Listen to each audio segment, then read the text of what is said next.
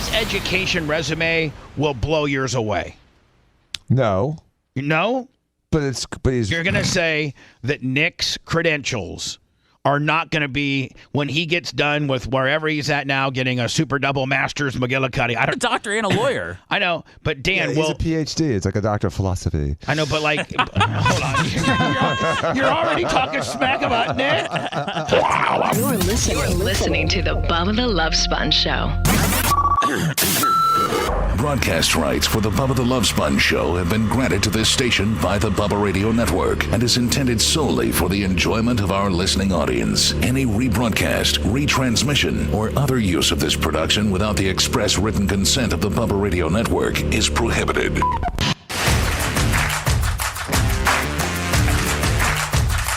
I feel like even though I feel like I put a different disc in there. It's always the same CD. I feel like it always has the same texture. Like it's always like this. Just. Damn it! Did I just hit? Hold on, Macho. Did I just hit? Okay, never mind. I did. Sorry, my bad.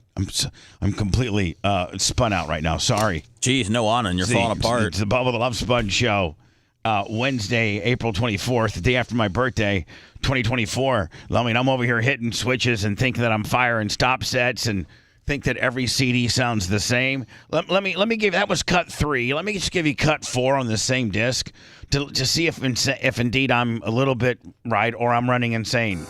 No, that's very much different. Maybe I just keep hitting the same cut. Is it time that Lummy does a deep dive into the royalty-free catalog? No, look at these are all it. Okay. All right. Oh boy, it's me, not you. Okay, it's me. I'm going insane. How much do we have to pay for royalties?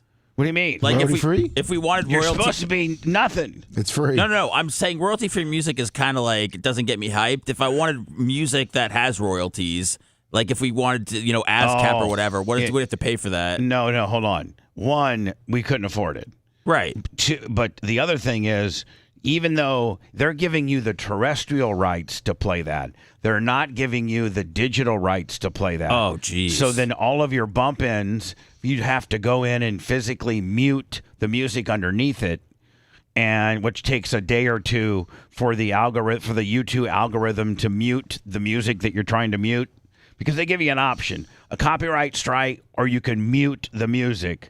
I'm talking in the digital world, and so realistically, we think most of our stuff is royalty free, but we still get strikes. Yeah, because the people that claimed it was royalty free went out and sold it. I wonder about this. If you can actually buy guaranteed royalty free music, is there a disc that you can buy for, I don't know, $28, $40, and it's got 28 tracks of royalty, like bona fide royalty-free music, because they've made their money on the purchase of said disc. Yeah, they're sitting in a flea market somewhere. Yeah, I don't know if there's discs, Bubba, but maybe you could get something on like Spotify. Maybe there's a playlist. I think, I may have seen. There is a couple sites. Soundstripe is one of them.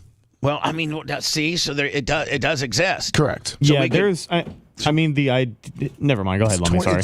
For the pro, it's $20 a month. 20. Okay, but it almost would be worth that to pay $20 a month to get some new hits up in here. Well, one, to get some new hits up in here, but just to make sure, because Red and I will tell you, when you're going through the YouTube and you're muting this and you're losing a bunch of clicks, like our like 80% of our views, Red, on a live show will come from the first 24 to 48 hours of that being up. Then things start trailing off after like 2 days. Because the hardcore Bubba Army, are a couple of shows behind, they will have listened to it within the last, let's give it 3 days.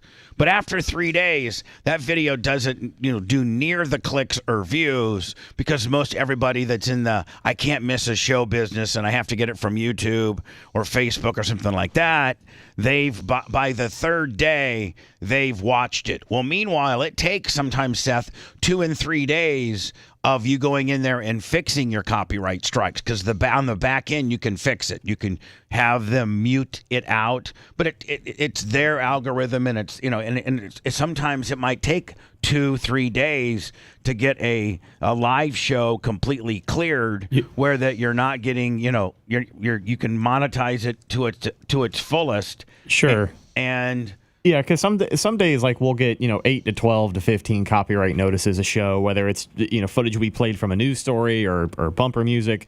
The main problem is that YouTube doesn't update the licenses very regularly in their music library. So 1 year a song is fine, and then a year later it's not. Exactly. We've had copyright-free music get the show blocked worldwide before because YouTube didn't pay the license fee for another year. Yeah, So, YouTube's but gave it to eventually us. they're going to get us. Eventually got. So for $20 a month, if we knew that piece of video that we're presenting on YouTube or Facebook or Royal, whatever, wherever the hell, Rumble, wherever we're posting, our show visually, if we never had to worry about it being, a royalty strike. And if we did get a royalty strike, it was very, very rare, because we're paying $20 a month to ensure the fact that we have royalty-free music. I think it's well worth the $20 a month. I mean, please, you could say that on one video alone. They tie it up for let's say you had a really, really good video that really did like a good video for us is like 10,000 in one day on YouTube. Like, that's pretty strong. And let's say we had something lummy like that, Like the show for Monday. like the Honest Show. Yep. Thank God the Honest Show cleared all copyrights we got lucky on the deal, and we were able to monetize from day one. But they you're not monetizing while you have copyright strikes. You're just not. So most of the people in the first 2 days that it takes to clear these copyright strikes up, they're watching stuff that you're not getting paid for. So when you finally clear it up through YouTube, and the way they can mute things out, you've already blown 80% of your audience. You know what I'm saying? Was it a tough day when you had to give up the AC/DC intro? Well, it sucks in the fact that if you're gonna be and we're one of the very few that are terrestrial and digital at the same time. We run the same show, and so we would have a far hipper intro and outro and music, rejoin music. I'd love to be playing some AC/DC and some Metallica and some stuff like that to get people, or some really cool EDM music, or And now we got royalty-free John Legend. Yeah. Or in pocket 25 on the Venmo. This is a banger, Seth, okay? This sounds like something that would be at a festival. No, a festival? This is music that you play when you're giving the side effects of a dangerous medication. Oh, I'm sorry. I was This thinking is music they put in one of those street safety PSAs. Yeah, exactly. Hey, please hit the button, then look both ways before crossing the street. Only when it has a green hand must you pop out. It's some kind of PSA bullcrap. So, Lummy, if you could look into the royalty-free, what you feel is the best sounding, most, not necessarily most economical. There might be one that's $29. There might be one that's $39, and the $39 one's far better. Yep. Like, let's not be, You're making Lummy official music director of the BRN? Yes. For the royalty free, listen, Seth. Yeah. For 3 years, I've listened to so much of this crap.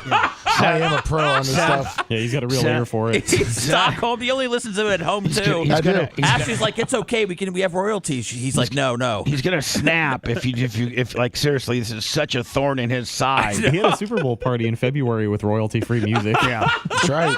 I had Big Red working on the house, and I made sure to put royalty free music in the background. That's what a lot of people don't realize. We were going live. He was telling people not to call it the Super Bowl.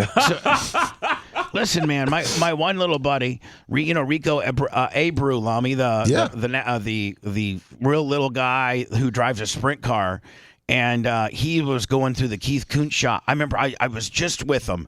We were in Fort Wayne at this race in Fort Wayne called the Rumble, and then we went down to Columbus, and I stayed with Sumo. I think he stayed with Tony, and then we met at the Keith Kuntz shop, and Rico did when Rico drives a sprint or I'm sorry, a midget. When he drives a midget, he'll drive. He drives for Keith Kuntz. That's where he started his midget career. And Keith Kuntz is Keith Kuntz is the greatest midget owner in the history of midget race cars. Period. He's the greatest of all time. So if you're gonna run a midget and you can afford Keith's prices, because you got to rent it, he just doesn't give it to you for free. Then you drive a Keith Kuntz car. Well, Keith Kuntz, he moved into a new shop about 2 years ago, and oh my God, it's just north of Columbus, and Lummy, if you there's a certain niche of persons that like motorsports and to see like what the race shops look like. You know what I'm saying? Oh yeah. I got to tell you this. I'm an NFL enthusiast, and I would love to see what all the locker rooms look like and their weight rooms and their rehab facilities and like, wouldn't that interest you? Like all the infrastructure behind your favorite, what does, I've been in the Lightning locker room. So have you, Seth, but there's a lot of people that have no idea what the Lightning locker room look like. And people. It's honestly, Bubba. I mean, I guess there's people that would have a desire to see it, but it's underwhelming to me. Yeah, well, it's a lot smaller. You're an underwhelming person. It takes a lot to. It takes a lot to woo me. Yeah, you're a prick. I mean, you're a Jewish prick. Like at the locker room. Maybe the Lightning one is, but I guarantee you, the University of Florida Gators, they got an unbelievable locker room, and I guarantee those are huge nowadays. I mean, Dion's infrastructure is unbelievable. So anyway, Lil Rico is doing an interview, and I think it got like 150,000 views on YouTube.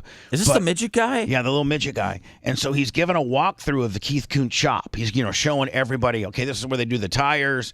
This is where this is where they do all the assembly. This is the wash bay. Here are the 3 haulers. Here's the front offices and all the awards and people that have driven for Keith Kuntz, from like Levi Jones to Kyle Larson. Here's all the trophies. Here's the administrative office. And Lummy, because when he was walking through the shop, a couple of they have probably a staff of 8 or 9 guys. Each have their own little toolbox area. So a couple of the guys were listening to local radio, like Q95 out of Indy and like a couple other radio stations. And because the radios, just the regular radio was on, Rico couldn't monetize that entire thing. Jeez. Because so even if you're videotaping and the radio is playing. Like, Lummy, if you and I were in our car and we're doing something in the car and the radio, whatever station you're listening to is up or on, you instantaneously get demonetized. Yeah, that was a problem with Rhett and I when we would go to do different things at sporting events. They always have music just blaring. Yeah, if you even go, like I was at the NHRA and in between cars, they would play like some kind of rock and roll or something like that. I'd be like, no, don't, don't play it. I'm gonna get a strike. I'm not sure if this is 100% true, but you remember that podcasting girl, Bobby Antonoff, Bubba, who's just like acts what happened to her? Well, she's still. They actually made an AI porno of her the other day that she had to say wasn't real. That's great, but she interviewed, her big break was when she interviewed Drake, and she interviewed Drake in bed, and something happened where like a week later that interview got pulled off YouTube after so many million views, and people had a big controversial as to what they were saying Drake banged her and stuff. But what I heard is that the whole time that they were doing the interview, Drake had his music playing in the background so that if it ever got on YouTube, he could get it pulled down if he needed to. Oh, brilliant. So he had a little bit of his music playing in the background. Yeah. So if he had the ultimate pull of plugs if he needed. That's what I heard. I like it, so I'm going to go with it. That's smart. That's what I see. And if he doesn't have a problem, then what do they do that right? I think we've had like Head PE and other people that they actually list. They whitelist you. Yeah, they list you on their back end of their YouTube. You have an opportunity to do what they call a whitelist, and you type in the person's. You just give them the link to the video. They will they'll put it in on their end in their YouTube studio, and then they'll allow all permissions. So like we've got Head PE performances and playing their music in studio, and we don't have any. We don't have any copyright strikes because they have these fancy little things. So what Drake could do, Seth was like, okay, yeah, I'll give her a whitelist, and until it starts irritating me, and I can pull it down with one click. That's so great. Right? Oh yeah, that is awesome.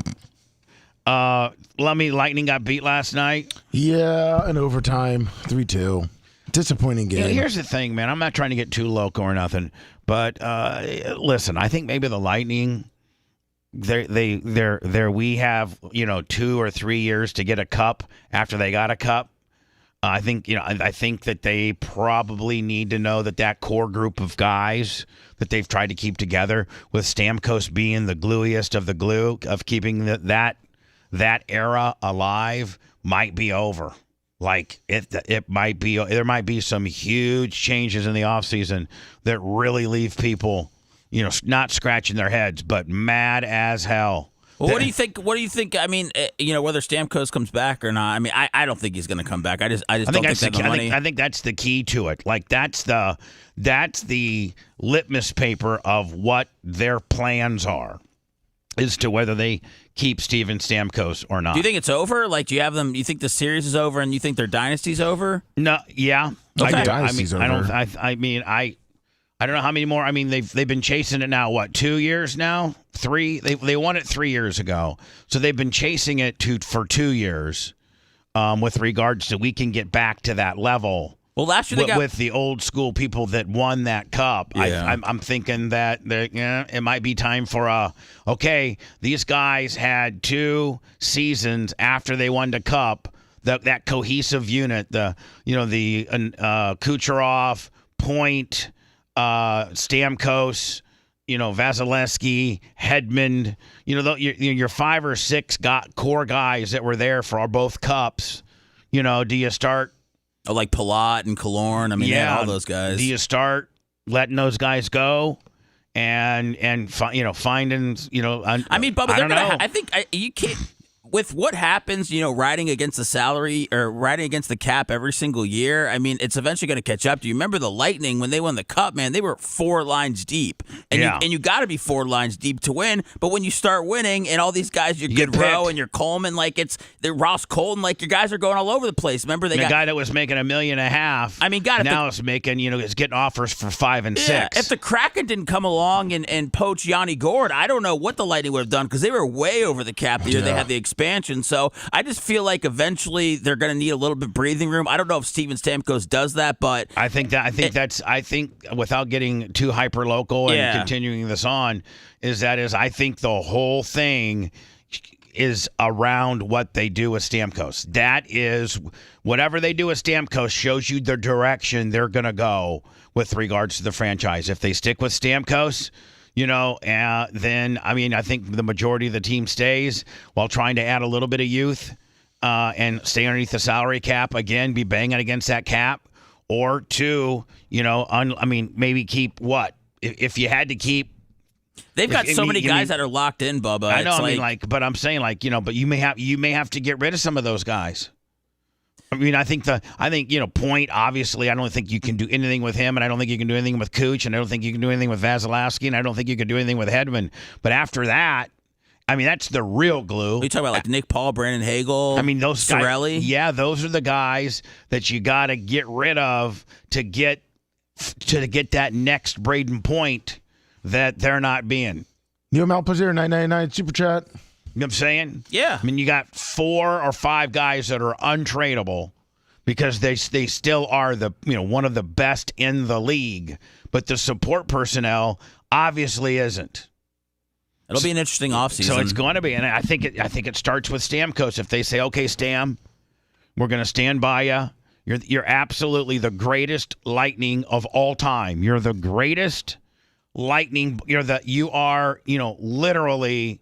I'm not going to say Tom Brady of the Bucks, because he's not the greatest Buck of all time, but Leroy Selman, Warren Sapp. If you look at Derek Brooks. I feel like Mike Evans should be a recent example. Yeah, I'm surprised that the Bucks are one of the 2 teams here leading the way on how to treat a 4-lifer. Levante David's back on another team-friendly 1-year deal. I know he's reached a point where he can do that, but Mike Evans got what he wanted to get paid, and the Bucks were able to still move some things around. I know the cap situation in hockey is way different.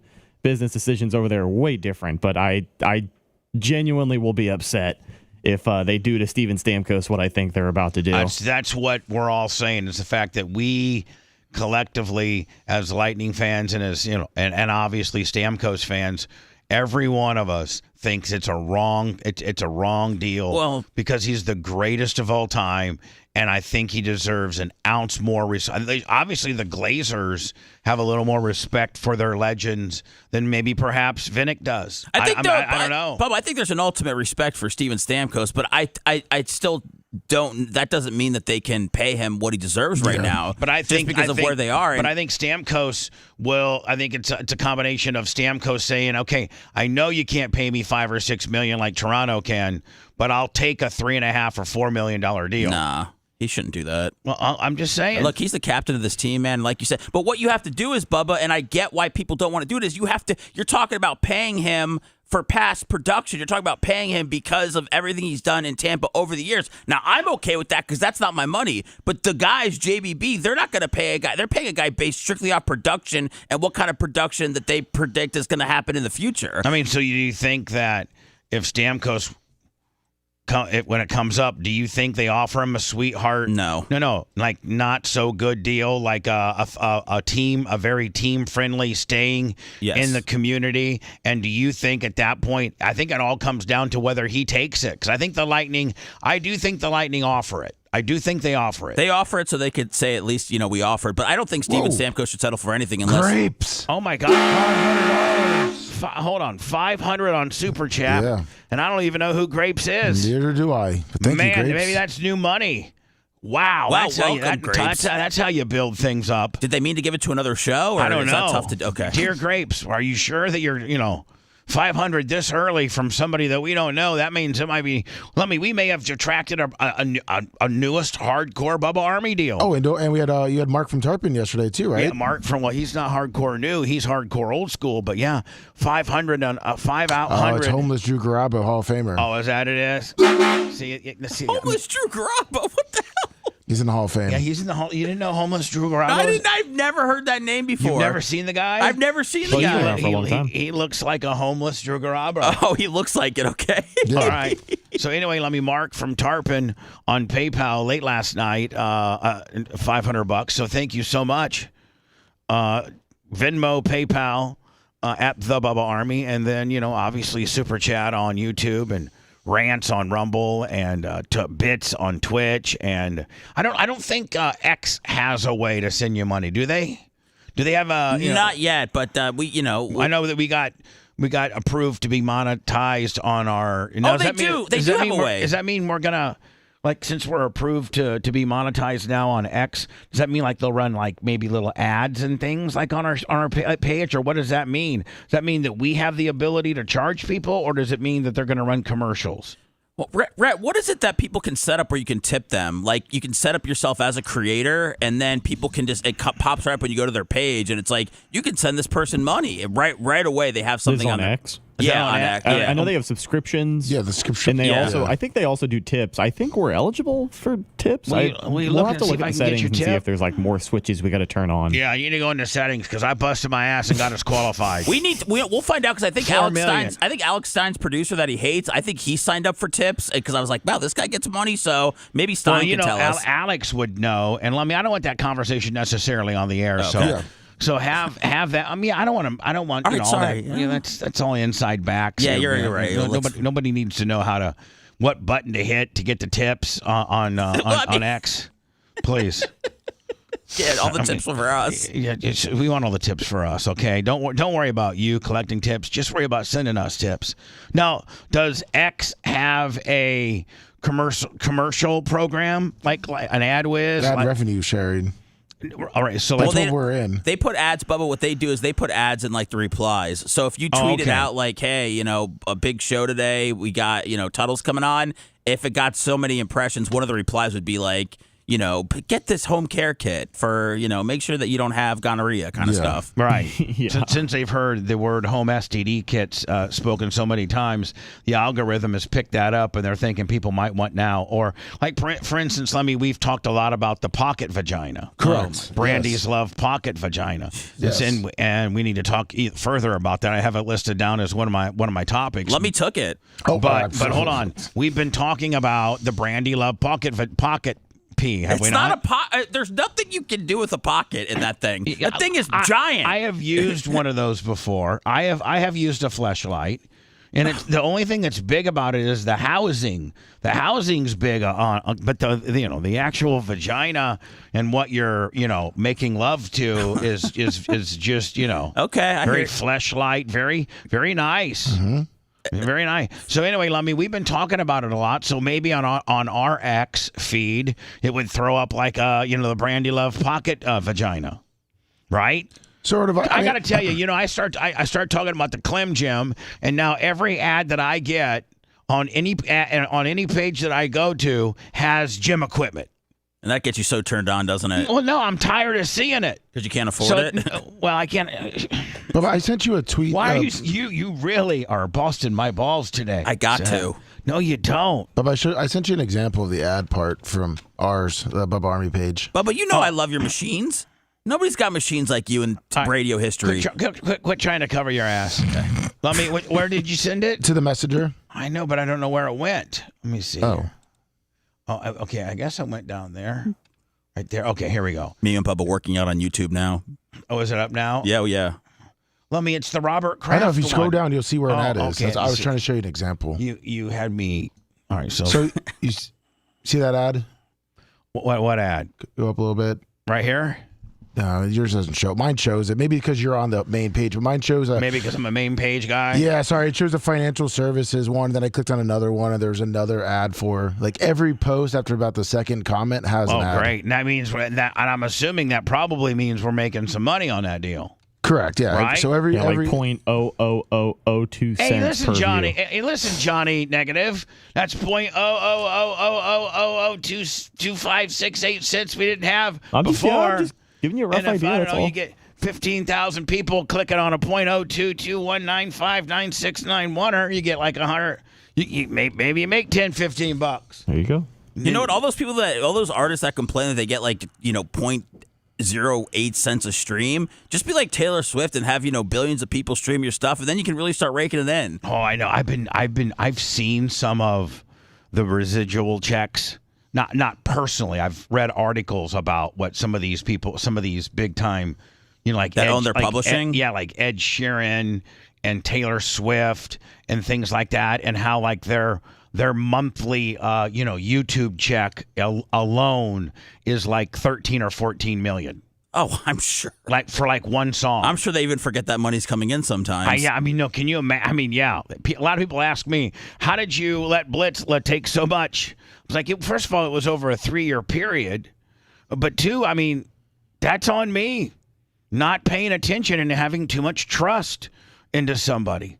I'm partially to blame for his thievery. Well, you're good with money. You're very good with money. I just that would just happen to be one account that was kind of on its honor system, and I didn't want to. I didn't know if there was $2,000 in there or $10,000 in there. But he made sure that this place had whatever it needed. It wasn't. Whatever. Well, no, didn't he? No, yeah, No. we'd have paper towels and water, but he would buy them for here and his place. Right, but I'm saying he didn't tip you off about it because it wasn't like he was spending all the money and then you couldn't get equipment or anything for here. Well, there's some fans that are really upset about that, saying they used to give a lot of money for equipment, and then it would always be we couldn't afford the equipment. Right.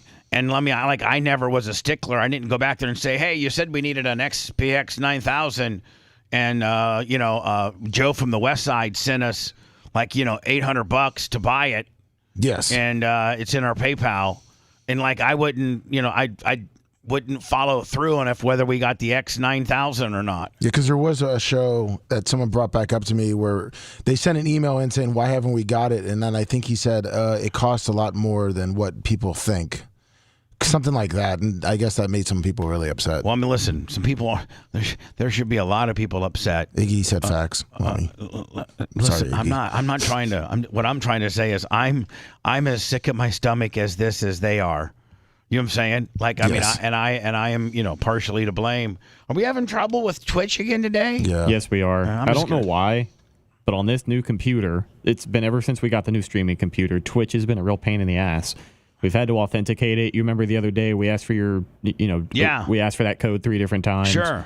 We've done that 3 different times in the past week, and it just doesn't remember the authentication settings. It's kind of like it's like my Cash App situations that I'm having right now. Right. Like, and the thing is like we've gotten all the way through and we've been able to stream. Yesterday we were on Twitch, no problem. And then today it like just forgets all of our settings. So we have to go through and probably do all that stuff again. So I do apologize for, the audience on Twitch. I know there's a good amount of people. A lot of the OGs hang out over there. How about X? Are we having a problem with X too? No, I think everything else is fine. Look, this is our X right here. Hey, Bubba, can I ask you something? No, not yet. You cannot. Okay. Thanks for getting. Okay. Now let me. Yes. I'm Go just down. going to start being okay. Go. There you are. Oh, okay. Yeah, because there you go. that top one's pinned. Oh, okay. Maybe we should pin this one. No. Keep that one up. What? That's the honest show. That's Okay. It's explaining. Yeah. I'm so sorry. You're good. Can I ask you a question now, sir? What? I feel as if it's going to be a It's real not. ball busting, and I'm really not in the mood for it. It's not. Okay, please know that I'm trying to get away from that a little bit. I understand. Okay. It's a question that's been asked a lot, and I've seen it, and I just don't know if you want to address it or not. People are saying that 70,000 or 200,000 or whatever is really a lot of money to not know that's been gone over the last 3 years, and they go, you guys must bring in money. Is there a perception that like we all work for free and this place is like put together with like tin cans and strings, or because there is money from different sources that does come through here. Like you do pay multiple people to work here. Like I support my whole family based off working here, so I mean there is money that comes through here. No, I mean we have a fairly profitable business where I'll just say this, through the years of being frugal and not being crazy and keeping me mostly not taking a salary, just taking what I need. Like I'm the lowest paid employee, and because I don't need I have the expenses. Plus I got let's just be honest. Merch Creek pays for most of my stuff, so I don't have to really take a lot of money. But I will tell you, as a business, we may portray that we're, not on solid ground as part of the gimmick, but, I have, 2.5 or 3 months of operating expenses saved. You know what I'm saying? Like our business has a little bit of a savings for if, again, I have and count, payroll. It's crazy. No, hold on. But if you take my largest expenses are rent, insurance, payroll. Those are my biggest expenses, and those are big expenses.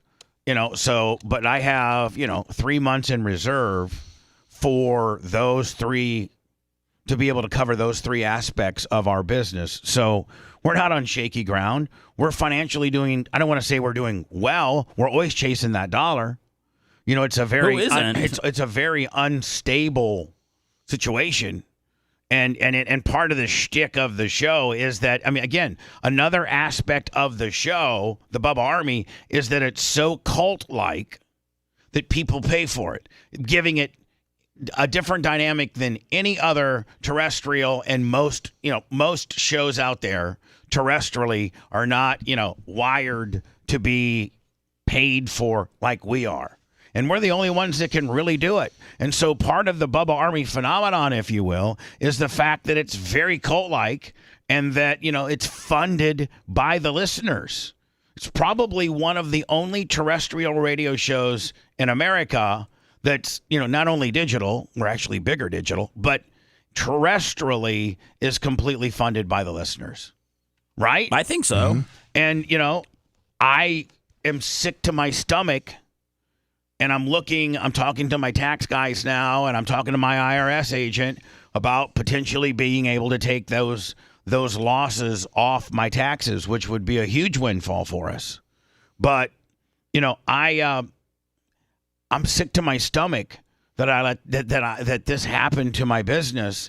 It makes me look. I actually think I'm a pretty good businessman between juggling the facility, the equipment, personnel, the hosting, and then all the infrastructure, and then the direction of like the one thing I think you guys would all agree with is that I can run a pretty damn good business and not micromanage. I let people like Seth. You're completely in charge of podcasting, and I don't micromanage you at all. Thank you. I mean, don't you agree? Yes. Like I'm not saying, Rhett, you're with regards to your video world. I think I asked the right questions. I have some input, but I don't think I ever micromanage you and tell you. I may ask you to do some favors or some videos for me, but I'm not looking at every one of your video trying to, like you pretty much are your own boss. No, we communicate really well. And let me, you're my, I don't micromanage you. God, No. how could you? No, thank you. The only thing micro about you is your penis. Yes, it is. Macho suplex the Twitch machine, and it's up now. Twitch is up. Great. So much for that. Remember, I was first going to start 2 weeks ago, breaking at 6:05. Yeah, Yeah. I think it's time for a break. Yes, sir. Yeah. Want to listen to the show on demand and on the go? Enlist today at BubbaArmyHQ.com. Sign up and start listening. The Bubba the Love Sponge Show will be back after this.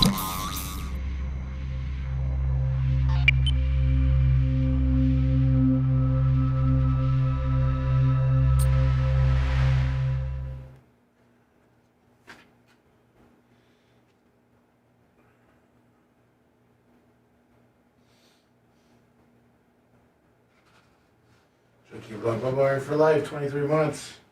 Twitch.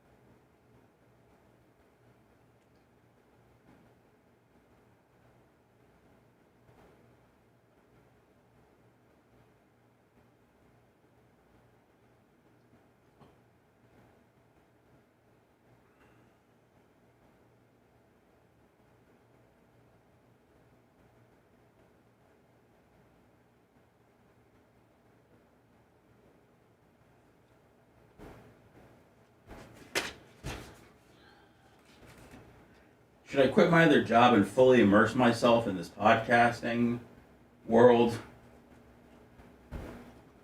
Really dig in. I thought you were. Are we talking about the Grimizatises? Yeah. I thought you'd already. No, I'm afraid to. Well, hang on to it then. It's interfering with this. So I'm trying to figure it out.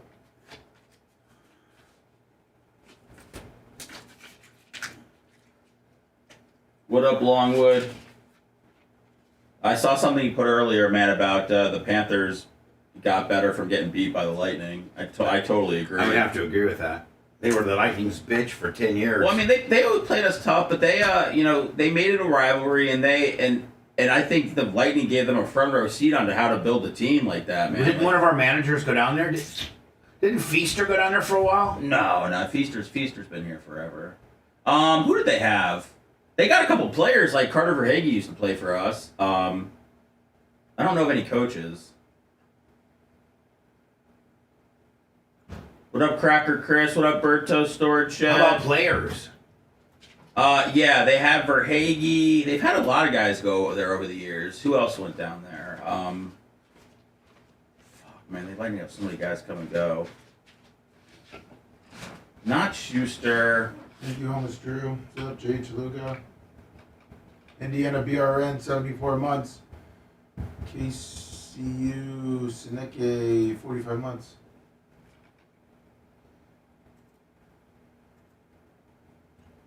What up, Gary? Gary?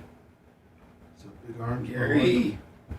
I'll text you this. Oh, geez, Louise, man. I'll text you later, Gary. I gotta head out to somewhere that's like an hour from my house for my other job today, so I'll let you know when I get back into my area. Beach Metal Detectives, what's going on, Chase Ramsey?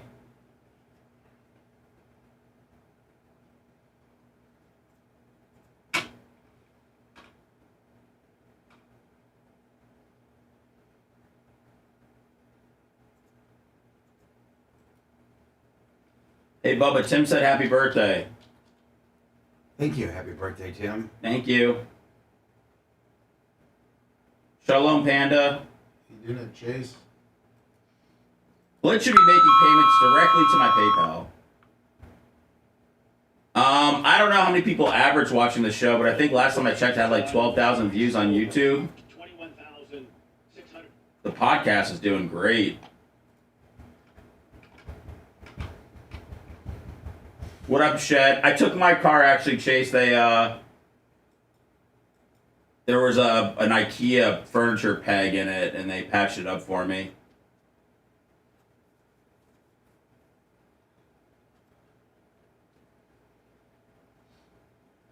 Ray Guatemala. Thanks, Neil. I'm so ready to get this thing going, man. I'm letting Tuttle back into the fold.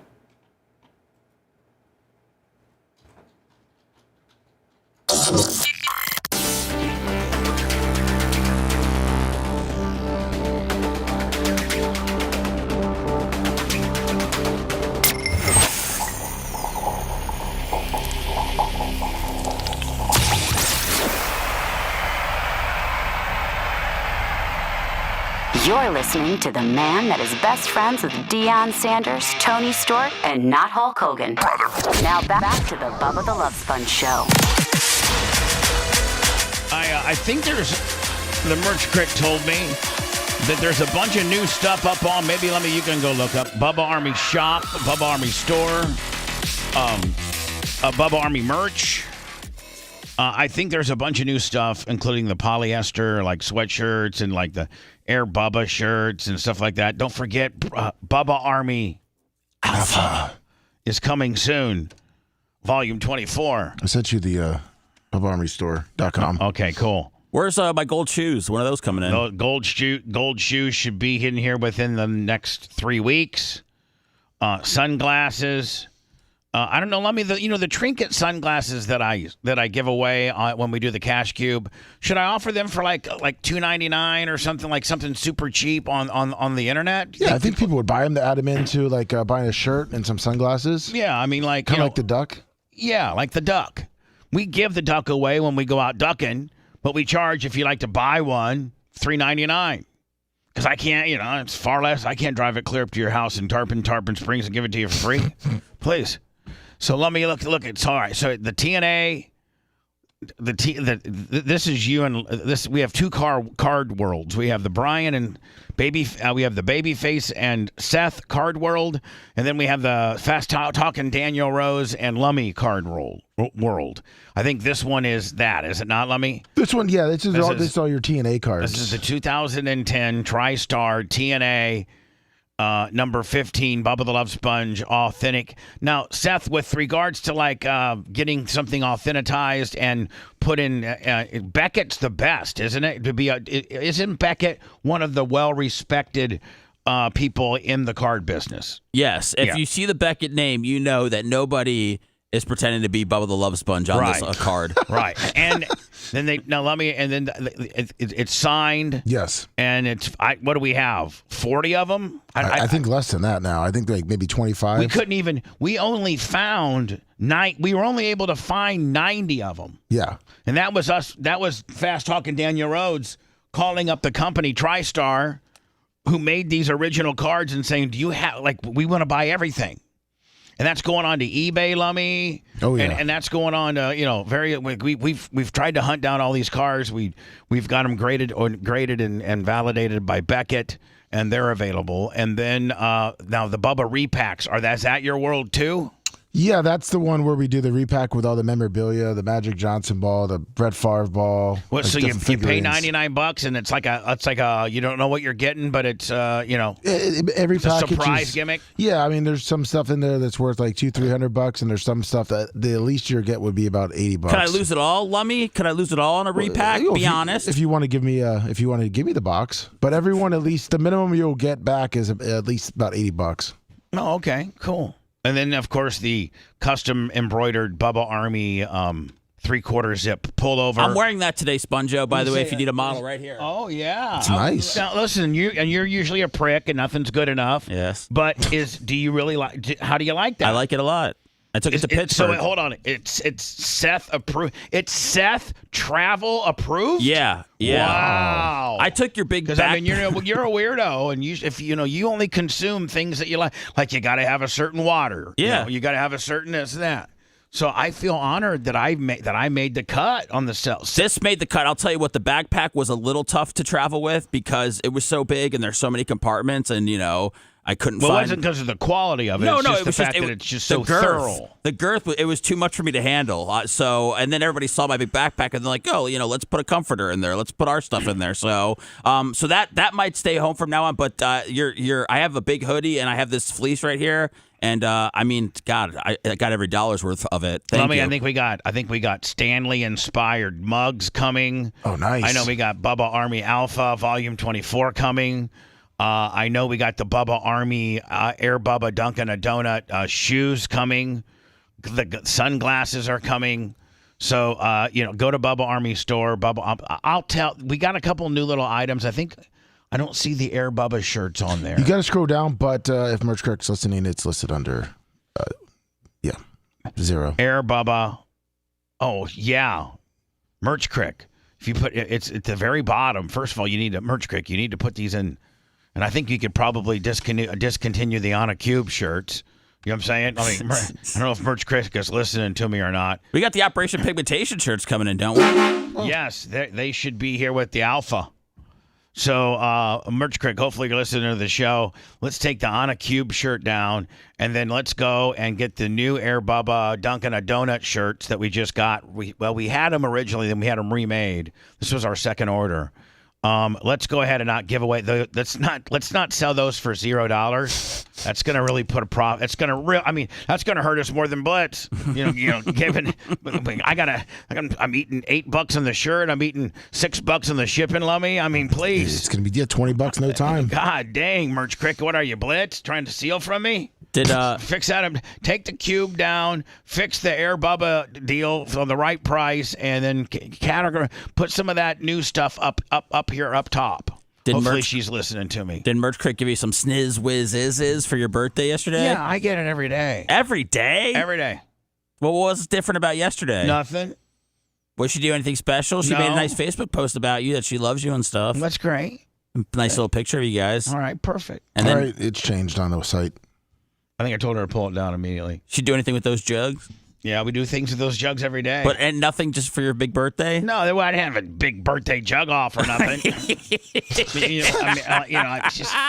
just took I them. didn't know, man. I just jugged them up like I usually do. Okay. I mean, I just jug them up. Did she offer up anything that's not normally on the table? No, nothing. Everything's on the table. Like I take what I want. It's not unlike the way you were in your girl, where you're told what you get and you're lucky to get it. Yes, sir. I take what I get, and she's lucky that I don't want more. Yeah. I'm just saying. No, you're right. That's the difference between me and you. I know. You roll up in there and you have to play every card just right and be. Remember when I bought you those 4 veneers 15 years ago? Yeah, like you have. You have to. It's a whole big equation as to whether she had a good day at work, whether the kid's been okay, whether the kid's a little bit sleepy and ready to go to sleep. Like there's 5, 6, 8 different intangibles for you to get laid. Yeah. Whereas I just take it, and she's lucky and I don't want more of it. There's no.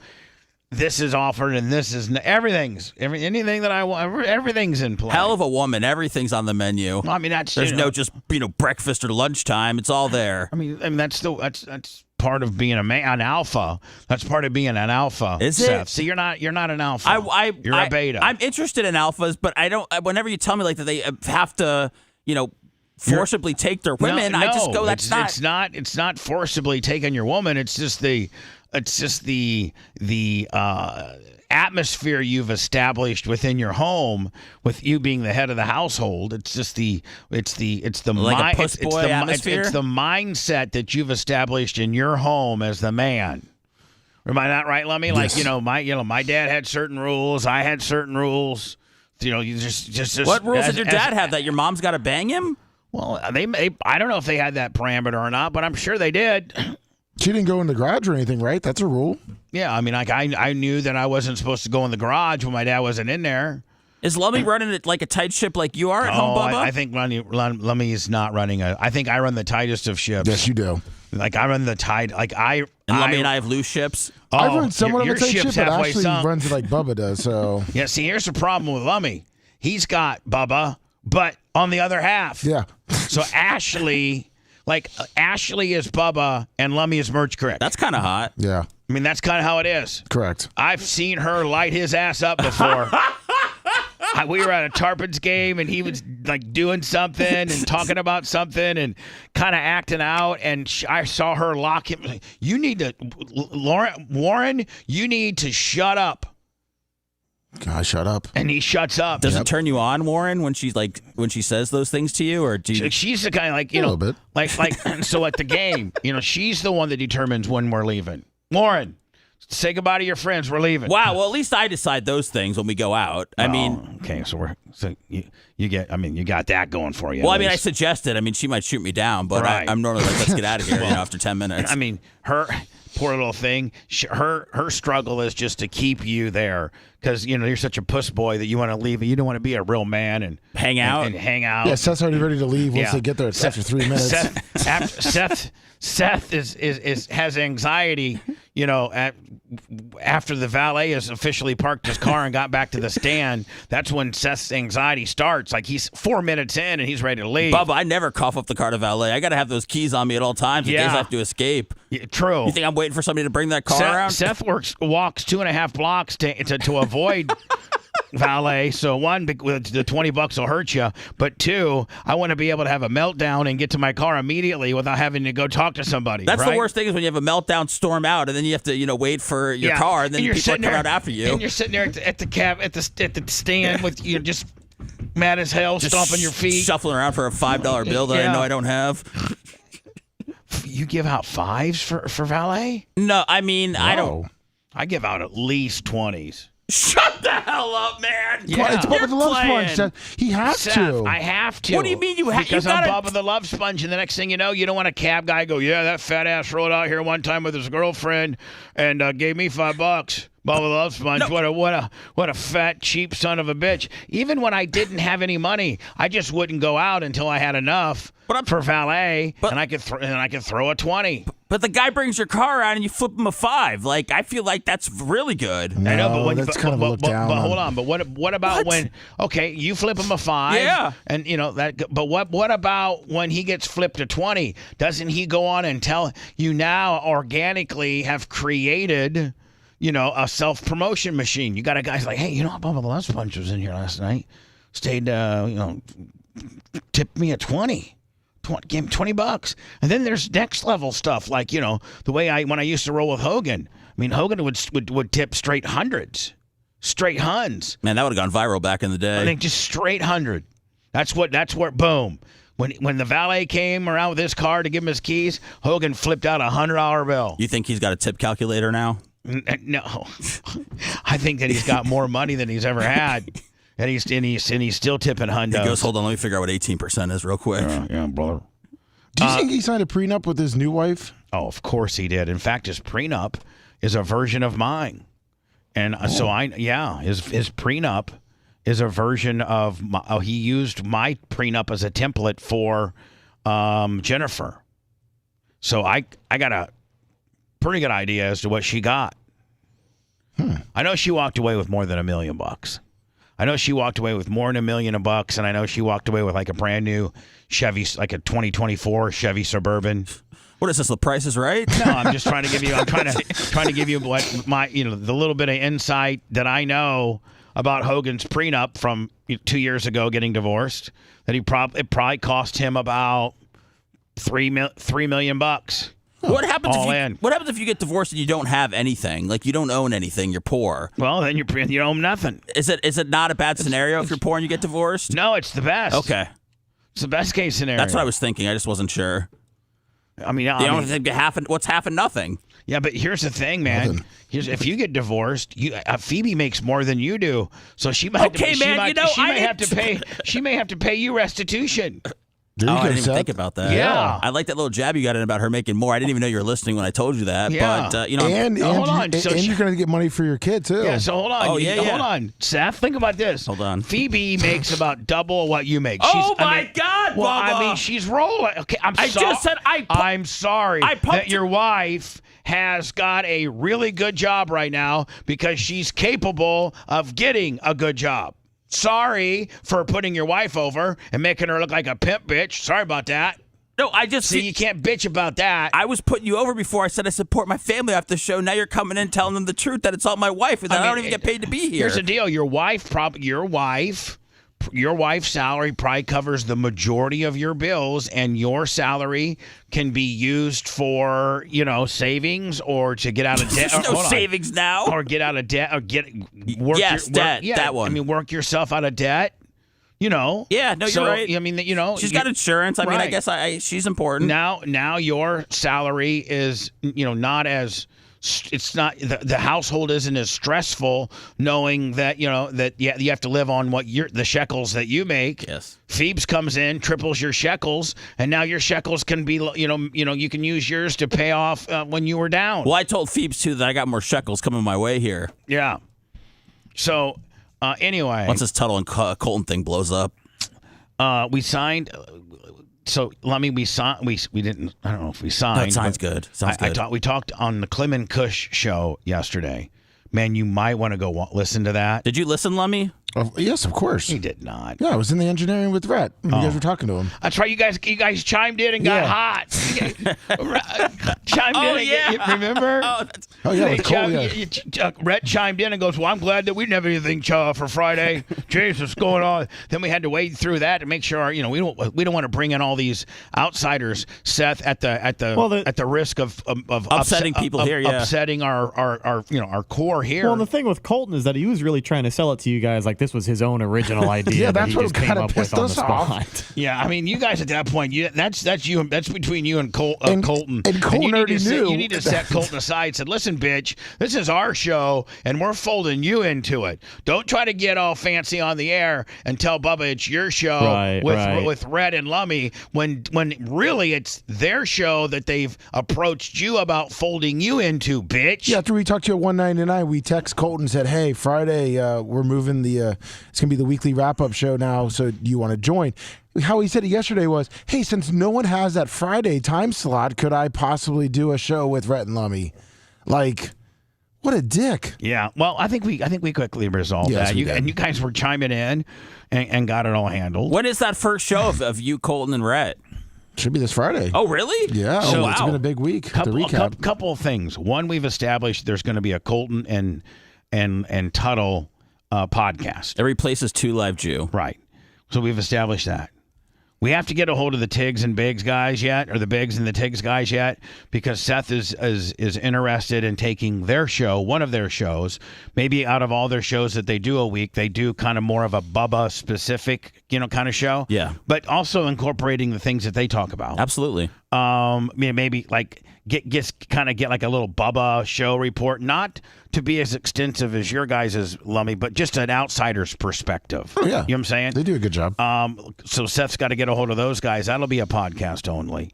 And then on every Wednesday from now on, today's Wednesday, this is the last, at least for a month, for the next, for all of the Wednesdays of May, I have guest hosts. And so next Wednesday will be Tuttle, and that'll be 6 to 10. And then the week after that, May 8th, is Gene Lasker. And then the week after that, and this is an interesting dynamic, and I think it's going to be pretty good because he's very infamous, but not heard from a lot. And the only time really that I think the Bubba Army ever really heard any long-form Tom Bean was during the roast. So Tom Bean on May 15th. Now, we don't know how any of these are going to go. Are we getting catered to Domino's that day? Could. Oh, yeah. Absolutely. I mean, if I said, "Hey, Tom, Seth wants a veggie pineapple." No. And Seth. Bubba wants full meat, triple sauce. thin crust Willie, and Lummy would like to have like the chicken bites with lava cake. Oh yeah. And Rhett wants the wings with the chicken bites and a like a stromboli. Like so, like if you guys like what Seth, if you had to order something, if Tom Bean's going to be our guest on May 15th, Wednesday, May 15th, and if Tom Bean would, because he owns over 100 Domino's pizzas, say, hey, listen, I'll bring in, I'll cater it that day. What would your order be?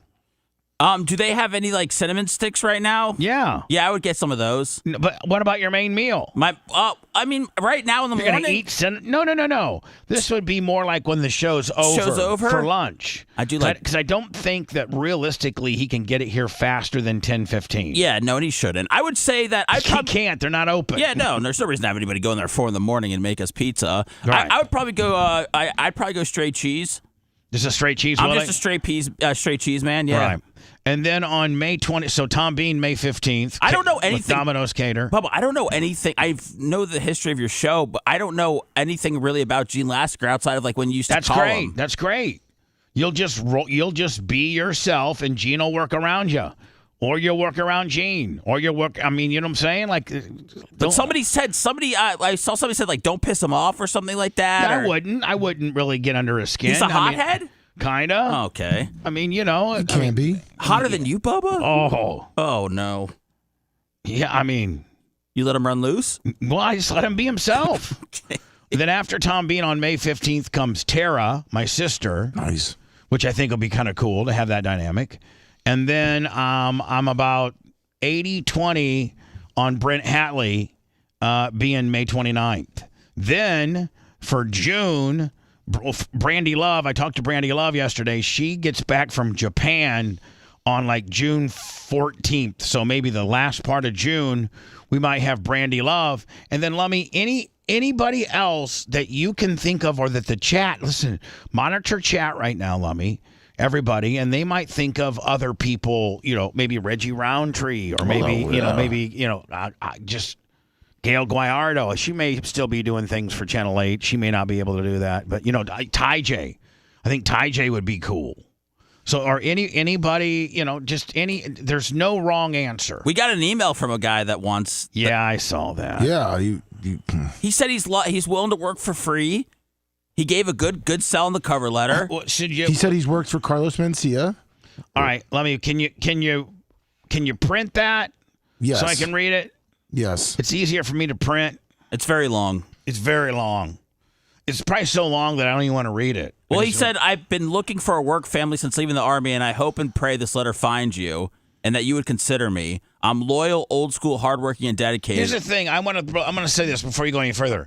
I'm not actively looking for a replacement. And that's why I've been doing, like May 1st, Tuttle, Gene. Like these are, one times. Or if they do good, we'll have Tuttle in on, one Thursday. This all starts out with, at the best, one Wednesday a month. I did get a text message.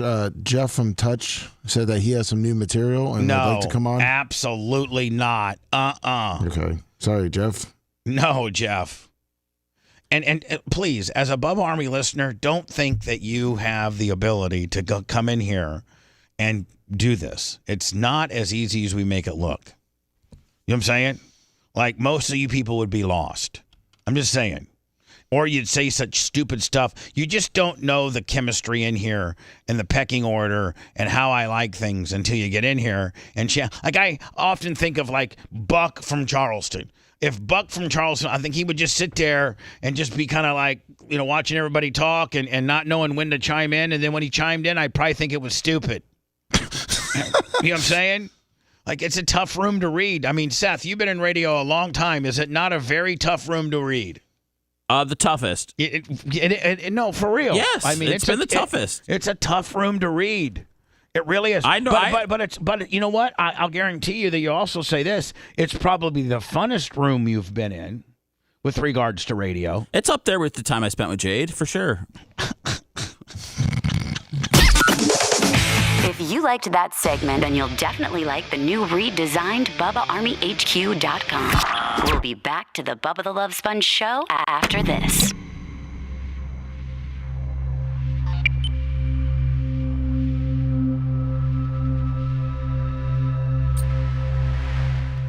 pee-pee. Dude, I'm handling chat. Don't get up at my grill. What's up, cuzzo? Motherfucker? My fruit should be coming. Fuck yeah, I can't wait to see that shit. Maybe she said it was gonna be later today. What's up, Quicker Ticker? Why would you ever bring your fruit late? What's up, Hoss?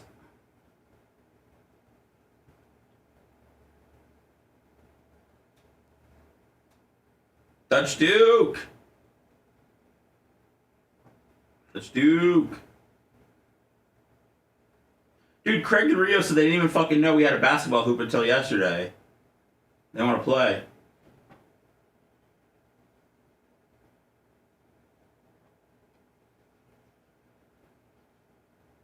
Chugging up Spice. What it do? Hey, we handed that to Bubba. It's that email. Yeah, no problem. Both pages. Here you go, Sponge Up. Thank you. Thank you. I printed it for you. Thanks. What's up, Patty Cakes? Oh, Spencer. What up, don't panic. Fucking Taser. Babyface and I are doing a UFC card break tomorrow. Craig and Rio versus Southern Bubba.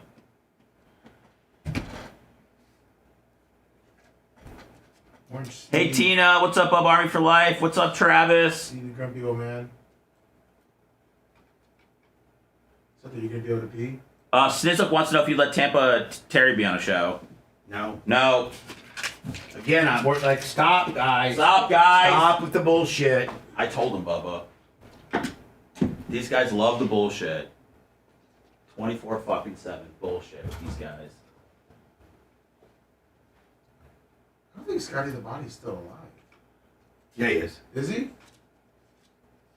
There you go, Ned says Herpes. Morning, Steve the grumpy old man. What's up, Iggy?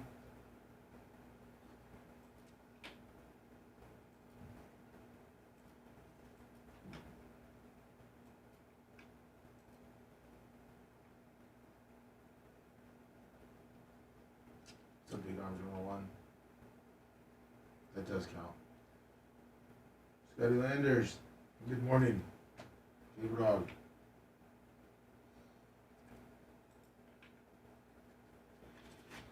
On YouTube. What's up, son of the best, Travis? Morning, Jamie Flynn, Organic Gene.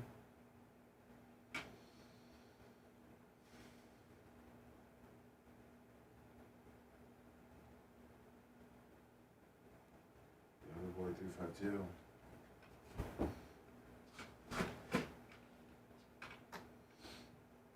Jump it up, Spice.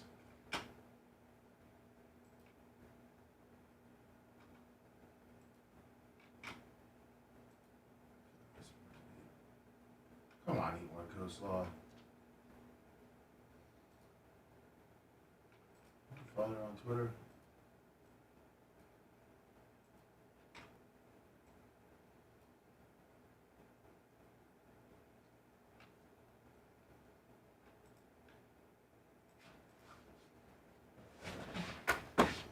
I'm Pro Human. Good morning. I think he's on, Dutch.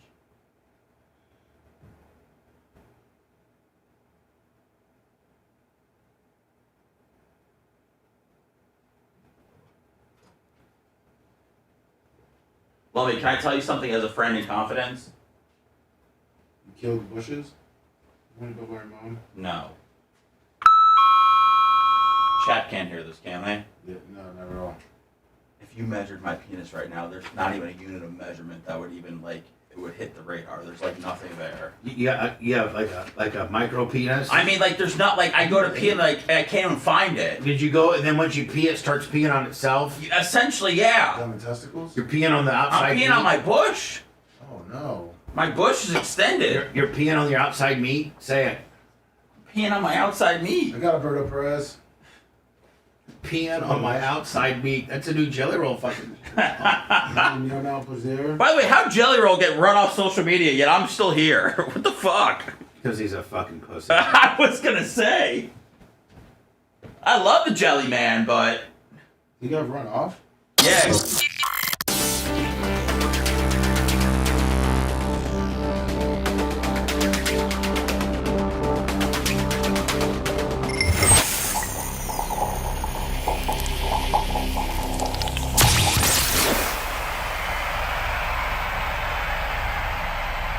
So what if Hulk Hogan banged his wife? And that's bad? You would have too if your best friend was the greatest wrestler of all time. Now back to the Bubba the Love Sponge show.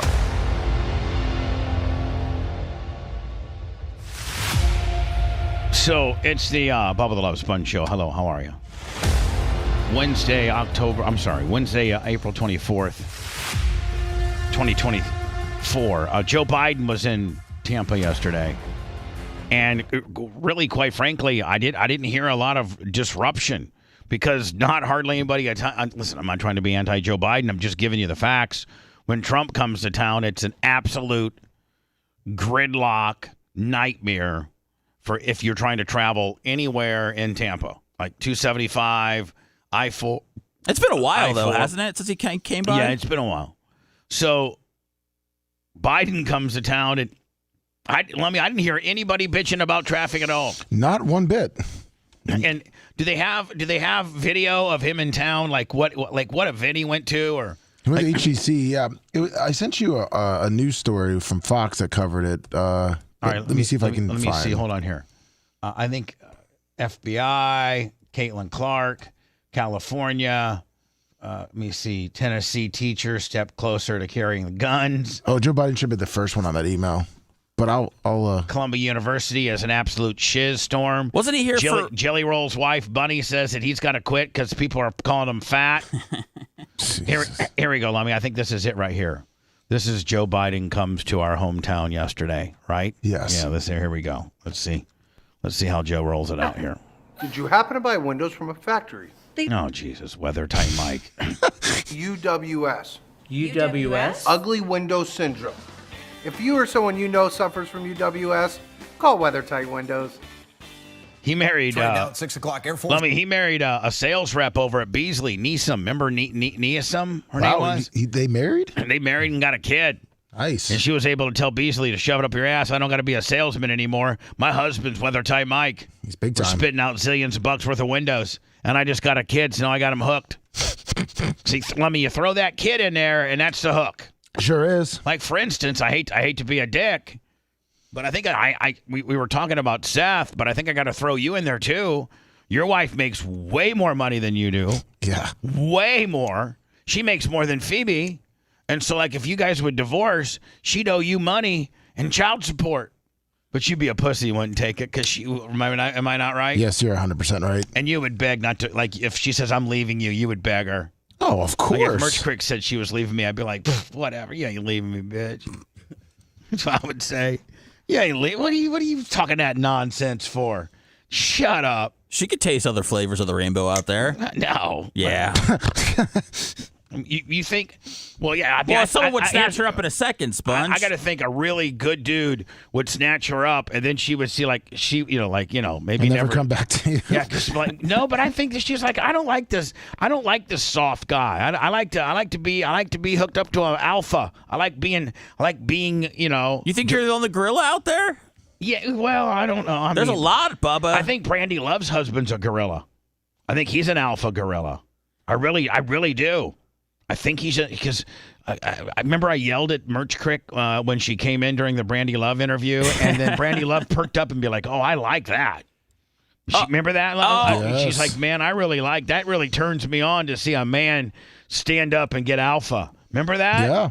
Seth, she turned you on. See, Seth, you should try this alpha. I should put you through Bubba Alpha School. Yeah, I'm already teaching you how to be a man. And this is yelling at women? Not yelling, just running a tight ship, being strict. Well, nobody here does that, Bubba. You're the only one that does that. Lummy doesn't do that. I can't do that. I don't know, Rhett's situation. He doesn't seem like a guy that's going to run a tight ship like you. Rhett, do you run as tight as I mean, I don't think you probably run a tight ship at all, do you? No. We're loose ship guys, Bubba. You guys are loose ship guys. Maybe there's. I think Buck. Just let me. If I was just to think about the Bubba Army, I think Buck is alpha. I think. Can you be an alpha without like having your woman, be in fear In that the Buffalo position? She's not fear. My wife. My wife. My girl. Maybe we're married. Listen. I'm just telling you. Maybe we're married. Maybe we're married. If you're not. But I'll be the flower boy. How I you be the flower bitch. Yeah.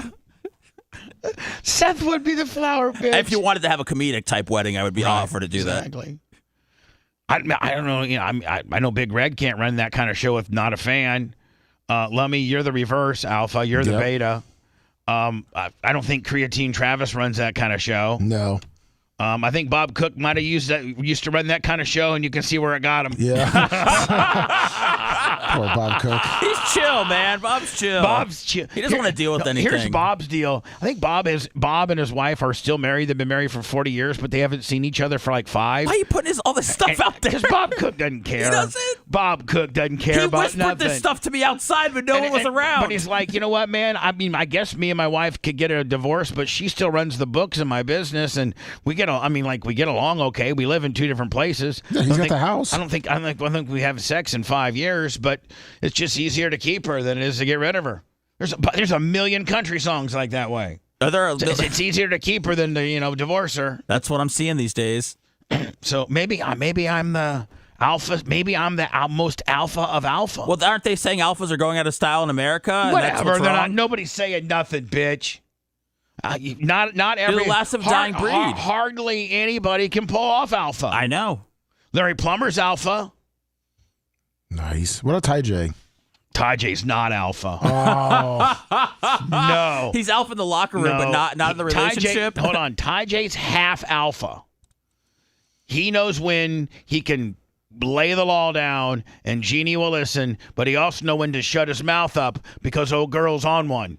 So she's mad as hell about something, usually something Ty J did stupidly. Listen, I don't think Ty J and his wife have any issues nowadays that Ty J's got his act together. But when Ty J was playing for the Buccaneers, just running through guts.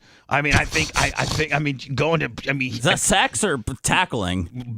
Sex. Okay. Going to Shepherds with sap and just running through guts. I think is why. I think at that time Jeannie, which was his girlfriend, maybe a baby mama, was not having it, and there was some really, really touch and go times for Ty J. But I think as he grew older and wiser, he just like, you know what, I got the best wife ever. I'm gonna stay faithful. It's just easier. I don't got to always be looking over my shoulder because I'm doing the right thing. He just said it was easier to be faithful? Yeah.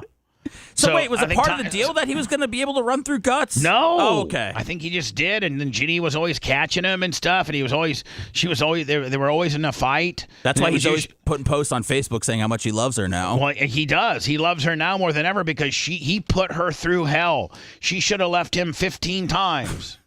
I mean, listen, Ty J, don't get mad at me. You know I'm speaking the truth. She should have left Ty J 15 times during his career on the stupid stuff that he did, but she stood by him. She gave him a beautiful daughter that went on to go to college and has a good job with the state. Like, they're doing better than they ever have because Ty J realized, I got to stop being a dick. So, but I bet you Ty J's still half an alpha, and half an alpha, Seth, is like, you're the boss. But when Mama's getting mad and when to maybe back it down a notch. Yeah, that's what I thought I used to be, but I realize I'm not even close to that. You're a complete beta bitch. What's less than a beta? A bitch. Oh. And but you're a both. You and Lummy are beta bitches. But we both get money in the divorce. I mean, which we both. I mean, I'd be. I guess you guys are sugar babies. Sugar babies. Sugar boys. So high five each other. Sugar boys. Lummy and you guys are the sugar boys. What if Lummy and I could each get our take from our divorce, and then him and I could be together? Can you imagine you and Lummy gets like in his divorce settlement, Lummy gets like $400,000 or $500,000 because they have to split the house, and she then has to pay restitution because she makes more money than Lummy. You get like $400,000 or $500,000 on the divorce, plus you get like $350 a week child support. Nice. Yeah, wouldn't that be cool? Oh yeah. Seth, how cool would that be for you? I mean, I'm way. How do you make that happen? You're halfway to Regina Hunter's office right now. I need a free consultation. So you're telling me that I could get $100,000 up front and then $350 a week to have half custody of little Hammy? Yeah. Okay. Wow. How fast can we file this paperwork? By the way, this is all hypothetical and it would never happen. Oh yeah, this would never happen. Yes. And please, you know what? The significant others that I speak of that are sleeping, Ashley and Phoebes, please know how much I care about you guys, and I'm truly just trying to put you over as the strong, cool ass bitches that you are. I'm just covering for us beta bitches, Seth. No, thank you. I appreciate that. I I don't know, I was trying to cover more with the ladies, saying I could care less about you beta bitches. I just don't want to make mamas mad. Yeah. You know, I don't want Phoebe or Ashley to hate me. Because I put some stupid ideas in your head.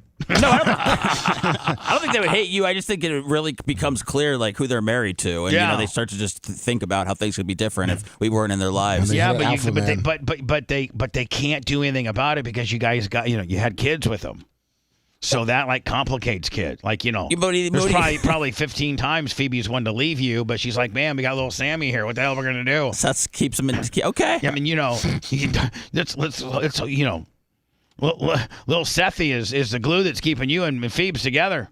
And don't think the little Walker isn't some great super glue to keep you two together. Oh, super glue. Gorilla glue. Yeah. She's like, man, I hate the guy. He's an alcoholic. He's a loser. He's as big as he's like a big lummox, but he's the father of my baby. He's the father of my son. And so that means that goes a long way. I can't get rid of him. Can't have somebody else up in here in the cut. Can you imagine if Ashley got rid of Lummy and she was like dating a guy like Brian Petroni and that was Walker's stepdad? I would put a stop to that. And you would have to come in and deal with it like when you were picking Walker up for visitation. You had his little geek nerd ass out there. That would be the worst. Or Seth, here's your worst nightmare.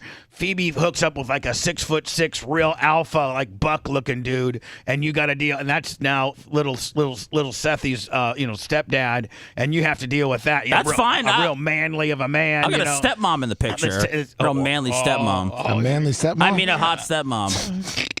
God.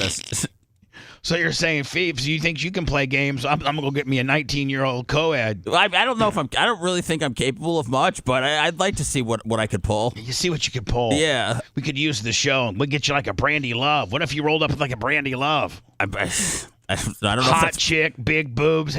Pulled up in your convertible. Because you're with an my Miata. What am I pulling up in? No, you're with an OnlyFans chick. Oh, I'm with a rich woman, a rich porn chick.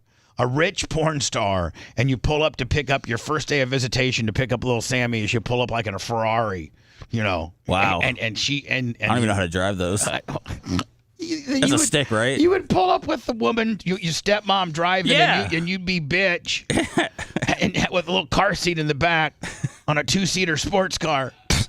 I think we're going too far with this fantasy. I think we need to keep going. I think we need to talk about Joe Biden being in Tampa. Stand by. International Airport and is on its way back to Washington. See you later, buddy. The Biden spent the afternoon today campaigning in Tampa, including giving a speech on reproductive freedom. All of this coming as Florida is about to see a ban on abortions after 6 weeks take effect on May 1st. Fox 13's Evan Axelbank is live tonight at HCC with more. Evan, you were there today. Tell us more about what happened. Now, hold on. Now, meanwhile, if they were throwing it out live and Trump just got done being here, there'd still be all these remnants of the MAGA Trumpers, would they not? Yes. They'd still be, there'd still be a massive amount of people.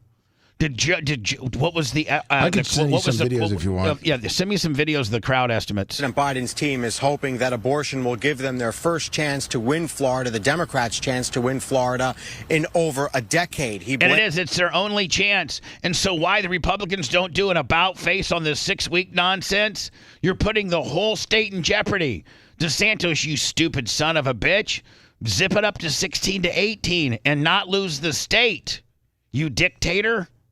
Blames the new law solely on Donald Trump and says that Trump will pay the price. It's not Trump's fault. It's DeSantis' fault. President Biden took the stage, hoping it's the second step in his fight to win Florida back.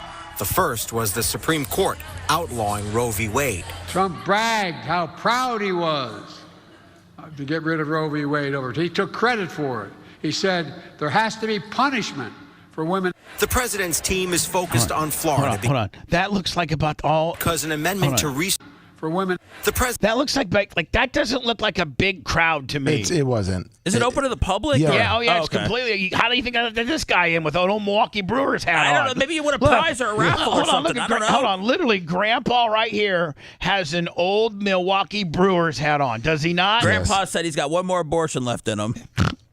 Grandpa said he's a snowbird out of Milwaukee, and he hasn't gone back yet, right? The president's team is focused on Florida because an amendment to restore abortion rights to the point of viability, or about 24 weeks, is on November's ballot. Oh, it is? It is? Yes. It is? Yeah. Oh, my God. So it's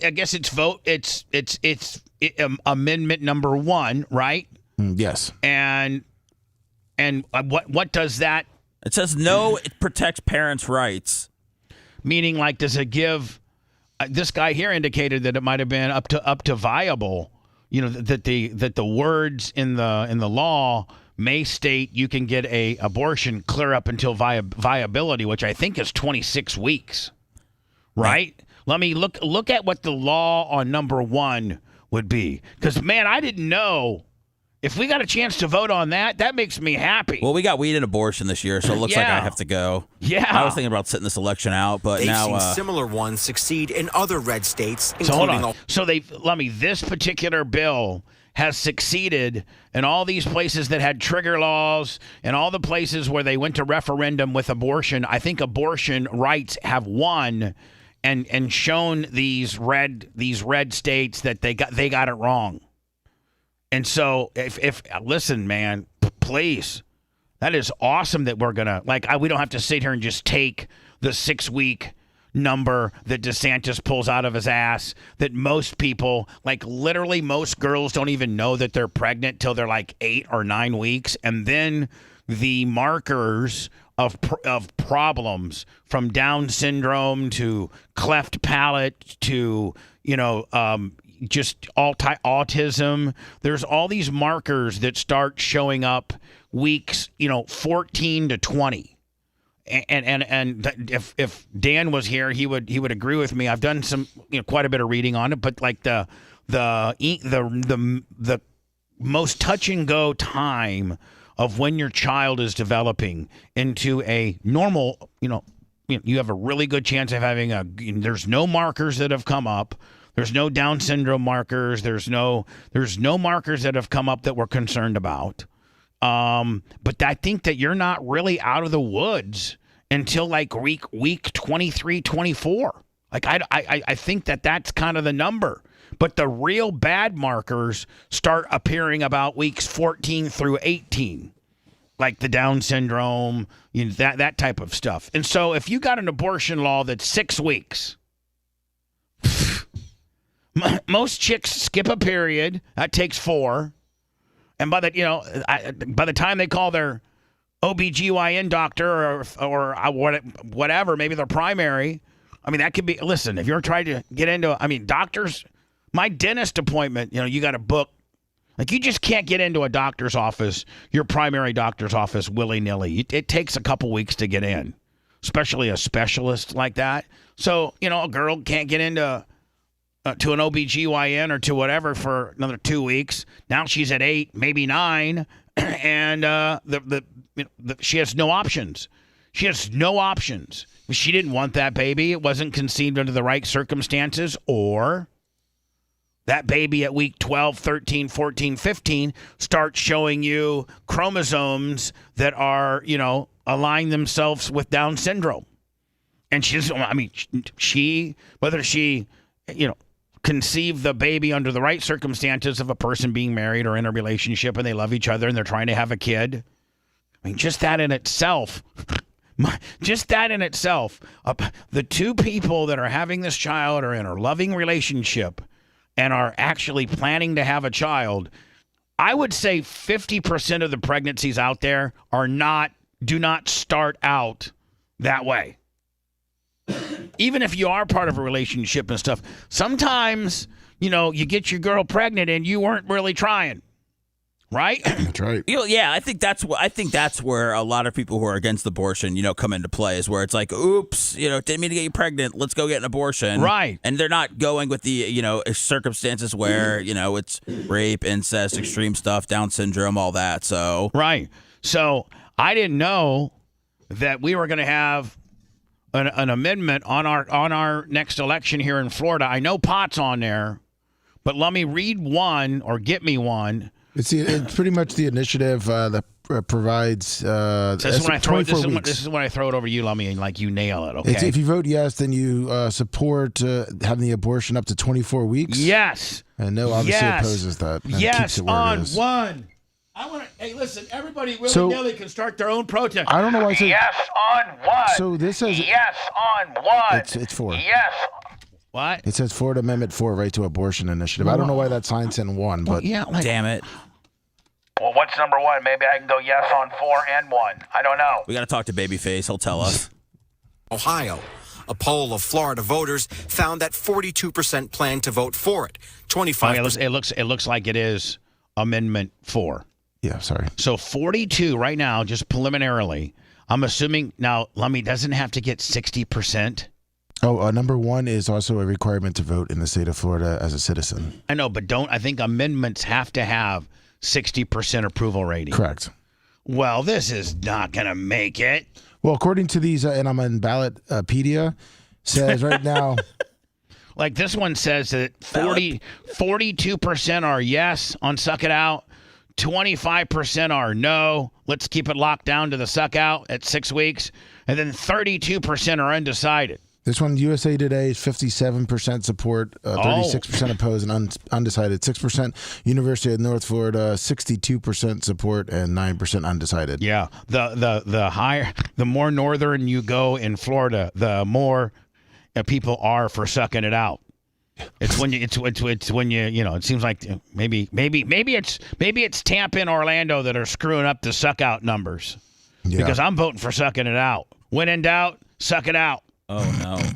Against it. I mean, hey, listen, I've been watching all these Columbia school protests, and like it seems like a protest just needs one guy with a megaphone and then a bunch of sheep to blurt out what you're saying.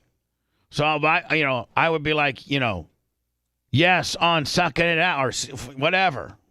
No, I think when in suck doubt. It out. Yeah. When in doubt. Yeah, When in doubt, suck it out. When in doubt, suck it out. How good would that be? You're very excited about abortion. I'm gonna go right outside the local polls, Lummy, on the day of on election day, and I'm gonna be like, Lummy, and if I have you and Seth, there's 3. If I got Macho Man and Rhett, there's 4. So you guys just repeat after me, okay? We can almost have our own rally right there, like. When in doubt, suck it out. When in doubt, suck it out. When in doubt, suck it out. When in doubt, suck it out. Seth, why aren't you participating? Well, I support. Listen, you're at my rally. I know. I support. This is a station function.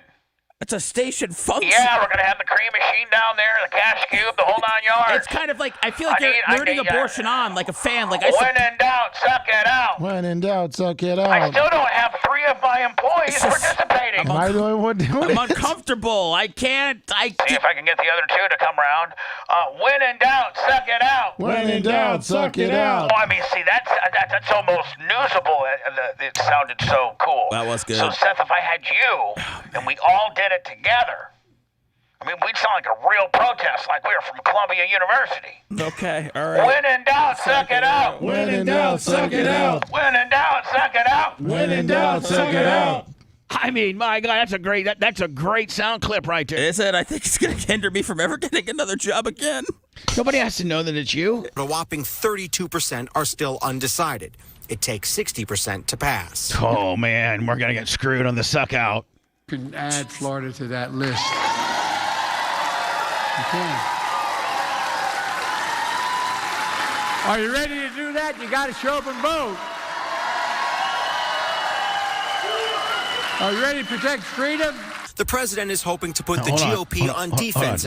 Now, it just looks like he's like a lot of times when Trump comes here, he'll be at the USF fairgrounds, Lummy, where they can jam in about 8,000 people, right? Yes.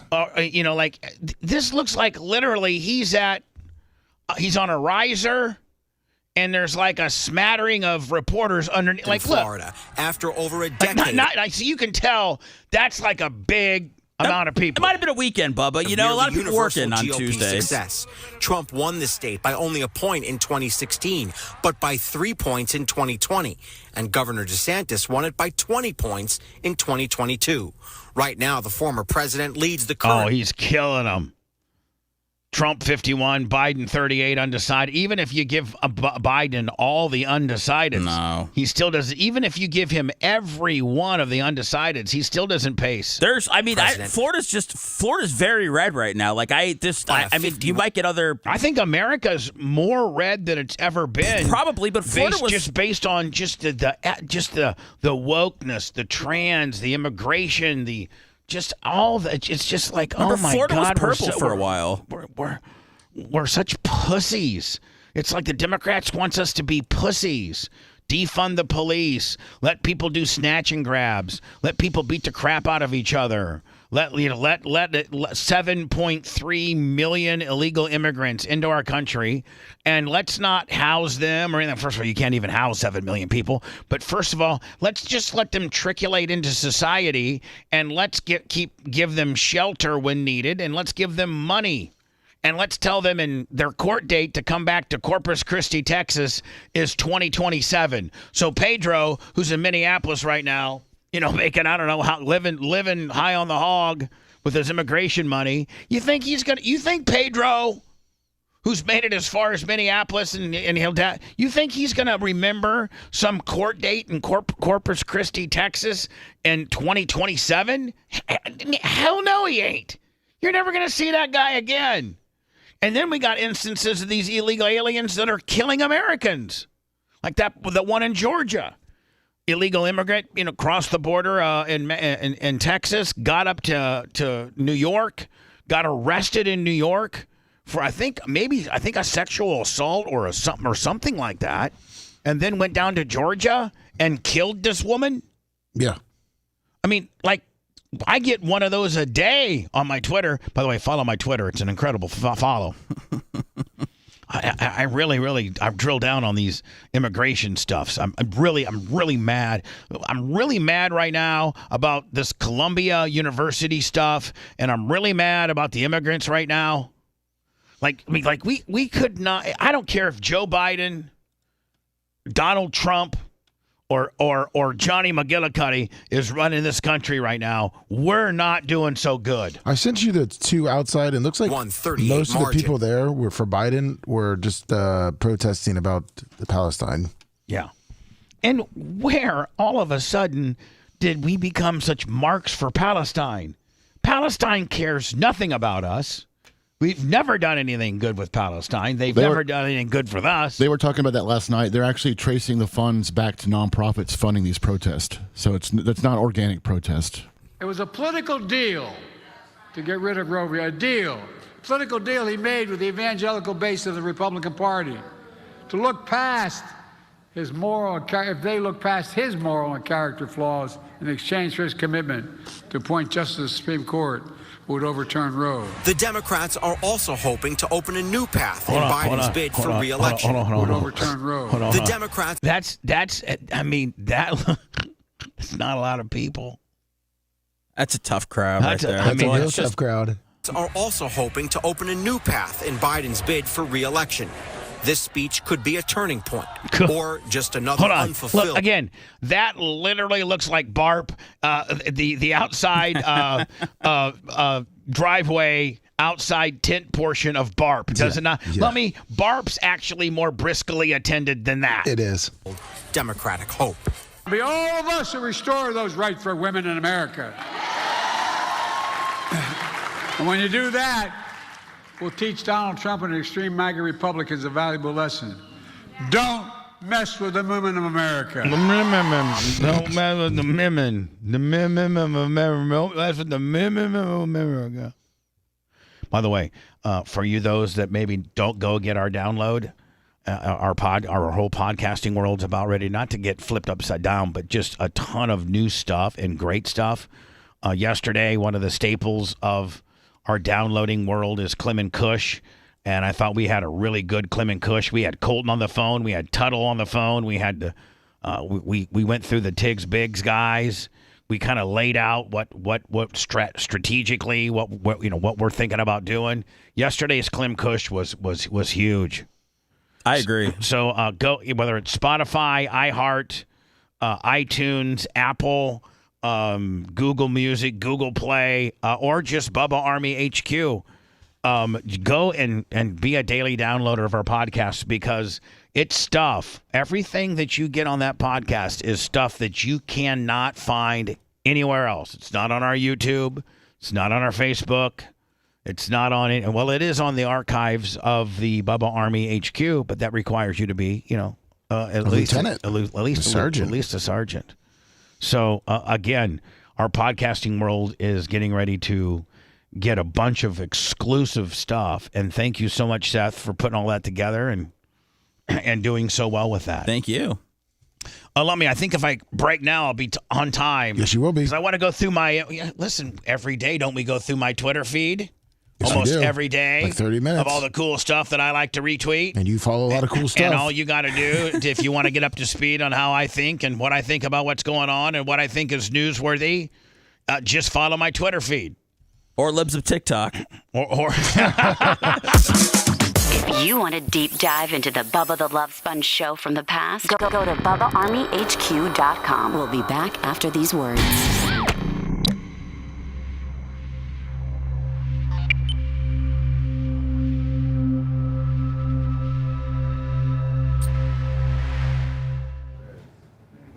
That's way too much. The banana. No, I want the banana. But Let me give it you. we'll get another plate.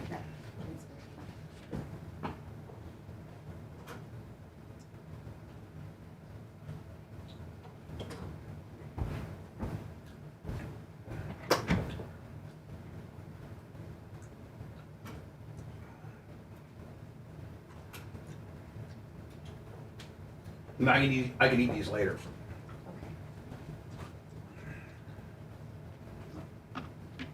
You don't want the strawberries? I do, but there you go. Is it? Yeah. Thank you. Thank you. You're welcome.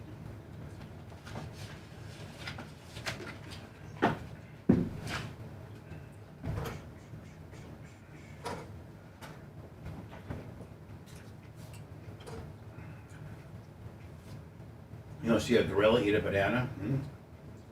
Oh, Glossy, the one-man posse's in here.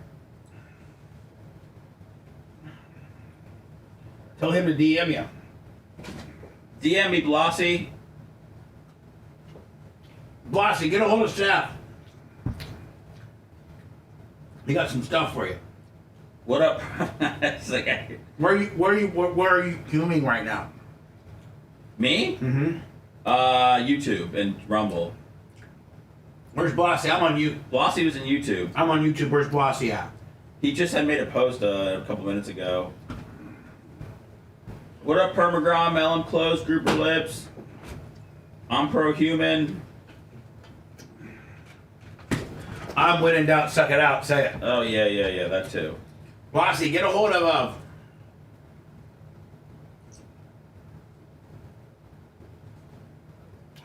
Thank you, Terry. Thanks, Seth Kushner at gmail.com. Thank you, Spice. Is that? He can just fucking DM me. We'll go from there. Don't be acting all fucking fancy, okay, motherfucker? No, DM's good. Whip your fucking ass like you're stealing chickens. What the hell? Oh, see, he said yes, sir. There you go. Thank you, Dan. I appreciate that, I man. need some PayPal. My boy Mark yesterday. Love him. Oh, yeah. Bubba would love Portillo's. I'm sure he's had it. When he was in Chicago. I never had it. Never had it. I know we're 6 people away from 1,000. What the fuck? Oh, they're coming. Hey, LR, come swing for my fucking hairy beanbag, you pussy. What was that outburst for, buddy? Huh? Told me to shut up, Bubba. So I told him to swing for my hairy beanbag. Thank you, RW Green. We can't do local sports. You're the man, Grouper Lips. Yes, we need to get the thumbing. We're at a G-ball with only 232 fucking thumbs. Please. Please. Yeah, thank you, Matt. A lot of people watching the show Monday, and we all love the drama. Baby Bird us that fucking drama. Well, we got a lot of drama, don't we? Oh yeah, big time.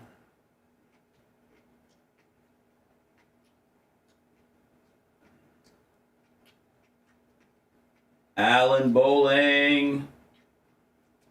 What's up, Iggy? I just picture you in that cowboy hat every time I think about you now. This is a lot.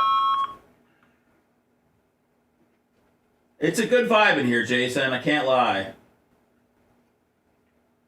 Thank you, Fupa. I'll take the credit for that one.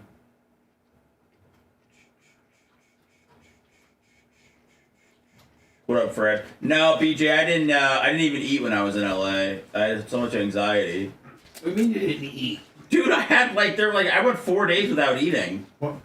I was just taking a scoop of peanut butter just so I wouldn't die. I had to force. I couldn't eat. For real? Dude, I was a mess out there.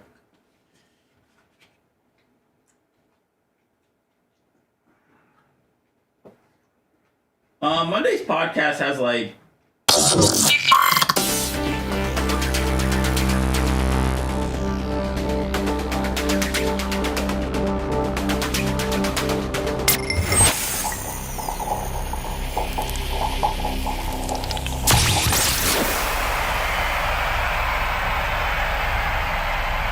He's the biggest export from Warsaw, Indiana. Oh, yeah! Bubba the Love Sponge. Now back to the Bubba the Love Sponge show.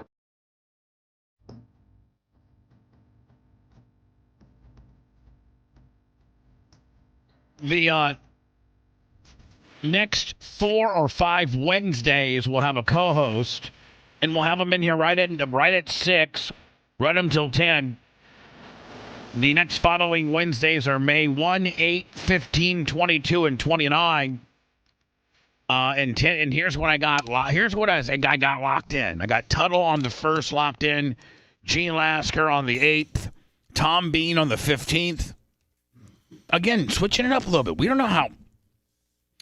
Bean may not jive with us, but I think he will. He's pretty smart. He's one of my best friends, and he's my manager. I love the people on Facebook that are going, okay, not listening on the 1st. I'll be there on the 8th. Not going to be there on the 22nd. Thanks for telling me, Bubba. Yeah, I love everybody that announces when they'll be listening. Like they've already formed their opinion. So Tuttle, Gene Lasker, the 15th, Tom Bean, the 22nd, my sister Tara. And then it's probably 80, 20, 70, 30 that Brent Hatley on the 29. Now, I'm open for suggestions. Like if Ty J would get a hold of me and be like, hey, FN. He doesn't want to do this. He might. He's called in a couple of times with some good stories. No, I know Ty. Listen, Ty J could do it, and he's absolutely the man. I just don't think that he wants to. Okay, well, that's where we differ. I think that he might. Okay. I've been talking to Brandy Love. She's in Japan shooting, I guess maybe having sex with Japanese guys. Oh. But she's in L.A. for 3 weeks, and then Japan for the entire month of half of May and early part of June. Then she gets back. So she said maybe in the middle of June. I'd love to have her in because she's like a MAGA Trumper, red pill Willie. Yeah. So she obviously has an opinion about. She used to be on the Shannon Burke show every once in a while. She did. Yeah. So those are Wednesdays. If anybody can think of anybody that let me. I'm up for suggestions, but what I'm not up for is for people to send me long-winded emails about how good you are and what you've done and how you can, because I don't think that there's any, I'm not actively, not even within the radio industry am I putting in the trades, Inside Radio and Radio Inc. and there are some publications that you can put, that you're looking for. Pretty much just Indeed now. All the radio publications went out of business. I think it's Radio Inc. And is it? It's Radio Inc. And All Access. All Access closed up.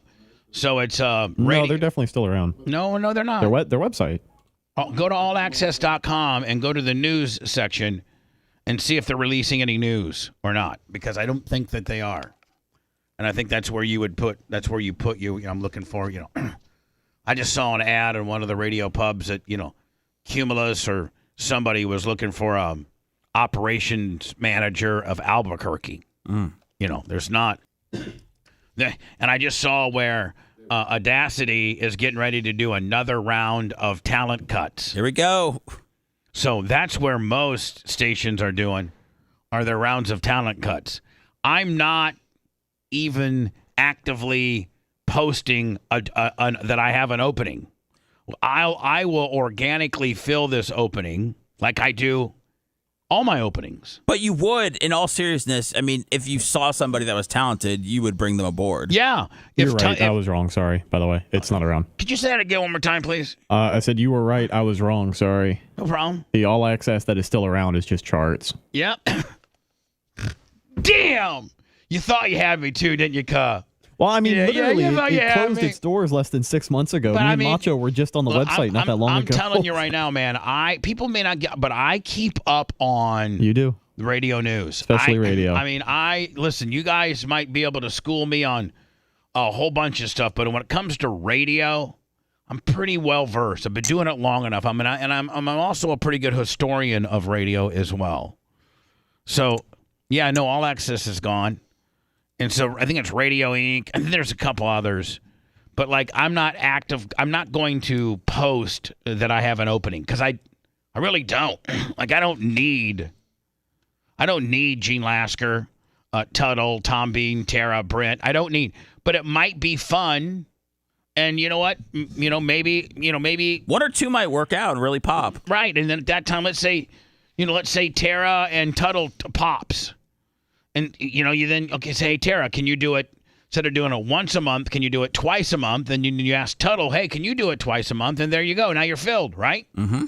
And then the other thing I like to do is one time a month, bring in Babyface on Fridays for him and Dan to battle it out. That's what I would pay for that show. Oh, that's huge.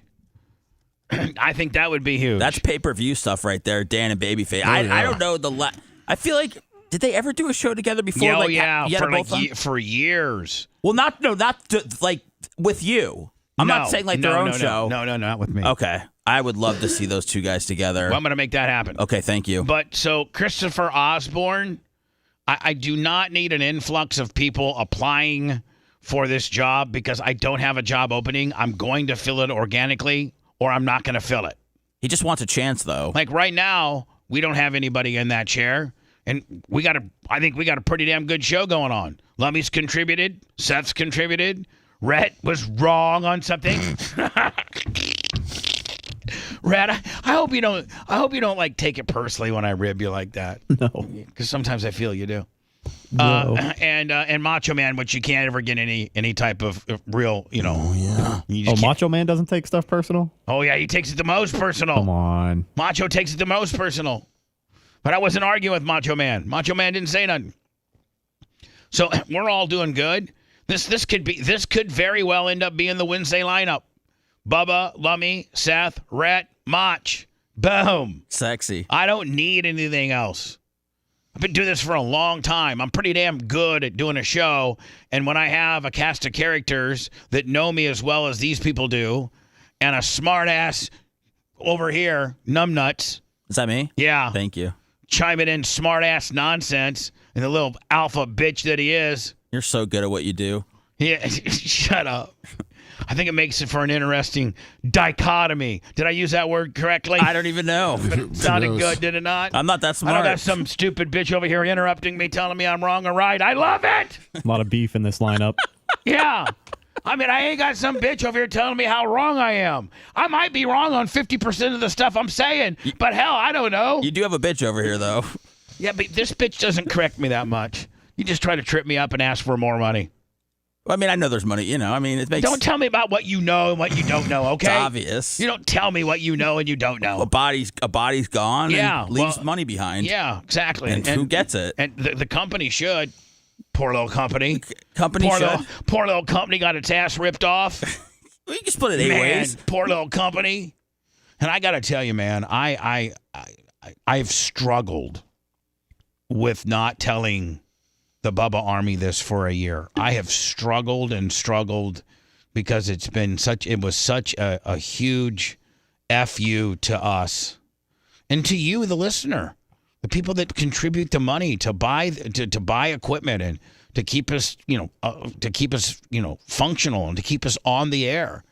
And over a 3-year period for me to not, I take responsibility for not, overseeing the PayPal account better than I did. I just always looked at it and always had like, $5 or $6 grand in there. That's right. So I always kind of figured that was, through all the money we'd take in and then all the expenses that we had, that's kind of just like what it was. Well, the last day of February, first day of March last year, all of a sudden, it's like I would literally look at it and it would be like we'd be as high as like 10 grand and we would be as low as like 4.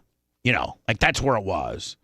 And I just figured it takes 4 or 5 grand for paper towels and snacks and water and various pieces of equipment and things like that. So I never really delved into it too much. Beach Metal Detectives, $10, super chat. Thank you.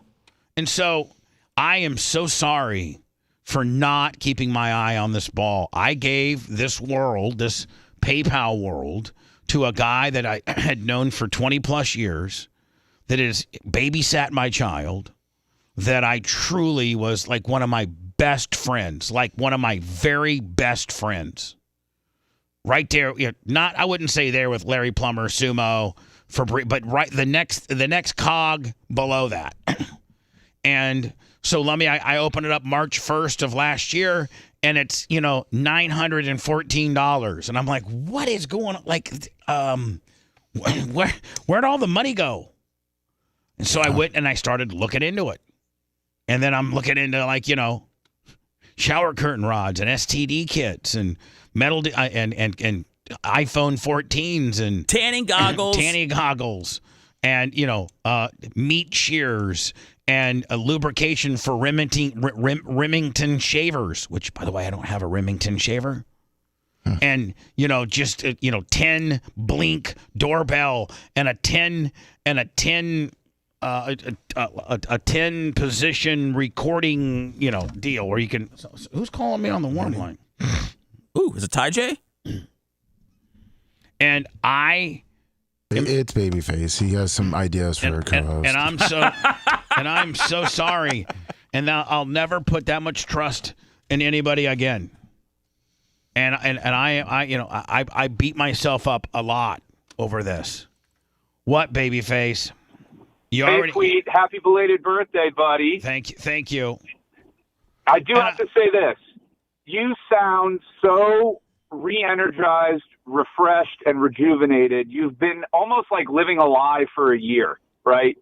And just your energy and your voice and hearing you on the radio, I don't know if it's going to last, but I'm glad to feel like we have Bubba back. Well, thank you for saying that, because you're correct in the fact of your assessment of me, because I feel like 1,000 pounds have been lifted off my shoulders, and that I don't have to be dishonest with the Bubba Army. And I got this secret, that I was embezzled, to the extent that I was, and I just really, really have been beating myself up. And then I'm able to tell the people that what I have not been able to tell them for a year.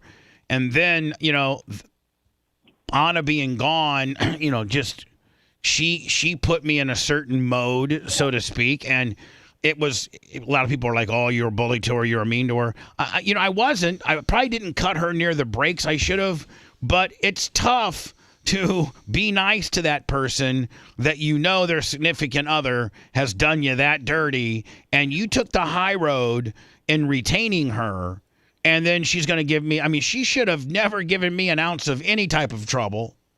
And she starts, listen, one of the things I started calling her behind her back Blitz with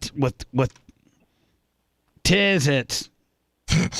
I'll just say, I started calling her Blitz with tits.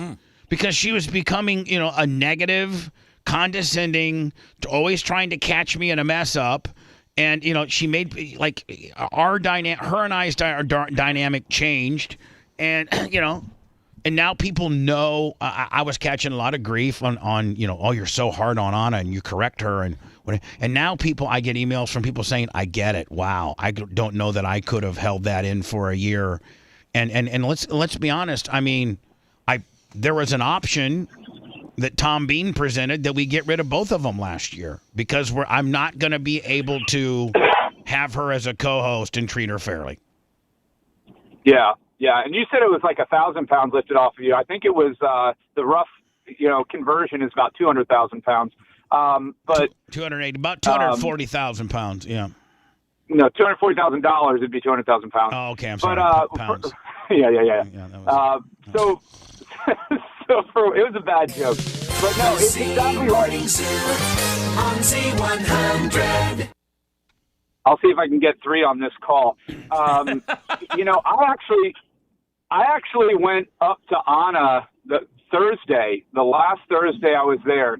She came up to me, playing the racist stuff. And I was like, look, that's just on-air stuff. I was like, you're taking it too personally. She's like, well, I just feel like she pretty much said, like, I can't do anything right. And I said to her, I was like, look. But here's the deal. Before you say, I want to know what you said to her. But, like, she was Dia Navac. Let me just see the picture behind me. Dia Navac. Then he put a welcome to Baraboo, home of Doug Clem. But, she was making such like if I doubled down on that, you're a racist, and I doubled down on it, but I profusely apologized to her, not only privately but publicly, to the point where the more that you protest and the madder you are about it might validate what I said. Because I mean, like, if I called you a racist and then you came up to me and say, "Hey, man, Bubba, that's not cool," like, I'd be like, you know what, Brian, I am so sorry. I was showing out a little bit. I had a couple of two cool black guys in here. I was showing out. We were live, and you know what? Absolutely, you're not. And you know what? When we go on the air, I will open up by saying that I'm sorry to you and that you're not. And can we move on? And I think you would be like, yeah, no problem. We're good with that. I'm good with that. Hello? Yeah, hello. I mean, it was an opportunity for you to rebuttal back. Well, horrible timing. Yeah, on your no, behalf. sorry. I'm right by the airport. It cut out. So, no, you're exactly right. And I even told her that. I said, Anna, I was like, why are you getting so caught up in him saying that? I was like, it's not a big deal. He apologized. Nobody believes it. I was like, if you had people, coming at you saying you're a racist and people believed it, then maybe you get upset. I was like, but just write that off. I mean, that's not anything you get caught up on. The one thing in radio she got in trouble for is because she got called out on the saying, I mean, Seth, you know more about this. Like, it was a joke that she tweeted about. Like, she was at a comedy show and somebody had an epileptic seizure. Yes. And I think she made a joke about it. Yes. And then the epileptic seizure people got a hold of the Cox people, and it ended up being a big crap storm on social. Anna doubled down before she realized that the Epilepsy, Foundation or whomever was coming after her was very, very powerful, had a massive, massive amount of followers behind them, and flooded the social media enough to where they decided they were going to fire her. Didn't she make a George Floyd joke that I guess was the end all be all? Sure, that was the first. That was actually the first one. That was the first one where she almost got fired. But with me calling her a racist and then apologizing on a podcast that a very, very, very small fragmented even portion of our audience was exposed to or listened to. Like, and we didn't get any blowback by it. Like, we didn't lose a client because of it. We didn't have an unbelievable amount of tweets about it or anything sociably. And it was pretty much a non-existent event. And I apologize. And that was on Monday. I said it whatever day. I apologized to her on, I think it was a Monday. And then she carried that clear till seeing you on Thursday. And I had apologized, 2 or 3 days prior to that. She still carries that with her on when she sees you on Thursday. And then on Friday, a portion of her show is about it, and how she just can't get over it. And it's just so wrong. And she knows that I apologize, but it's just so traumatic. I'm like, in a way, the reason why it's bugging you so much is because it might be true. She's a selective germaphobe. I wouldn't. Yeah, I mean, I wouldn't, I wouldn't necessarily say that, but, it was just, I think it was one thing she had, like, actually on you, right? Like, this was something where you were in the wrong for calling her a racist, and she was going to drive that point home because it was a very clear point for her to make. She was uncomfortable, in the show. She let me know that she didn't know where she stood and everything. And to be honest, between you and me, I didn't know what was in your heart or in your head, but I had a pretty good feeling. And I told her, I said, Anna, look, every time Bubba looks at you, he sees Blitz and he sees betrayal. And that's, unfortunately for you, sins of the boyfriend, you're going to have to deal with that. And you're either going to have to move past it or not. But it's not going to change. What did she say when you said that? That's interesting. She said, well, why do you think that? I'll go, Anna, it's the 1-year anniversary this week of the Blitz deal. She's like, how do you know that? This is how oblivious she was. She asked, how do you know that? And I said, Anna, there's things around here that serve as a reminder to that. And yeah, and you I know don't what? think Hold that on. she made. The other thing is my door code is not this, but I made right. But and I got to get the new stuff first before tomorrow. I will. I'll get somebody it. could text me. I'll text it to you. I'm not. We have a door code 6969, Brian. Yeah, you are. We got a door code on the side of the building. It's how most people. It's how I want everybody to. We keep the front doors locked since we have the big Uber protein shake caper. So the front doors are locked. There's a gate to get in here too.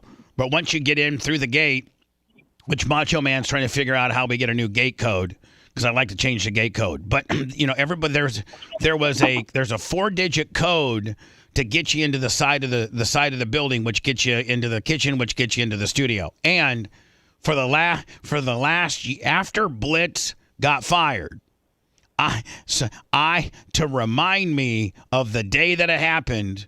The door code was, and she had to punch it every day to get in, was 0414. April 14th. That's the day that Blitz got fired, or that, that's one of the significant days.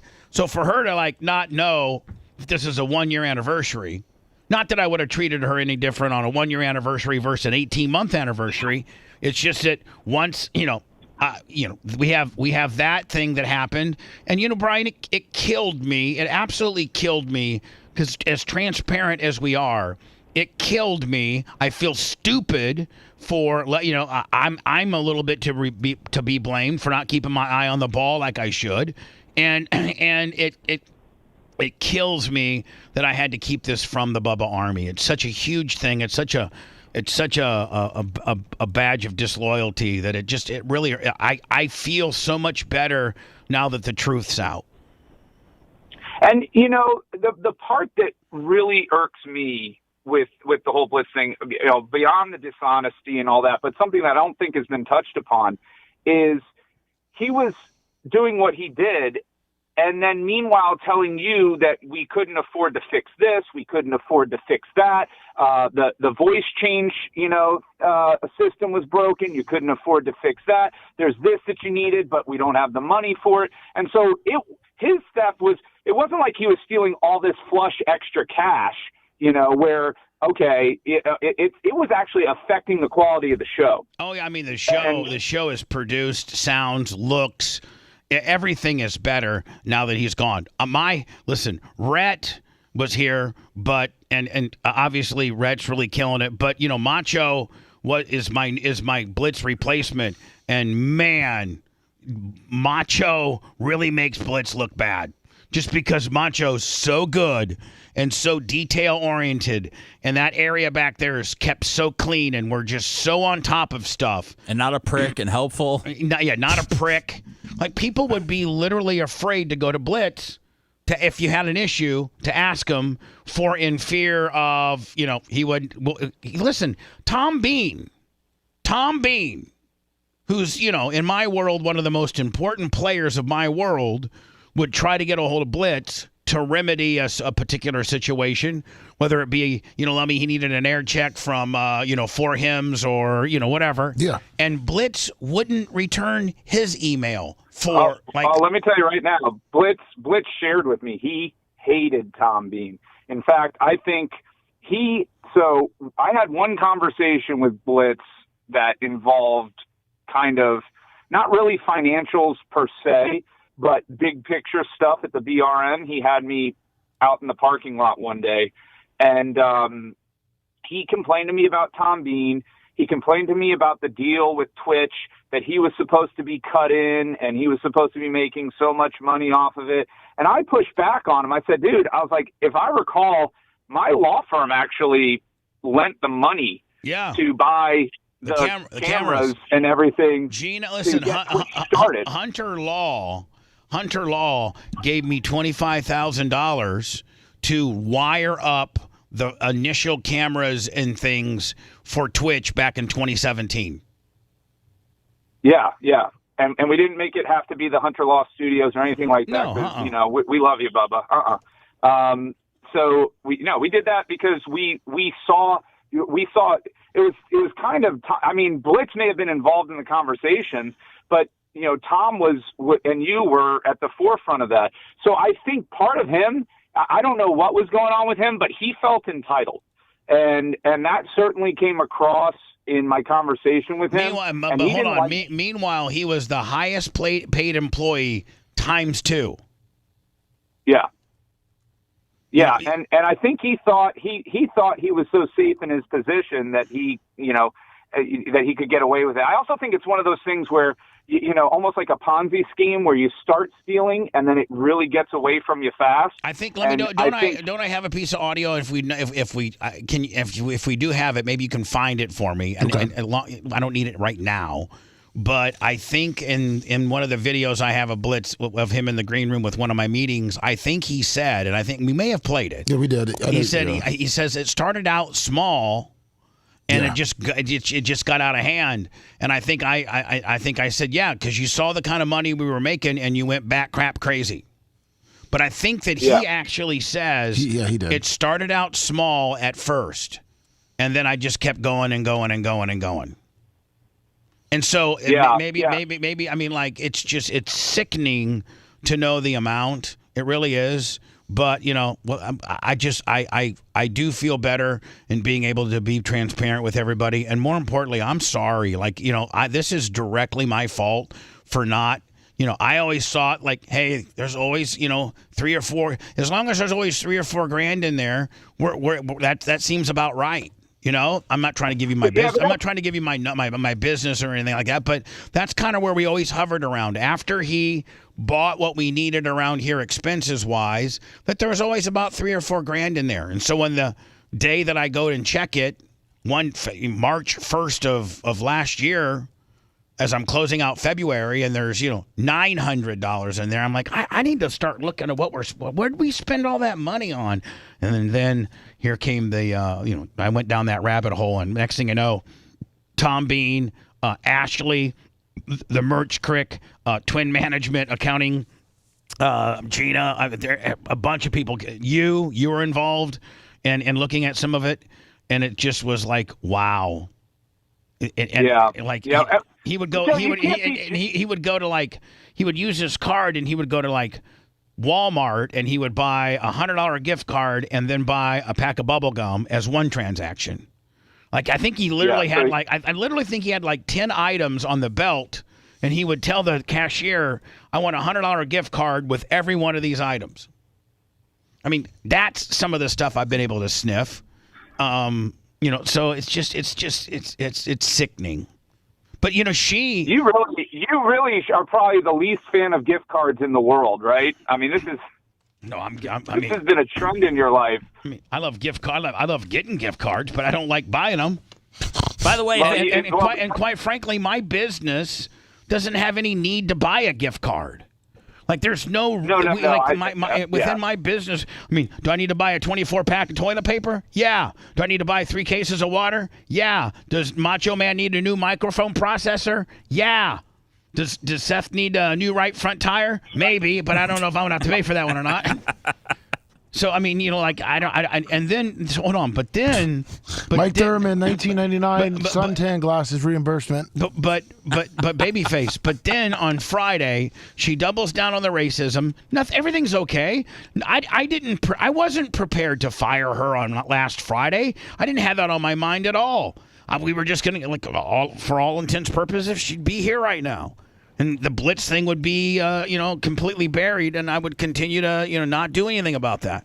But I get a call from the head of JVC saying, "Hey, did you know that you're? I just got a call from our competition. I'm not going to tell you which market, but Anna is applying to be the morning co-host against you, and they want a reference. And I told them that they probably need to call Bubba for the reference instead of me, and I gave them your number. You're now applying for jobs to compete against me." I mean, that would be like that would be like, Brian, if you had a paralegal who was applying for a firm that competes directly against you and Gina, and they call you up for a reference. Now, I called Anna and said, "Anna, is there something that you need to tell me?" I gave her 2 instances to be honest with me. Not that it would have mattered, but it certainly would have boded better with perhaps my final decision had she been honest and been like, I would have liked to have known it before. But at that point, I was like, listen, I can't have that person work for me. I already got and I totally understand your decision to not, especially somebody who's, with somebody who's been disloyal to you, and now she's going to competition. At the same time, I understand why Anna was looking for new employment. But does she not realize? Hold on. Does she not realize that this show is everything that she's got, and I don't know that she'll ever be able to, if she's looking to stay in radio, that I don't know that there's a lot of radio jobs open right now that she would, necessarily match up to? Well, yeah, and I told her that on Thursday. I said, look, you just got to decide if this is what you want, and I know it's what you want to do with your career. I was like, then you got to grin and bear it. You will pay for Blitz's sins. I was like, that's not going away. Bubba can't just forget that, right? I was like, he hasn't been able to vent. He hasn't been able, and I mean, this was literally the conversation that I had with her Thursday morning in your parking lot. And this, my advice to her was, you're either going to have to learn to live with it or you're going to have to move on. I was like, because there's nothing is going to change. Yeah, but was it really that bad? Was I really picking on her that bad, or was it just the dynamic? It wasn't a matter of you picking on her. She knew the truth. It's not just like you knew and she didn't. She knew what happened too. And so she was dealing with that. I mean, it's eggshells, not being able to talk about her personal life, not wanting to mention him to set some, S show off. So I, as uncomfortable as it was for you, whether you were aware of it or not, it was probably equally uncomfortable for her in essentially living a lie in there, right? I mean, both of you were acting. You were coming in and having to act every day for 4 hours. Yeah. Like everything was normal when it wasn't. And so it's first of all, I'm amazed, blown away that both of you made it over a year. I mean, that in and of itself says a lot about you and her and your ability to kind of, try and make it work. It shows how much she wanted to be in radio and how much she enjoyed doing the show and working with you and the opportunity that you provided. And it showed how magnanimous you were in not holding what Blitz did against her, like, outwardly. You could have immediately fired her. It would have been justified. Nobody would have batted hold on. I think it first starts with my generosity and the non-prosecution of her boyfriend, because that I have a banker. I mean, I have detectives and police departments. They hate when you give them your account number and they have to go do all the work. But when you got it absolutely gift wrapped for them with charts and the credit card number and receipts and everything like that, they take that in a minute. And she's lucky that I just, for the life of me, felt as if it would just, like, putting him in prison for 3 years is going to end up biting me in the ass when he gets out. Then, having this to hold over his head for 3 years, he'll leave me alone. Because he's a very technical, and people are like, oh man, he must have a lot of dirt on him. He didn't have any dirt on me, but he certainly knows the technical aspect of the show. He understands how he could be disruptive if he wanted to. And to his credit, I don't think he has been. And him, sitting in jail, losing all of his rights, losing his ability to have guns, and all of that. Listen, the old Bubba would have had, the TPD down here with an FBI chaser. The new Bubba's like, I don't know if that's the right play or not. That might end up being worse for me in the long run. I don't want to, after Blitz serves his time, to have to be looking over my shoulder all the time. Now I know that I didn't prosecute the guy. I did him a solid, and I expect the same in return. Yeah, and hopefully he continues to comport his behavior. I mean, I think he knows very clearly from the videos and the audio that you played that he did what he did and takes ownership of it and knows what he did was wrong. I think you can even hear it in his voice with the crackling and the tearing up that he knows what he did was wrong on his last. You're not, and when I actually gave him an opportunity to say goodbye, you usually don't give a guy that's embezzled over $200,000 an opportunity to say goodbye, especially in radio. And I don't know if you mentioned this or not, but I think for any listener that's on the fence of, because I've seen a few comments, very few, like 1% of the comments saying, well, we don't know the full story. You sent Merch Crick with the credit card and got physical receipts from Home Depot, from Walmart. You got Apple. The records from Target. This is not something that, you're just guessing. There's no other side to this story. There's no other. Bubba's embellishing it. Bubba, maybe no. This is so buttoned up. Ashley was part of it. Tom Bean was part of it. Merch Crick was part of it. You were part of it. I mean, this has been buttoned up.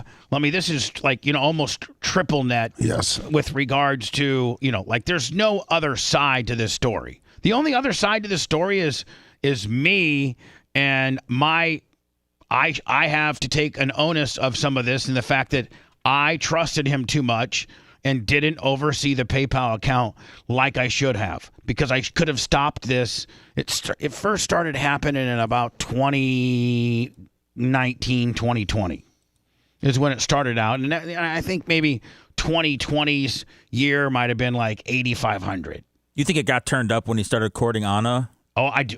Well, I mean, we got a $149 STD kit. I'm just. Yeah, I think it did.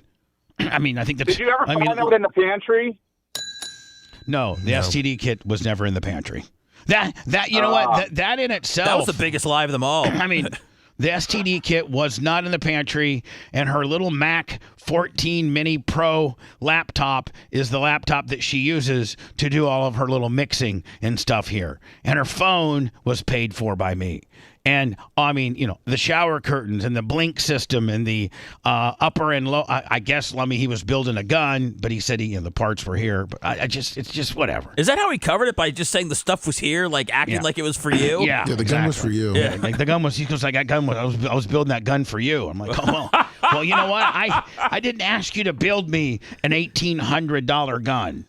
Because uppers and lowers are in engineering. I'm like, well, first of all, engineering's a cesspool of you. I mean, do you remember, Lummy, how the boxes would just pile up? And how many times would I ask, Blitz, I need this area clean? Yeah. 3-4 times a week? And he wouldn't do it. No.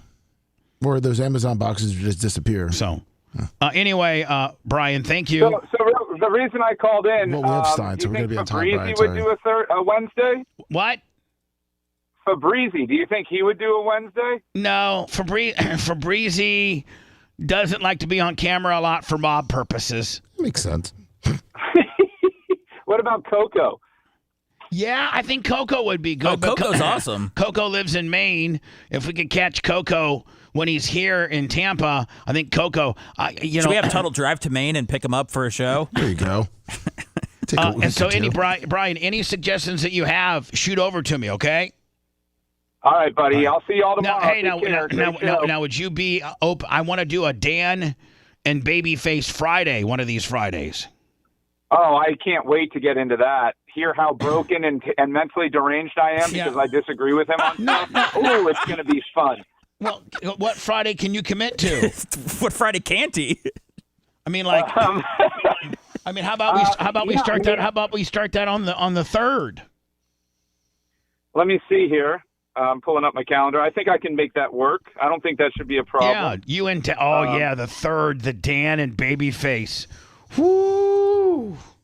Can I just watch from home? Mornings on Z100. I better have that ready to go on speed dial with those two. So. Oh yeah, Dan will try to out Tukey me. Oh yeah. So can we? I gotta get going. But can we lock in the 3rd? Yeah, lock it in. Lock it in. Perfect. Brian, thank you. All right, take care, guys. Love you. You're listening to the Bubba the Love Sponge Show. If you want 24/7 on-demand Bubba and the crew, go to BubbaArmyHQ.com. The Bubba the Love Sponge Show will be back after this.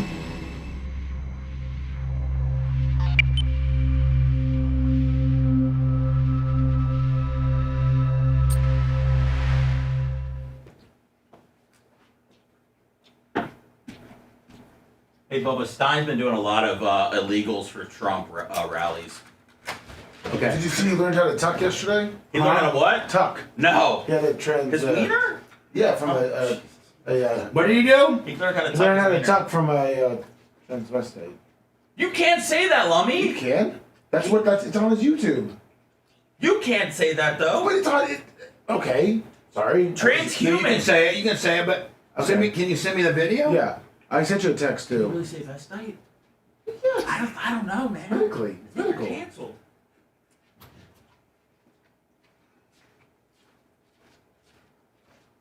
Yeah. Okay. But he doesn't.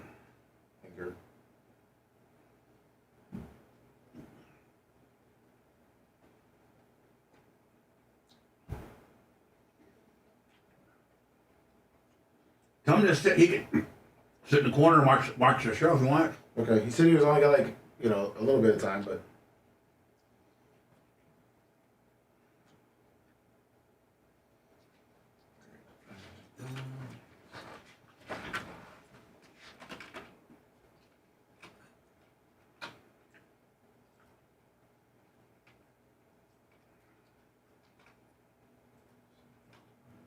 What's up, Second Dion stuff? Let's fetch some more. 71 months. Fafa Louis, 60 months. Thank you, everybody on Twitch. Twitch.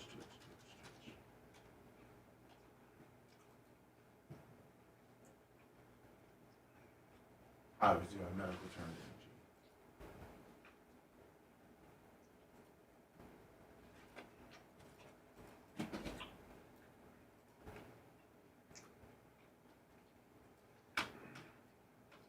DDP for life.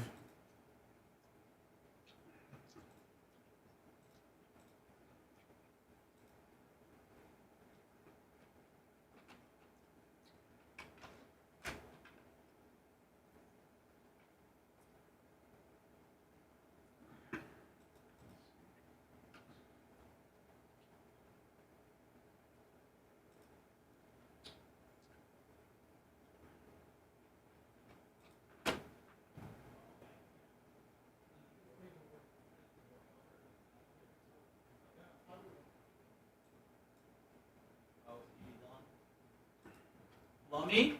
Yes. I got a sir here to see you. Oh, great. He's here to see Bubba, though.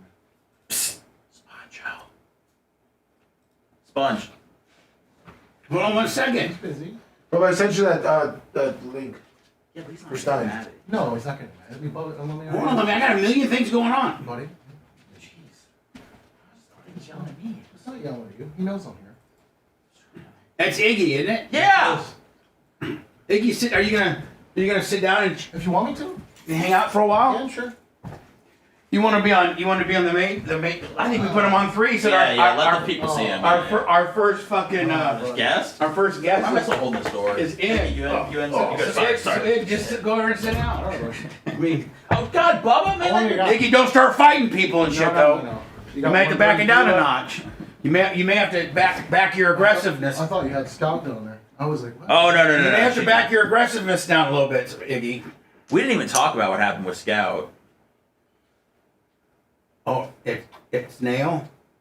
No, the rat. I know it ripped its nail off. I heard. Well, I know, but I thought that. I don't know if we need to talk about that. Well, I don't know if we do. I mean, it's your fault. So. No, it's the merch crick's fault. Who took it from the counter and put it to the floor? Oh, bitch! You want to try to fuck with me? No, bitch.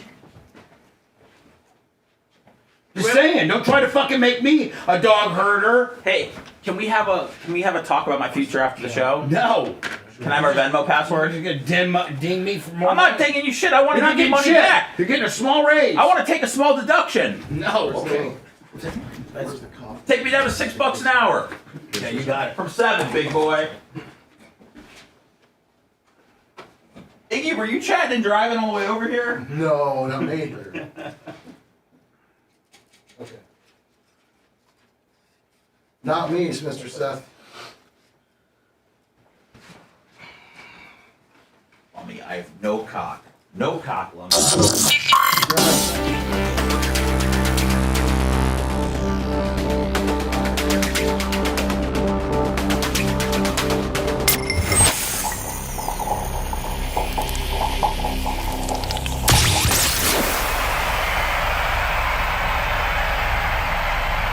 Bubba the Love Sponge. The only man that thinks ketchup is a food group. It's pretty tasty. Back to the Bubba the Love Sponge Show.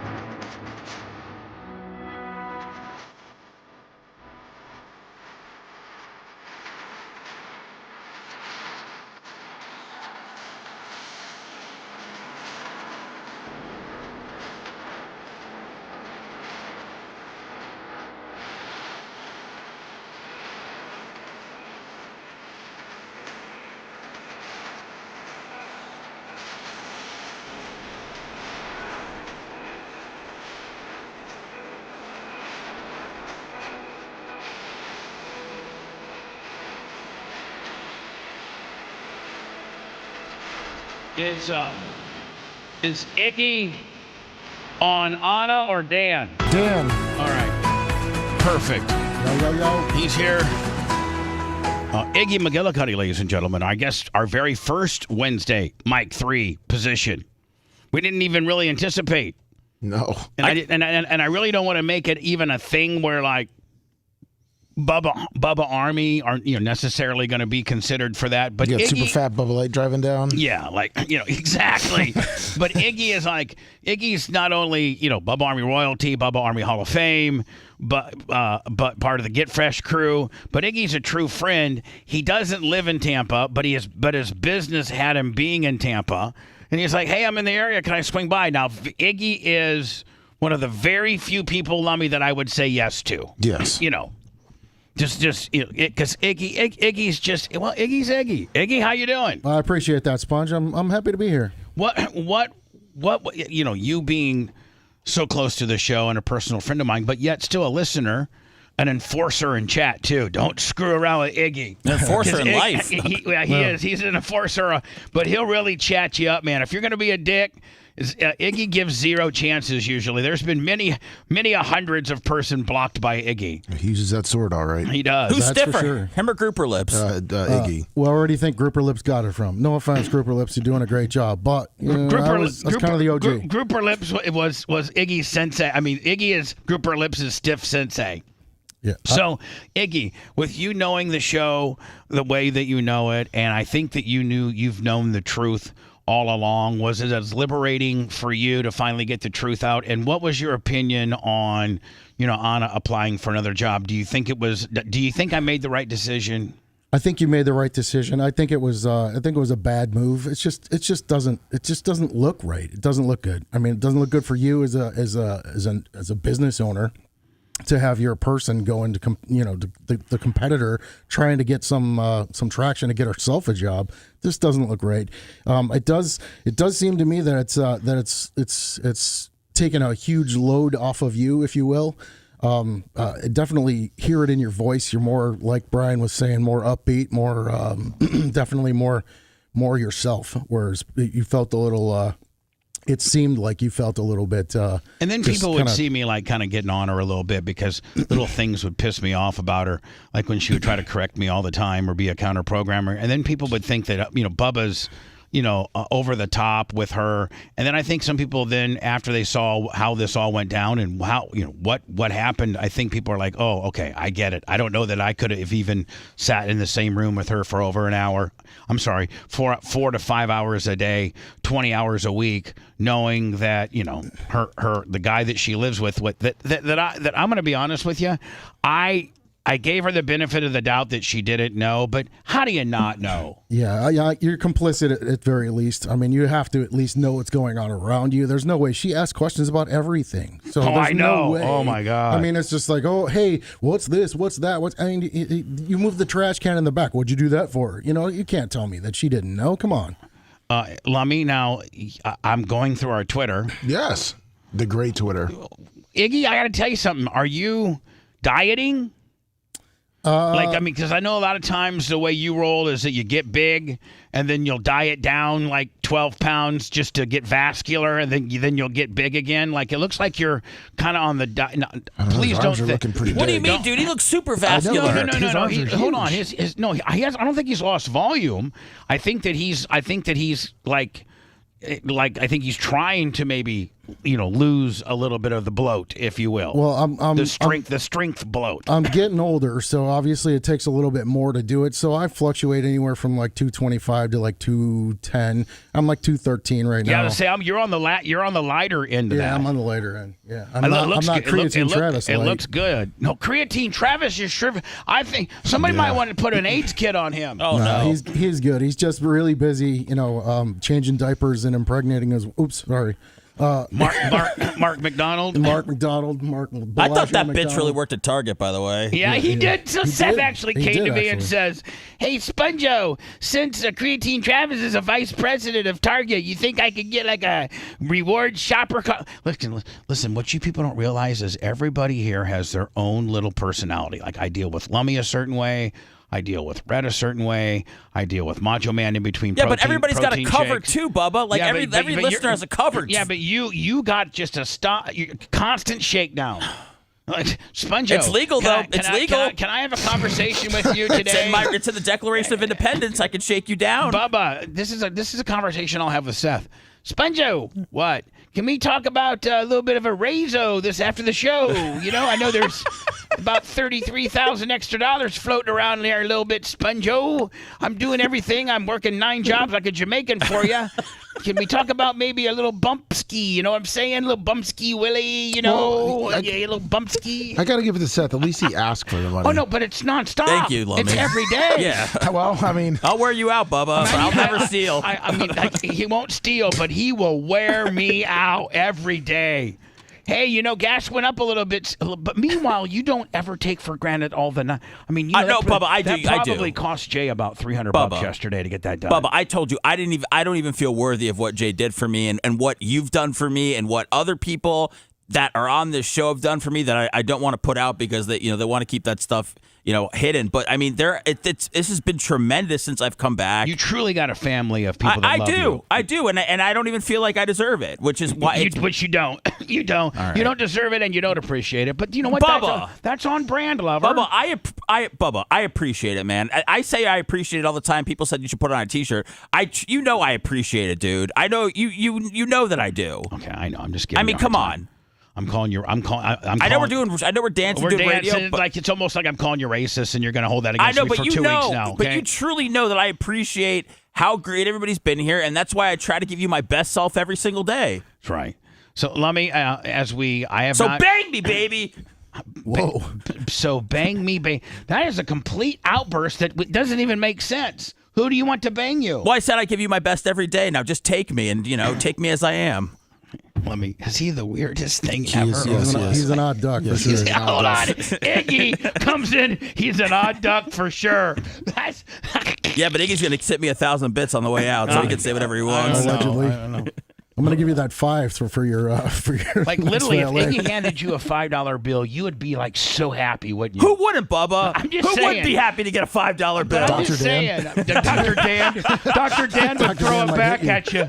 Dr. Dan actually might stop liking Iggy as a friend if you gave him a $5 bill. Be like, man, get out of here, bitch. I would never I only insult deal with Dr. hundreds. $5 bill would make my day. It would, man. That pays for your gas home, doesn't it? I mean, yeah, almost. I mean, Seth is constantly keeping score. You know what's something probably takes him about $12 to get to work, and then you got your got a $3 coffee in the morning. $3 coffee, and then a protein shake, Willie, all this kind of stuff. Yeah. Well, I mean, I've not had I was a little, admittedly so. I was a little busy yesterday, and I didn't get to keep up with our Twitter. Oh no. Well, what was that? That was me. I'm very scared of Iggy, by the way. He keeps looking over at me. By the way, you and Iggy are probably the two of the closest here. Do you think he's going to kick your ass? His biceps are really popping I know right they now. are, but I mean, just his biceps looking good scares you. I had You're to go that in much there of and reframe the you're camera. He's so damn big. You're 6'6", 315 pounds, and you're scared by a man's right bicep with a tattoo on. Well, listen, I made Iggy. He had to sit outside for about 25 minutes, so I didn't want him upset with me. I didn't get a chance He's to not apologize. upset with you. Stop being a pussy, okay? Sorry. Yes, sir. Trying to make you more of an alpha. Thank you, sir. See, I think Iggy, with your relationship, are you an alpha? I would absolutely say so. There are others lately that would probably disagree with that statement from my last 6 months. From your checkered past. Yeah, my last 6 months of history, where there are people who would be like, I don't know, he's maybe a little bit of a beta bitch lately. But okay, no, well, have you recently alphaed up? Oh yeah. Okay. Well, I've always been an alpha. Sometimes I You just kind of kick it in neutral. You've slipped into a couple beta bitch moments, but yeah. you've pulled the nose up on the alpha. I think we all have our moments where we're just not. Listen, I was a beta bitch with Rebecca. I was. I mean, like all the relationships I was with, Lummy, I alphaed every one of them, but with Rebecca. Wow. And that's the one that hurt me the most when I wasn't, Johnny Alpha, when I was Becky Beta. That seems like the way, doesn't it? When you're like the soft, when you let your guard down for someone, and then they really just like that's when they tear your heart out. But yeah. if you're a dick and you're stiff and they know that that's the ruling they're always going to get, well, then stuff changes. But when you baited it up, look at Lummy, straight beta bitch. He's so scared, he's even scared of your biceps. He's hugging the wall. $5 for Seth's raise. He's hugging it. If you love that segment, then check out BubbaArmyHQ.com and do a deep dive on past shows. The Bubba the Love Sponge Show will be right back.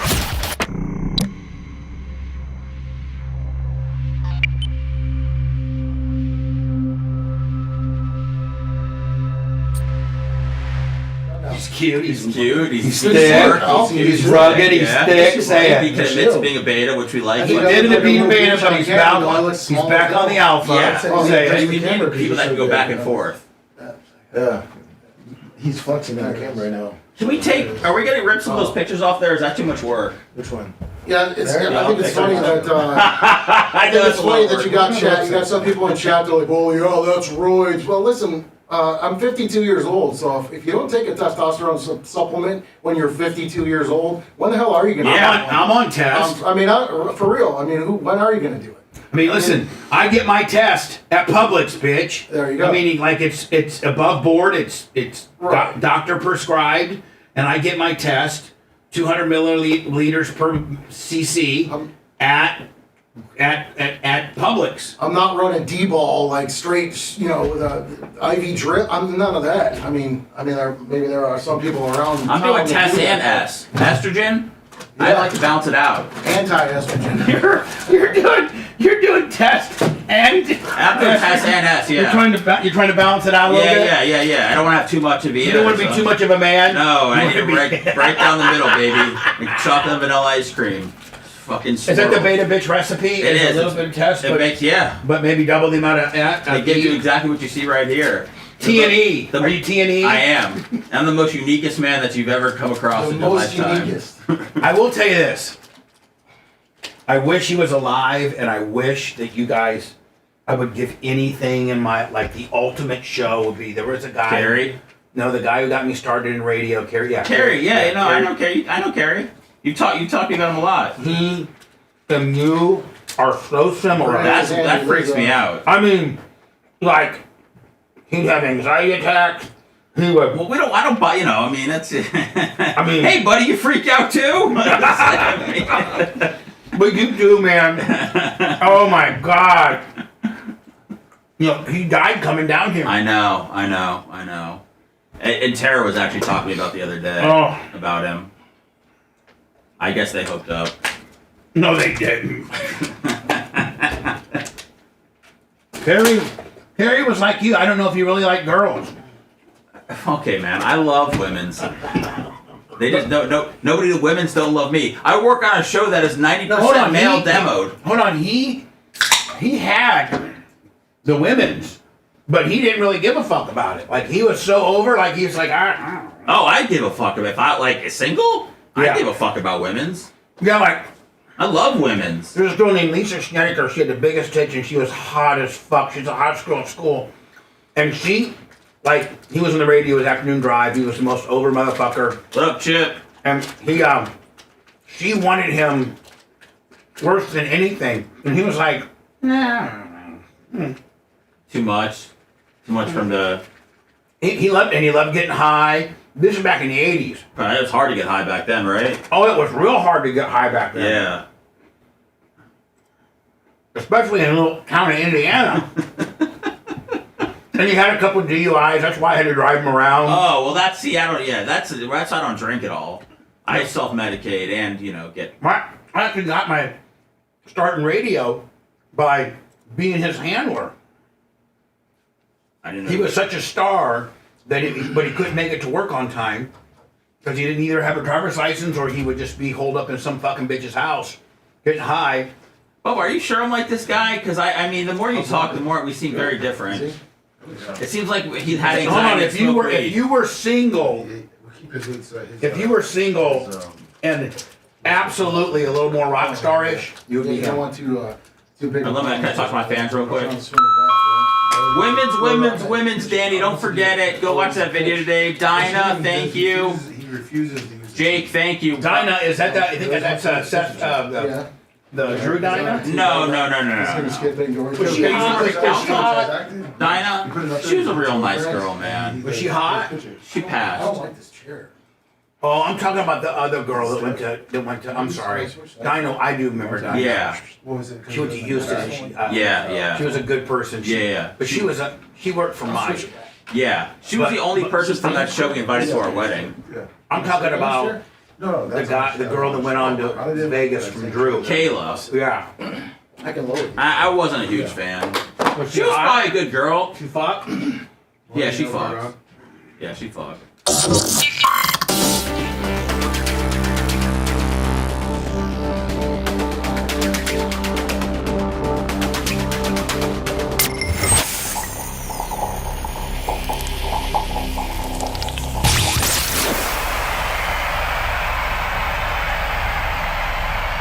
He's the biggest Longhorn Steakhouse groupie. It's the Bubba the Love Sponge Show. I guess we can say that the official Wednesday guests sector of the show is indeed not going to be Tuttle. The first one will not be Tuttle on May 1. The first one will go down in infamy as Iggy. That's right. On April 24. Eat that, Tots. Let's not taunt Tuds already. He's sober right now. I love Tuttle. Iggy, you know the show. Sometimes. And you know that Tuttle sometimes, hears voices and stuff, and you'll look at a ceiling fan, a little cross-eyed. Oh, no. I love sober Tuttle. Yeah. So Did you hear him yesterday, Iggy? I did, yes. Sounded good, didn't he? He did, yeah. He sounded very, very crisp, if you will. So I'm excited. I've never heard him like that before. Have you ever worked with him before? No. Like in studio? Yes, but not officially. But we've been on the same show together, a couple times. But I think via telephone. I don't think you guys have ever done a studio show together. When Drew was doing In Your Face, and Tuttle would go in there and help him out, I'd go in there every now and again. Mostly when Tuttle wasn't able to come help out. But no, we've never been on an official show, and if we have, it's been maybe once or twice. Right. So, and I'm not doing a podcast with him. He's doing it with Colton, but I'd be glad to come on or do anything that they think of that's creative. And you're getting a hold of Our Tigs and Bigs guy.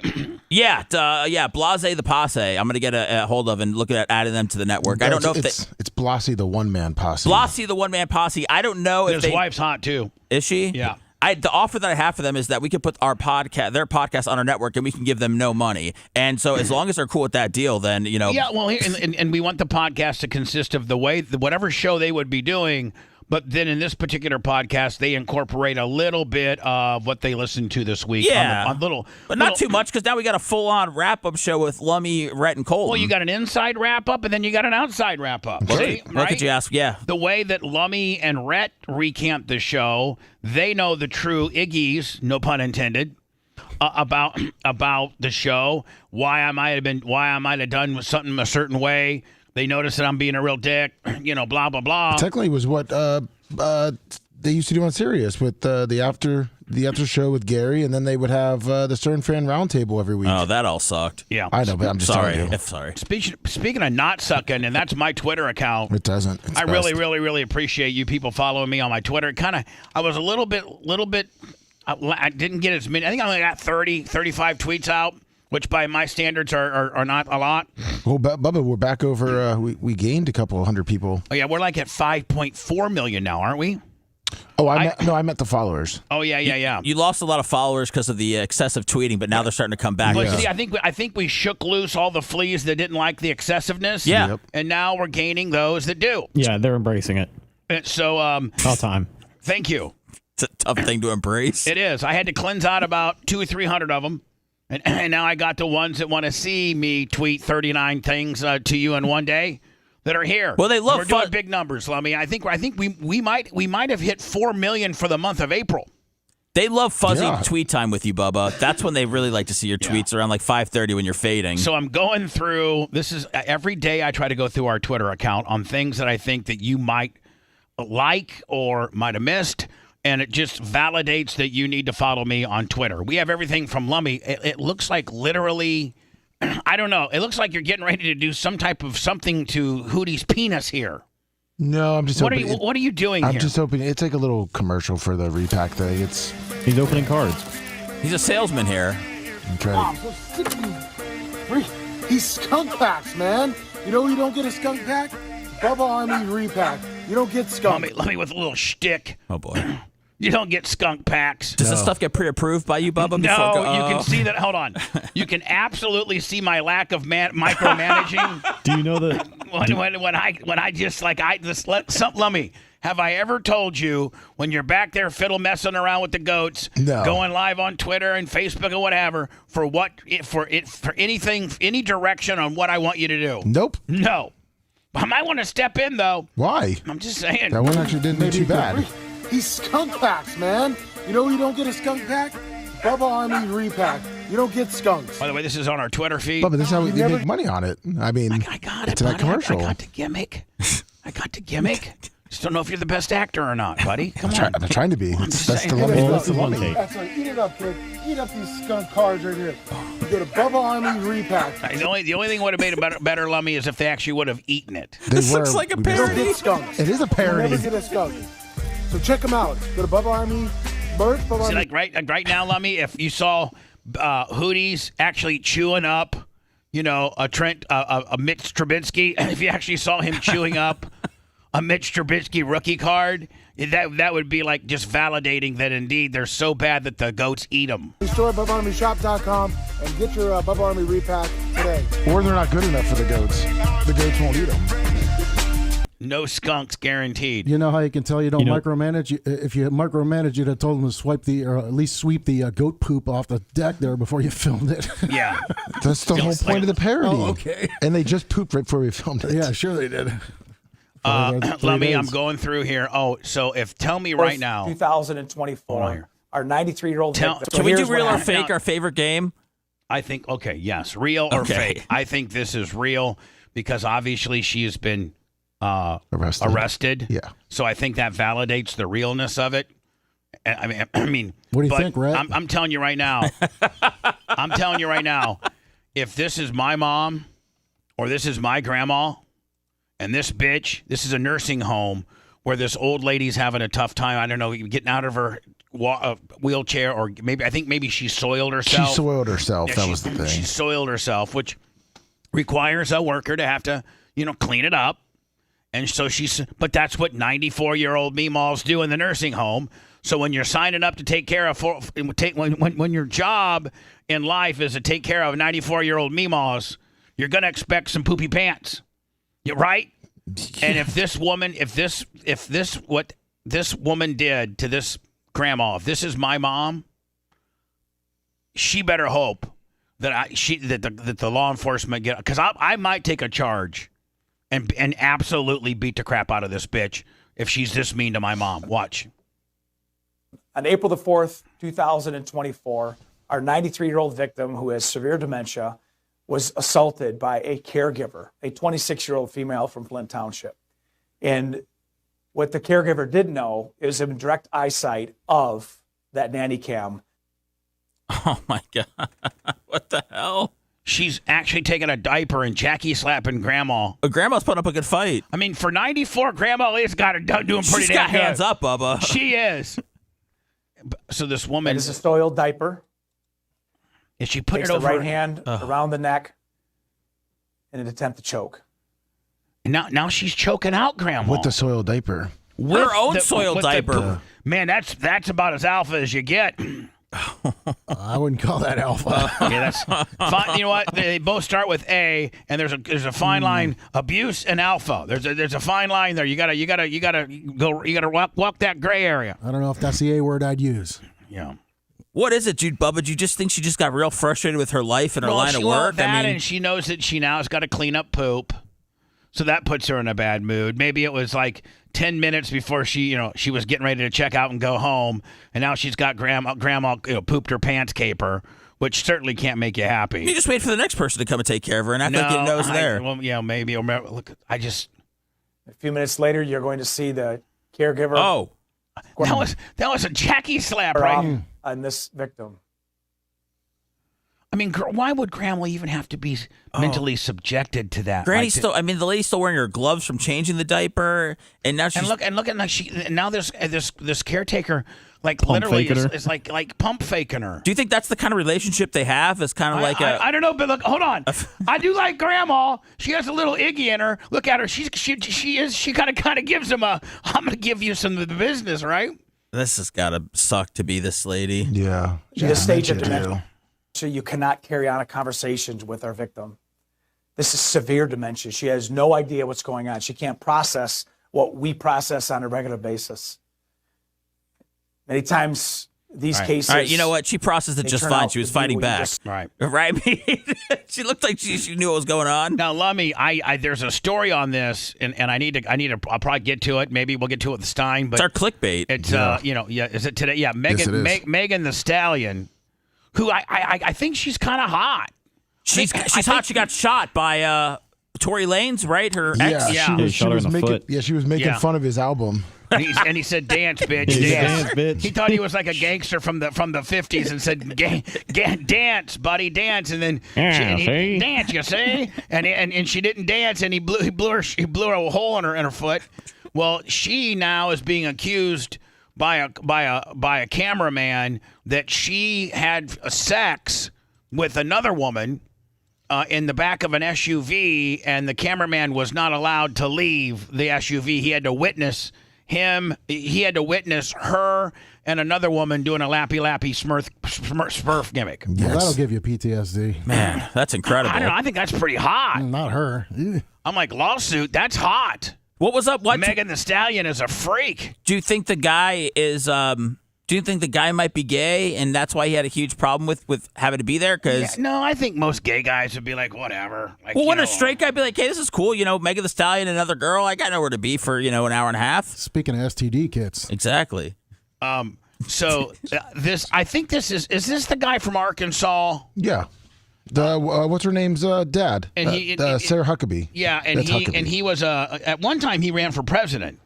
Yes, one time or another. Yeah. And he kind of breaks down what we're going through right now as a society. And I really this really resonated with me on, how tough it is for the average person that's making, that's living paycheck to paycheck, trying to pay rent, trying to buy gas, the electric in your home, the food that you buy, like everything is just like out of nowhere.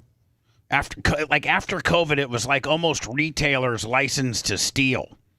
Like, but he breaks it down. The reason why that, ear of corn costs more is because the guy who plants it has to pay more money to put fuel in his tractor, and then the guy who transports the grain to the grain processor has to pay more money to fuel his truck, and then the trucks that take out the processed grain into loaves of bread to the regional manufacturer, they have to pay more, and then the trucks that take it to the grocery stores, they got to pay more. Who's this guy again? This is Huckabee. Mike Huckabee. Oh, Mike. Yeah. He's looking different these days. Yeah, he looks like a dark match George Carlin. He does. He kind of does. The typical American family is paying $11,434 more. Now, I'm not trying to lean one way or the other. I think these are just facts that you need to know. This is great for negotiation purposes later on. For the same exact standard of living that you had when Joe Biden took office. The median priced home is up 80 to 100% during his 3 years. Gasoline for your car, it's up 60%. Food costs are up 21%. Electricity, 28%. Rent is up 20%. And the price of eating out is up 21%. And Lummy, you and Seth, who have families and mouths to feed and things like that. I mean, are you seeing these numbers on the average?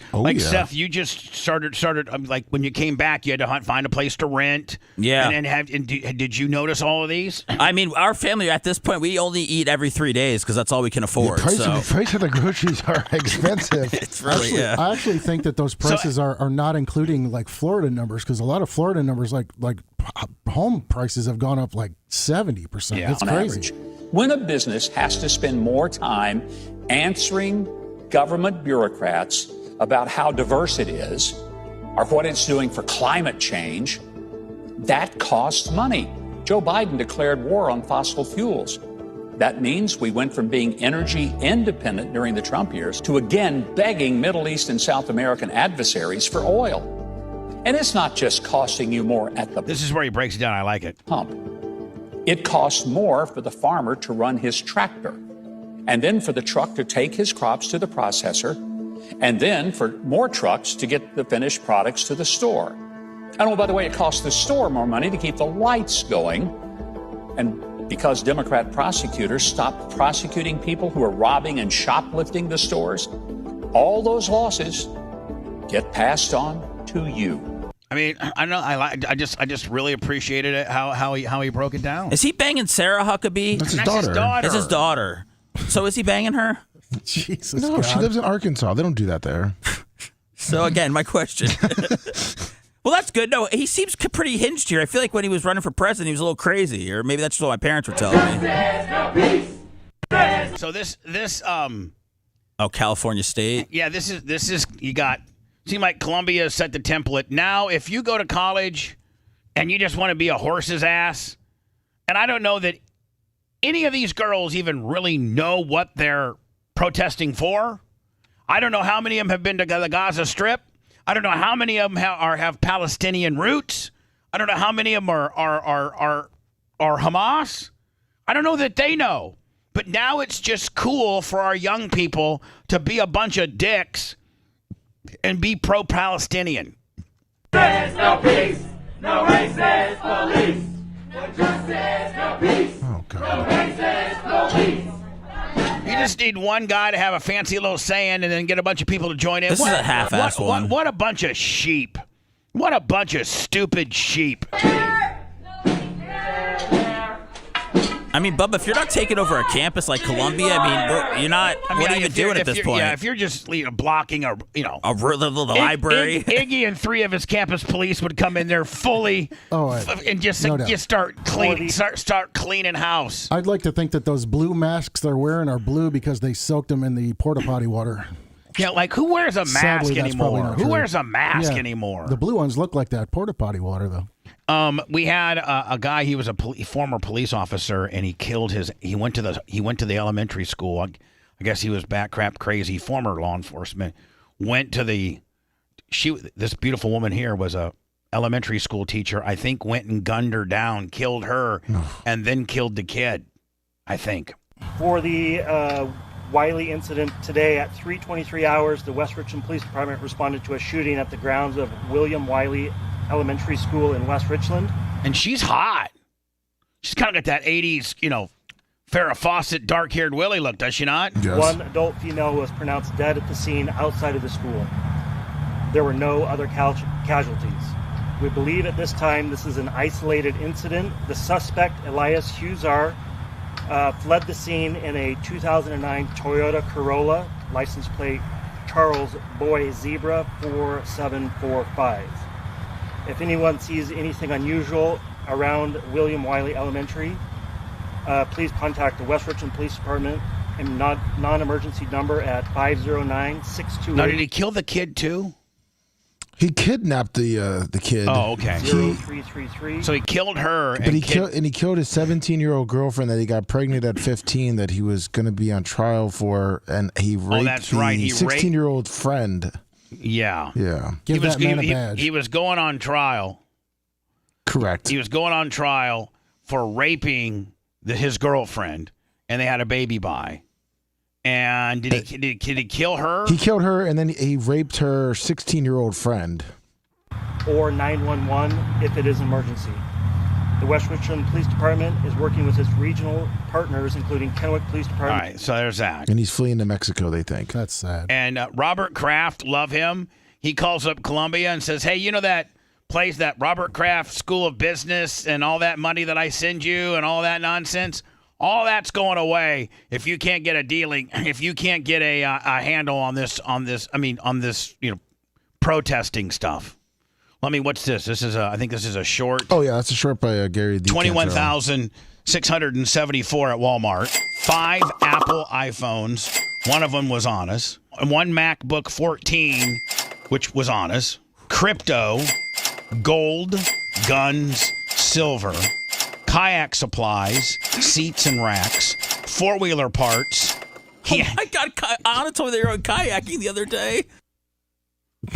And let me. Here's the other thing. I'm not going to get into that. What's the what? Yeah. Oh, it looks like that cop killed himself. So he did. Yeah. Well, good. Then there's nothing. I like that. I actually don't like that because I want you to go through the judicial system. And then get shanked get Jeffrey Dahmer in prison. I like that. There you go. That's what I like. For you to, go on trial, for us to hear all the salacious stuff and get it all out for the public to consume as to how much of a scumbag you are. And then one day in the weight room, a guy crushes your head in with a 45-pound weight. That's pretty cool. Yeah. Is that how they did Dahmer? Oh, yeah. I thought they did Dahmer a little different. Well, no, they didn't. I won't get into it too much. With a broom? Yeah, they did. Yeah, that. They did Dahmer in with a broom. Right. Rectally. Yeah, we got that, Bubba. They showed him the good news. I think anytime you say broom and guy, I think we know. No, broom guy in prison. That's right. See, broom and guy. I have a broom and you're a guy. You don't feel, but if we're in prison, then the broom aspect of it is way different. But as a man, there's 3 uses for a broom. To the traditional way, you take it to a baseball game for a sweep, or you're using it to sit on. So, I wonder if there's any janitor and a drum used. I think in some prison broom situations, it starts out with they're actually mopping to be a little bit more kayfaber, and because the prison guard ain't think nothing. Bubba Clem's over here mopping near Seth Kushner, not knowing that I'm going to give him the good, the Jeffrey Dahmer business because he did something very terrible. So the prison guard just sees me over here mopping where I'm supposed to be mopping. Next thing you know, the prison guard goes, because a lot of times, Iggy will tell you, these prison guards and these bad guys who want to broom a guy, they already got it worked out. So the prison guard says, okay, listen, I'm going to walk over here for 5 minutes, and what I don't see, I don't see. Oh, my God, I come back, and Jeffrey Dahmer's been impaled rectally with a broom. I wonder who did it. And all the cameras were broken. Yeah, all the cameras were broken. We got breaking news here. Let me. What do you got? We're following some breaking news. The Justice Department has reached a massive settlement deal with some of the survivors of former USA gymnastics doctor Larry Nassar. The government will pay just under $139 million to more than. Why will they pay? Like, why is it Michigan State paying this? Why? Oh, is it because he did the Olympics? Didn't he was the Olympic coach. No, but it's more of the FBI.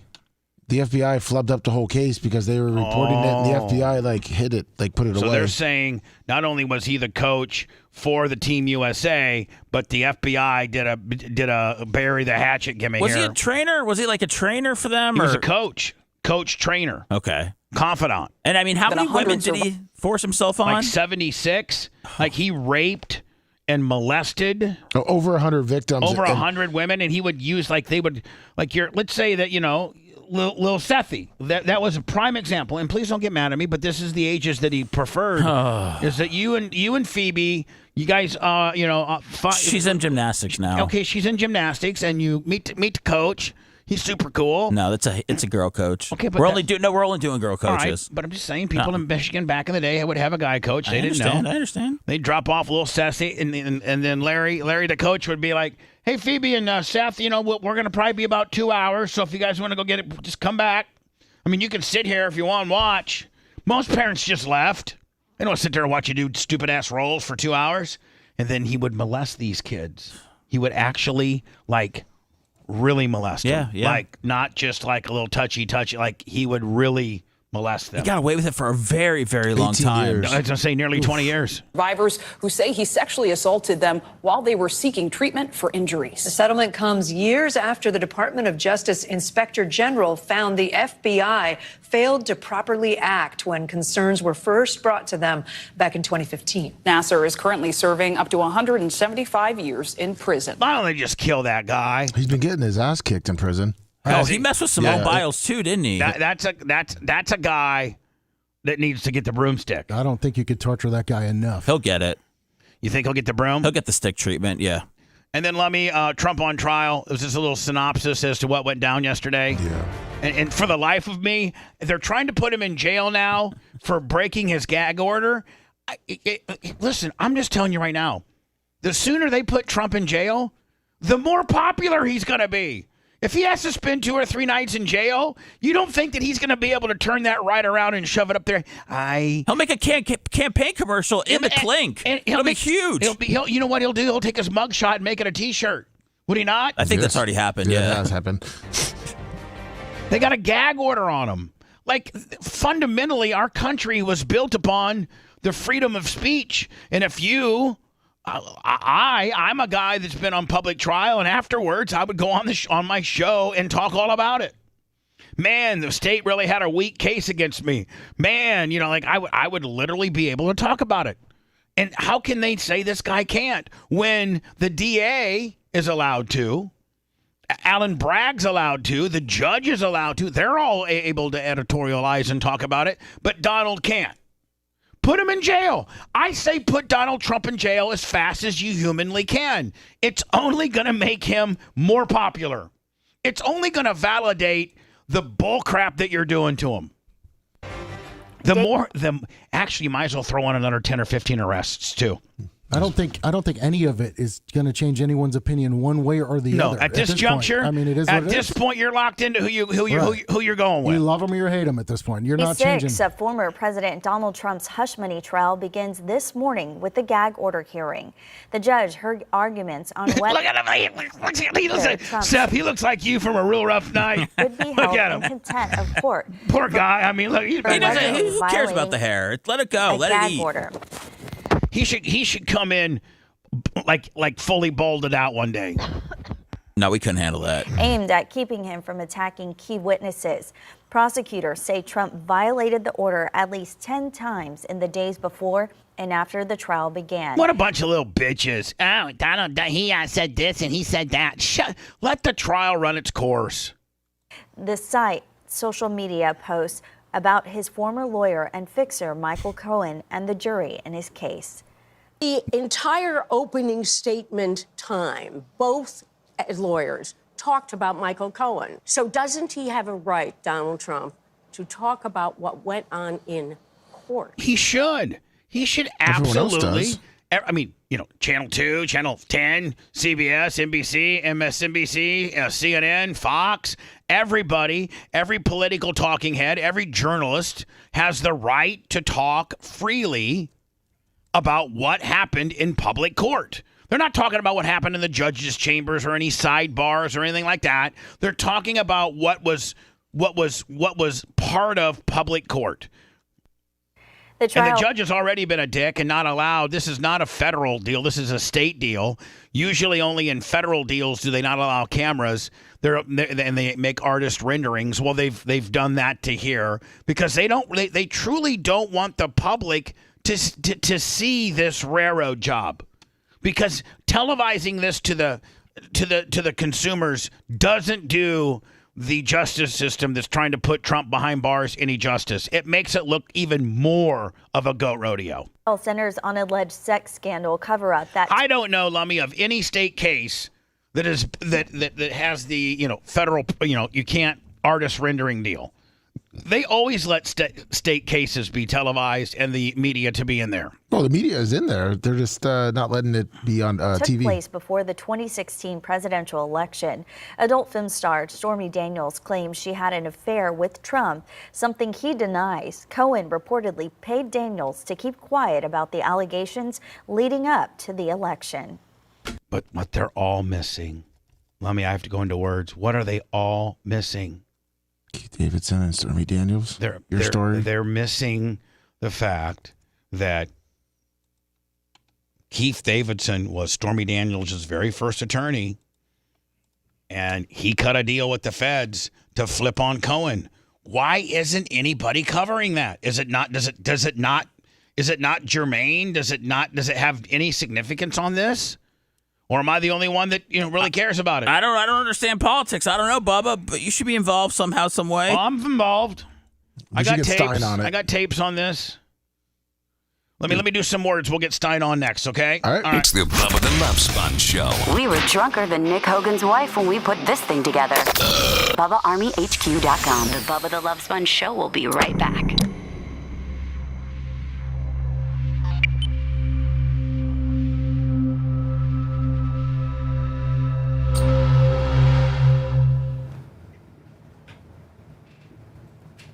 Studio looks great, Sponge.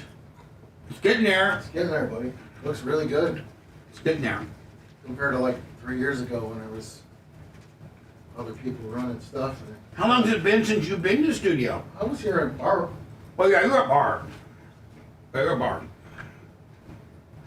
I'm glad none of those TV screens got damaged. I know there was a lot of activity around those. If you will.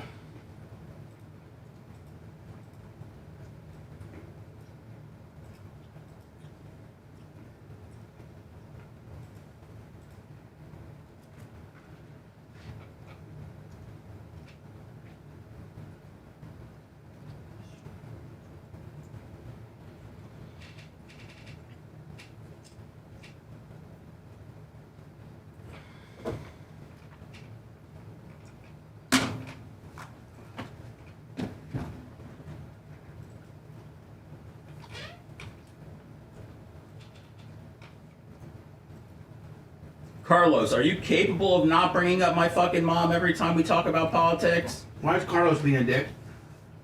Oh, I said something about Huckabee, and he went crazy about my mom voting for Biden. So I saw the tie in there. What's up, Maria? I just want to know if you can go without mentioning my mom. Yeah, keeping my head down. How you doing? Voting for Biden because Trump won Florida, and I'm sorry my mom doesn't align with Carlos Mandingo. And you are sorry about that. Yeah, I think that's okay, but if it's not, I just want to know. But you are so upset about that. I just want to know if that's going to be a common thing here to go after my mom every day. Right. What up, Lunger? There's nothing going on there. Right there. What? This is a gift from Mommy to you. Iggy looks good. Hey, Maria. Yeah, thanks. Sure. What up, Kabuki? It's got a heartthrob texture. Bubba, can you test the line with Alex? It's also got the Brandy Love tail of the tape. 5'7", 128 pounds. Right. 34 double D, hailing from Detroit, Michigan. Oh, Red Bear style. Her favorite sex act being oral sex. What up, Dinah? The STD count? Can you hear me? 96 months? Yeah. I can hear you too. That she hasn't. That's the question. I don't know that. I'm sure there's like rigorous. Guys, I got news to tell you. People. Florida I'm sure there is. is going to Donald Trump. It's an industry at this point. Durable case, adjustable suction. Oh. It is not Peanut. Did you wipe down that You don't want these numbers? It's my mic. Nobody else talks into it. That thing's got to raise it. Shut up. Good morning, Brian Nicole. Did you see he tweeted out a picture yesterday, Bubba? Happy birthday to you. Did he? Yeah, he did a happy birthday. Oh, I sent you his tuck video. What? I sent you his tuck video last segment. What video? He tucked his dick. He did? Where he learned how to tuck on his show last night. That's the thing. He had to tuck, and he sent you a birthday tweet. Lummy, should I send you the birthday tweet? I got it. Well, let me just come in. I know I got the tuck one. That's all you asked for. I'm sorry. I thought you saw it. I figured you didn't see it. Let me just send me the birthday tweet. You got pulling it up right now, Bubba. Here, Lummy, I'm sending it to you. Bubba, I sent it to you. Fuck, man, you beat me, bitch. I'm on his Twitter. I'm on it right now, too.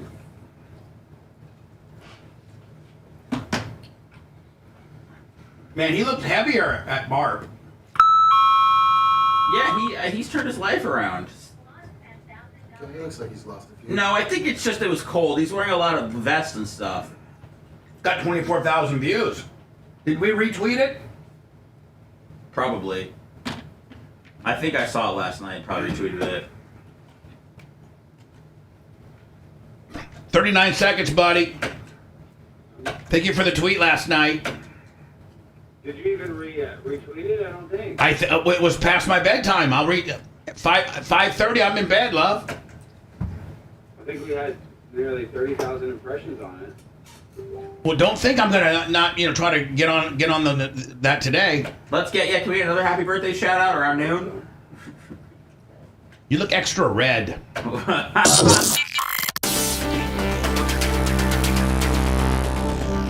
think it's your blood pressure. No. Hold on, we're not live. Hold on. Say what?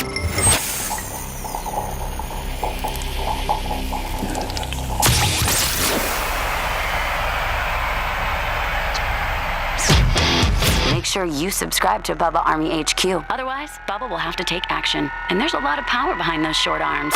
Welcome back to the Bubba the Love Sponge Show. Lummy, I have very responsibly really carved out a lot of time for Alex Stein today. Yes. I hope he's got a lot, because we have a lot of time to fill today. I'm still needing 2 more breaks by the time we go to him, but I've burnt.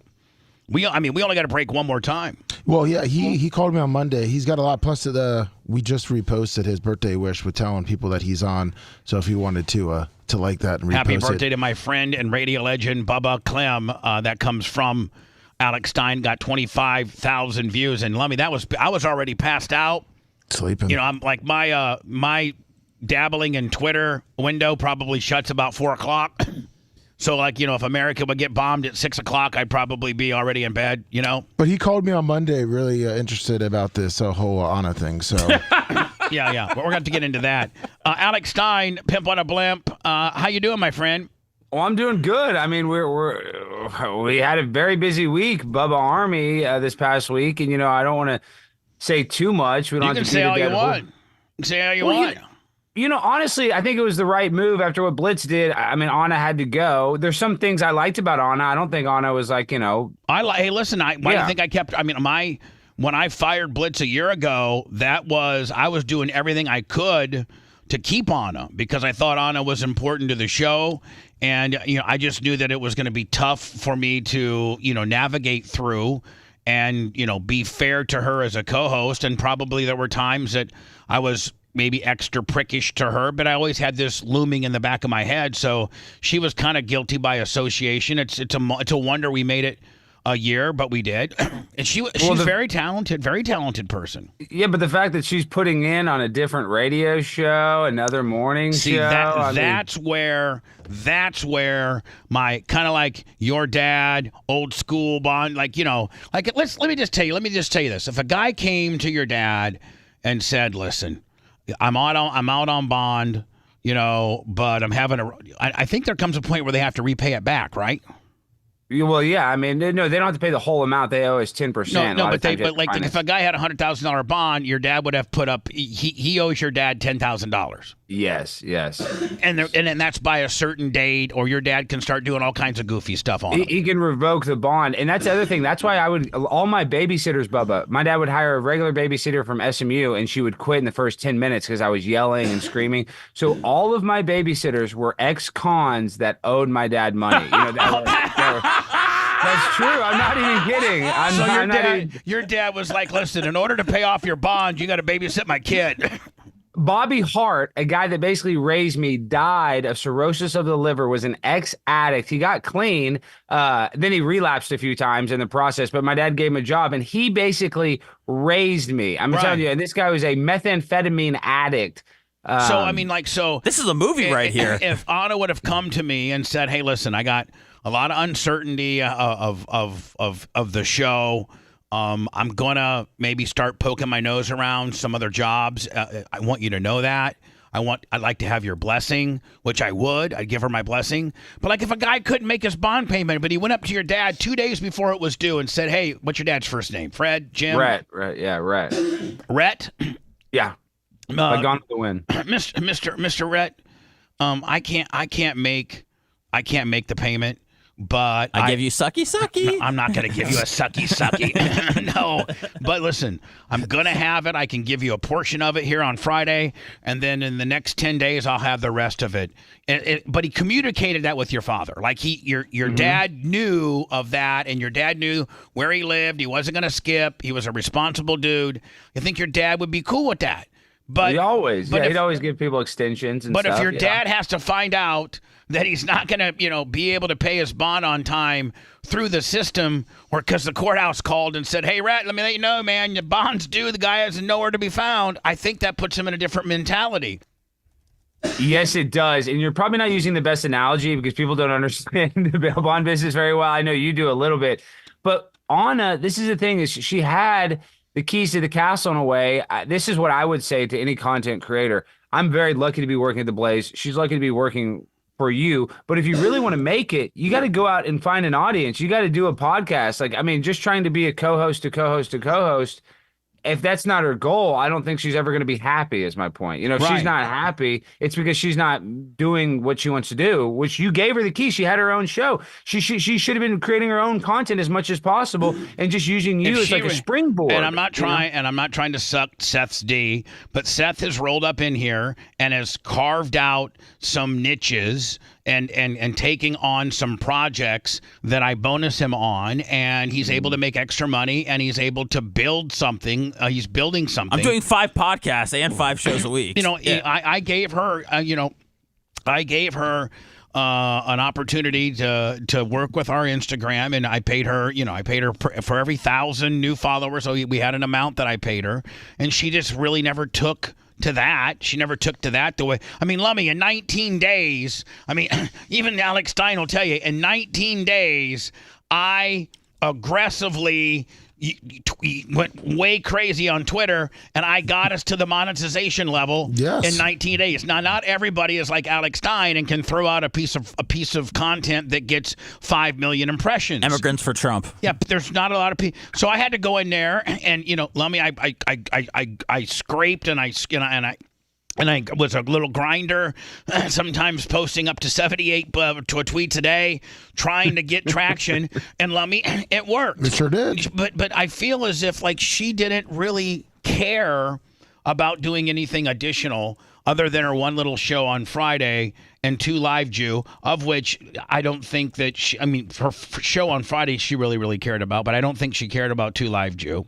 And I just don't think that I just don't think that she did not participate or use any of her social media. And unfortunately, that's the game that you have to play in this space that you and I live in. You know, I have terrestrial. My terrestrial radio is your Blaze TV.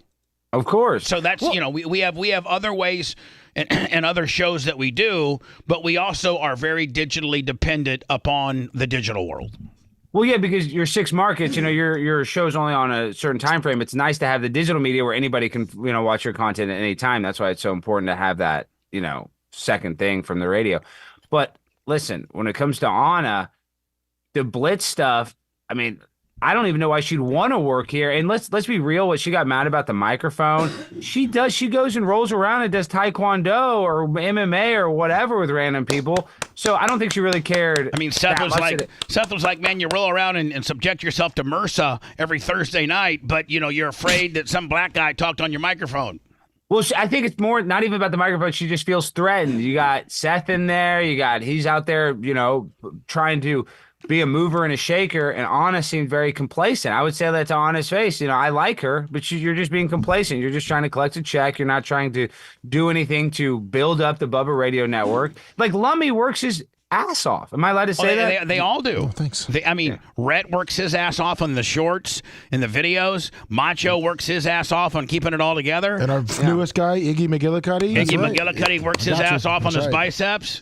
Lummy works his ass off on all kinds of different things. Seth works his ass off. He's doing 5 podcasts, developing new ones as we speak for the brand, all for the brand. And, it's a really unfortunate situation where I have to find out that you're applying. Now, listen, she could have applied at any other rate. I mean, Do you think she hit Stein up for a job? I'm only heard in 6 markets. No, I would tell you. She could apply to any other radio market in the world, or even in the market that I'm heard on, in a different day part, like afternoons or nights or whatever. If she would have came to me and said, hey, listen, I know you're heard in this town mornings, but I'm applying they got a midday opening and I'm applying for that. Okay, no problem. That's not a competition with me. I'll help you. Let me get on the phone. I probably know that program director. I mean, let's not forget, there was a time I was working with Shane from JVC to get her to do she was a candidate to do middays on Florida Man Radio. That's why we were trying to expedite getting the back studio done. Correct. For her to be able to go from here to there. They since found a guy, the great Don Miller, who can drop the N-bomb because he's an African-American man that likes to say the N-word. Now, how do you go wrong on that?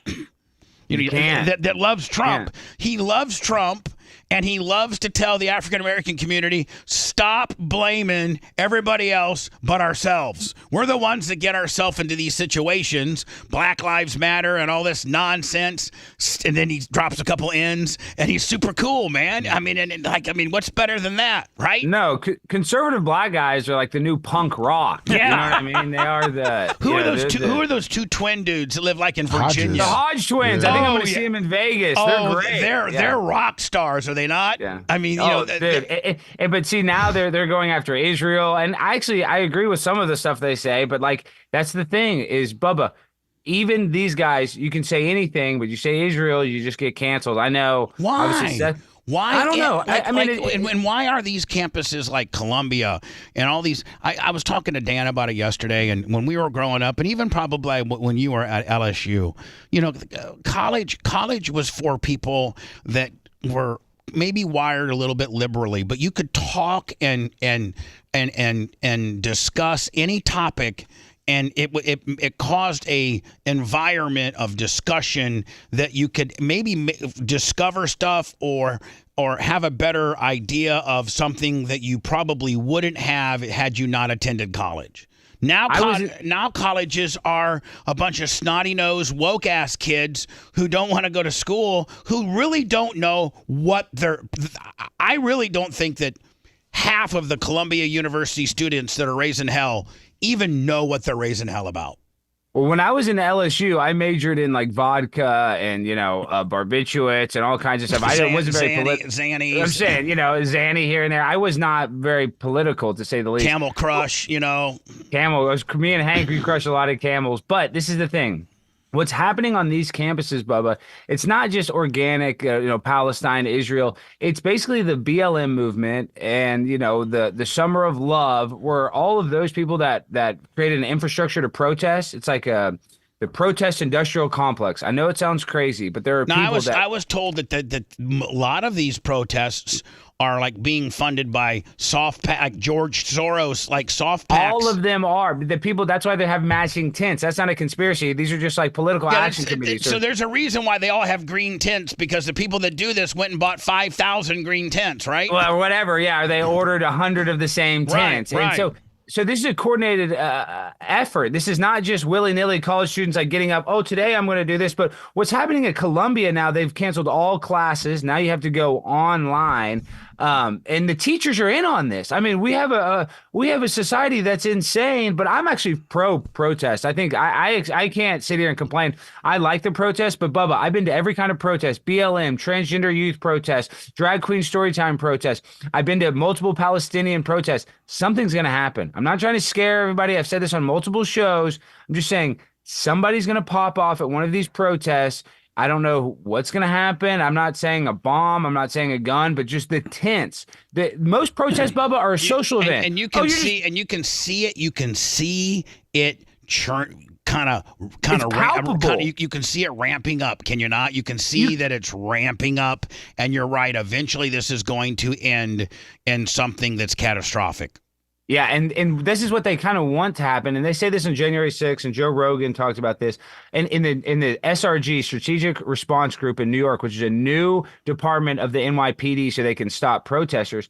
But even they know that what happens is they'll have one agent provocateur or one person will go crazy at the protest so they can shut it all down. You're allowed to peacefully protest, but we're not allowed to unpeacefully protest.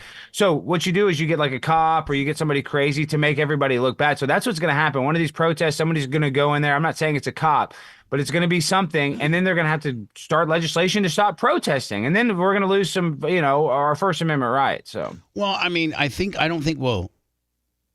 don't think we can ever come up with an amendment to stop protesting. I just think that we need more people in powerful situations, i.e. the Columbia University president or whoever's in charge of campus security, to grow some balls and say, we're not going to allow this, protesting at our university that impedes people from getting into buildings. That like you can protest, you can sit and lay in a tent all night long and stuff like that, but when it starts to get so massive that it's now impeding people traveling through your university, and it's not just this Columbia thing is so disruptive that they've closed school down. That's disruption. And if you are protesting and your protest is so big that you are disrupting, whether it be people getting to school, whether it be teachers getting to class, then we have the right to disassemble or dissipate, break it up, break it up, arrest people, start arresting people. They have every right to have their megaphones and their stupid sayings. They have all that right. But when they're locking hands together and blocking roads to O'Hare International Airport and being as disruptive as they're being in Columbia, there comes a point where you need to say, hey, listen, legally, you can say anything you want. But when you start impeding people's rights to travel and people's rights to walk down a sidewalk, and that student who doesn't want to protest rights to get into this building and get an education that him or her are paying for, now you're disruptive. And now you must be dismantled. What do you think about that guy that lit himself on fire outside of the Trump trial? What do you think about that protest? It's a little extreme. Just a little bit. I mean, that seems like he got his point across. No, but I'm just telling you, I don't think, obviously, maybe they're probably not going to make protesting illegal, but they're definitely going to encourage people not to do it, especially after January 6th. I keep bringing that up, but that was like the right-wing protest. Now we got the left-wing protest where you can Now, just be is all of this probably fueled by January 6th, and that some of these people were like, well, listen, they did this on January 6th, so we should be able to do all of this and more in these Columbias and Cal States and all of that. I mean, do you think that a lot of this... They were doing it before. They were doing it during the BLM and Summer of Love. Yeah, and there's been people there's a woman that set off a bomb in the Capitol that got out of jail and then got to be on, some politicians put her on some political action committee where she was like powerful. They've done all kinds of stuff. There's been sit-ins and protests in the Capitol forever, and those people didn't get punished as much as the people on January 6th. So I don't know. We just the world's really screwed up right now, to say the least. And I think Donald Trump can help, but I don't know if that's the case because it's so screwed up. Like, what can he do? Well, hold on. And his rights are being violated every day. More than anybody. That's what I'm saying. Even if he could fix it, they wouldn't let him. He can't go out after court. And what just happened that day in court that he witnessed, that he is the defendant in, and he can't go on and give his opinion as to what and how the day went in his own court proceeding because they got a gag order on him. Now that is about as unfair. Now I think Alan Bragg can comment on his day of court. I think the judge is allowed to. I think the judge's daughter that works for one of these soft packs. I think it was said that the judge's daughter has raised $100 million for her Democratic cause since the beginning of the trial. The judge's daughter. I'm sure. I mean, this is for them. This is all about clout and engagement. Alvin Bragg, they're on the front page of it. And listen, politicians have been paying off whores. I don't know if we can say that on the radio. Yeah, you can. Whores. Yeah, I'm just saying forever. Let's not forget. No, listen, Stormy Daniels. I don't know if I can use the tape or not, but Stormy Daniels actually first admitted this affair on my show in July of 2007. I saw the clip. She didn't say it in Insight magazine in 2011. She wrote it down on a piece of paper, and Bubba Sparks was in here. Lummy, you were in the building, and she admitted that she blasted Donald Trump at Lake Tahoe at a golf event. What else did she say, Bubba? What else did she say about it? She said it was awesome. Yeah, here's where I should probably be seeing if I could get that tape. As much as she's tried to downplay it now that it was horrible and stuff like that. Yeah, that was not the when she was being truthful, and there wasn't an alternative. There wasn't an alternative, motive to this. But when she was just being honest that she had blasted Donald Trump, when asked to compare what Dave Navarro, the Motley Crue guy, Tommy, not Tommy Lee, but the lead singer. Vince Neil. I'm sorry, Vince Neil. She said that she blasted Vince Neil, Dave Navarro, and Donald Trump. And remember how she did it? She wrote the names on a piece of paper, right? So you didn't know it was Donald Trump necessarily. But you guys were like, whoa, and we're like, okay, out of those three, who did you the best? Who did you have the most fun with? Who had the hottest sex? And she said Trump, and every one of us, from Bubba Sparks to Spice Boy to me, and I were like, what? No way. And then Sparks is like, The Apprentice, dude? And we're like, whoa, easy. Because at that point, we're like, we know how litigious this guy is. I mean, so anyway, I mean, you know what makes me the worst? And I have to air this out because I don't want you to get in trouble with Howard, but Howard Stern used to kiss Trump's derriere. Oh, Mr. Trump, we have The Apprentice. And then they would go and they would rate models, and Trump would be like, oh, she ate herself out of a Miss USA. And they were boys. They was some of the best radio in the world. And now Howard, the way Howard talks about Donald Trump. Well, don't forget, I happen to be one of the only, I think, what did Howard have at his wedding? 122. I mean, about that, yeah. Maybe look it up. I happen to be, I have the distinct honor of being a guest at Howard's wedding, and I sat one table from Donna and Melania. I literally said they were at the Leon Blackstone Investments, Billy Joel, Donald Trump, and I think maybe Chevy Chase or whatever the guy's name is. Is that his name? Yeah, Chevy Chase. Didn't Chevy Chase just do some weird Oh speech my or God! something? Chevy Chase got up and started talking about anal and all this kind of stuff. And finally, I think either Artie or Gary or somebody had to get up and like grab the microphone from Chevy because Chevy was doing a full blown roast. Like people were getting up and saying good things about. Hey, listen, Howard and Beth, we wish you the best. He's kind of a lush, isn't he? Good luck to you. But Chevy gets up there like it's a lounge gig, and he's like, "Well, I'll tell you right now, hope 2 years down the road a girl's good, but 3 years maybe the anal will stop." And he's getting up here cutting full blown roasts, and somebody had to grab the microphone from Chevy, and I think Howard never talked to him since then. Gosh, you're so Indiana. You call him Chevy instead of Chevy. I love that. You have to talk about the GMC, but also, I want to be factually correct with my auto manufacturers, please. Yes. Do you remember Howard used to go? That was a big radio beef. He would call Chevy Chase's wife on the air. Did you even remember those bits? No. They used to have major heat. Chevy Chase and Howard Stern used to hate each other when Chevy was on top. Well, Chevy used to do. When Howard was on WABC, I think Chevy had a show at night or something like that, and that was always kind of an adversarial thing between Howard. I don't think he liked Chevy's show. You know what I just listened to, and you got to give me some context. I didn't realize, and I was just on my recommended because I love Howard so much. I love you, Bubba. I love this whole thing. I didn't realize Howard went after Mancow so much and making fun of his dead dad like that. Yeah, he did all that. Yeah. I was one of the very few that Howard never went after. I think he went after me one time when I was in Hartford against him, and he said, they got this fat guy named, Todd Schwartz or something like that, and he wants to kick my ass or something like that. Todd Schwartz, I don't know, some Jewish fat guy down in Tampa or something.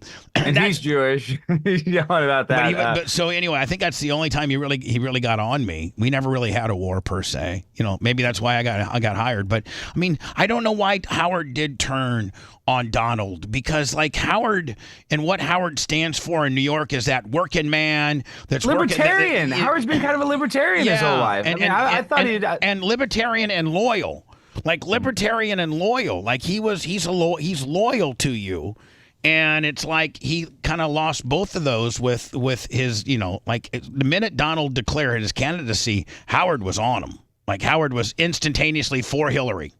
And Hillary's went into his studio. He had Hillary in. And then this is the thing is we love Howard. He's the best interviewer, yada, yada, yada. But with Hillary Clinton, he doesn't ask about the Lolita Express, doesn't ask about Monica Lewinsky. For years, all they did was joke about Monica Lewinsky. And he finally has Hillary Clinton in there after lampooning her for years.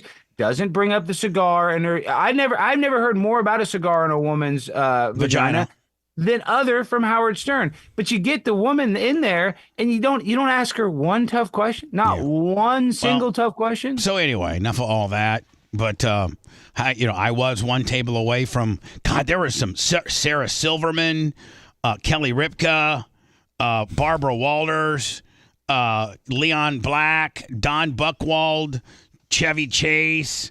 Bubba, but Sam Simon, the creator of The Simpsons. But Steinbeck had to tuck it last night. Bubba Clem and Brent Hatley. We were in that, we were so white triz to be even included into that, right? But we were. Well, Brent was a loyal soldier for Howard, and Brent was the best content on Howard's show before he left. Him and Shuley, I like Brent. I thought Brent. We're trying to get Brent for our Wednesday slots, and I might have Brent locked in for May 29th. I got Tuttle, Gene Lasker, Tom Bean, and my sister the 1st, 8th, 15th, and 22nd. Now, did you do a tucking thing last night on your show? We had Blair White, one of the most famous trans people in the world, and she's like a base transgender, doesn't get along with a lot of the other trans people in the community. And yeah, we just did a tuck demonstration with a hot dog, just typical stuff. But I have to say this before we go. Bubba, you got me on a lot of heat last weekend because, Twin Peaks Gate, prepaid wireless got mad at that, and then you were like, "Oh, she shouldn't get mad at that." Hold on. Who got Twin Peaks? You're gonna have to rewind. He went to Twin Peaks. Remember, she was upset because in pay-per-view, I saw a little bit of an insecure chink in pay-per-view's armor. Well, I don't think she's insecure, but she is on me. She doesn't like me looking at Instagram. She doesn't like me looking at Twin Peaks. Man, when did you become beta? I always thought you were alpha like me. I mean, I am alpha, but she's my lady. I mean, what am I supposed to do? Lady, I mean, my lady, I'm looking at full-blown porn in front of my lady. I don't care. Yeah, I know, Bubba. She even still talks about it. She goes, "Why would Bubba say that when we were staying at your house? You were like scrolling through the channels and the porn channels on. She's never seen the porn channels. She's like, Bubba has porn channels on his TV. When you come to my house, bitch, I got porn pre-programmed. That's what I'm saying. She's never seen that before. She was shocked. Man, she's living a very sheltered beta life, man. You need to alpha Well, she's up. young. What do you mean? She's freaking 24. Give her a break. What do I mean? Yeah, you know, she still has. So she's looks not like you got some jaded heat. You yet. got some heat there, huh? I got a lot of heat. You got me a lot of heat because she likes you, Bubba, and she wanted to say happy birthday to you. I love her. I've been the biggest proponent. As a matter of fact, when she was gone during that hiatus, every time I had you on, I asked about her. I just didn't know she was so insecure. Did you have to unfollow all the big booty Latinas? Yeah. I've had to unfollow a lot of people, rightfully Man, so. you've turned into a beta. This is when you double down on the alpha, being alpha, bitch. I mean, you're like, listen, I'm going to look at some Instagram bitches. What's so big deal? You go and look at dudes. I don't care. Well, I don't want her looking at dudes, but I mean, I guess I don't really care. I mean, Yeah, it's just guess you don't different. really care. It's a double standard, right? Because I mean, No. girls aren't like. There's no double standard. You tell her, I'm going to look at some big booty Latinas on Instagram. You go ahead and find some dudes that you think are hot on wherever you want to do. She's into Dontarius. Yeah. Get a sex tape with her and Dontarius and then get back to me. See how that works out there for you go. No, that's not. We're not going to allow that to happen. But I'll just tell you this much: she was a little heartbroken, and I think we're going to be in Tampa soon for Lummy's 40th. I believe is coming up on the 11th. Is that June the 11th? Is that correct? July 10th. July 10th. Yes. Close enough. I see not everybody got the invite around here. Yeah, none of us got the invite. Only Alex. The only person that's going to be at the party is Alex. That's right. Wait, hopefully it's not a secret or something. But yeah, I think I'm flying in. I might have ruined the secret. I think you did. You got an invite, Bubba. I did? Yeah, and Seth's going to get one. Seth is not allowed to go. No, we couldn't talk about it in front of Anna. That's the problem. Oh yeah, remember she didn't get invited last year, Yeah. and she actually had an actually. You know That's what, why. Lummy, can you do me a favor? I have to let Alex go because I'm running way late. But can you find me that morning when we started the show? And I said, Anna, what's going on? And she goes, I'll tell you what's wrong. Everybody here got an invite to Lummy's party except me. And then Lummy pretty much had to kind of tell her at that point that he didn't like her. Well, and also the reason I did it because of Blitz, but I couldn't bring it up because I had to keep quiet about it. So let me see if Rhett in the next day or two can find that exchange. Oh, because I'd love to watch that. It was quite uncomfortable. Yes, it was. And Bubba, last thing I want to say before I go, that STD test he bought, a $200 STD test. What do you think that was all about? $149. Now here's the deal: they supposedly didn't start going out till February, but he bought that test in late October, early November of the fiscal year prior. So I think that they were actually. I mean, we all think that February 14th was their first day. No. I think it was way before that. It was. Yeah. So. But Anna has a thing where you have to take a test before you can get with her, right? Right. Well, why didn't you just go to those free clinics? Can't you get a free one at Planned Parenthood? Not when your boss. Yeah. You did get a free one on me. Everything Blitz got was free. Anyway, well, I still can't believe that he would do that to you, though. I mean, listen, if he took $10,000 on little stuff, that's bad. That's stealing. But maybe it's like a bonus or something. But the egregiousness of it, 3 years, is ridiculous. 3 years. So anyway, love you, my friend. Let's talk privately soon, okay, buddy? Talk to you soon. Bye-bye. Happy birthday. Holy shit, a lot of people have worked here. Glad we built BubbaArmyHQ.com for all the PTSD memories. Bubba the Love Sponge Show. The Bubba the Love Sponge Show will be right back.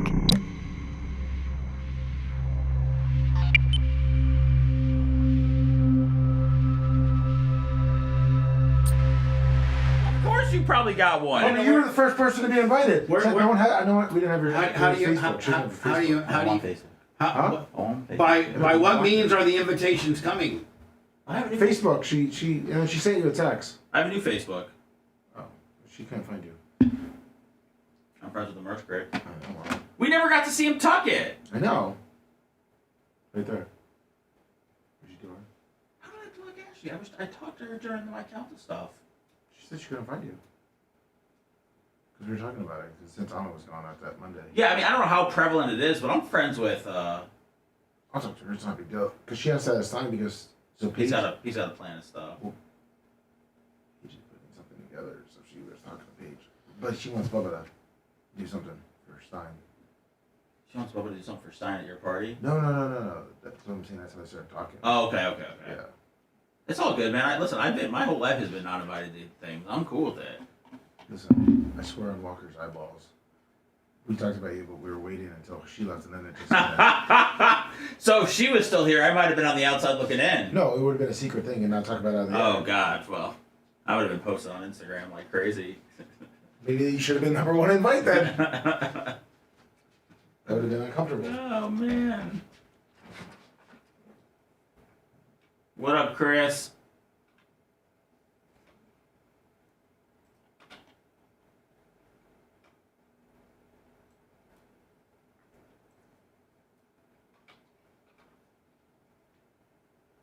Yeah, you got it, Big Country.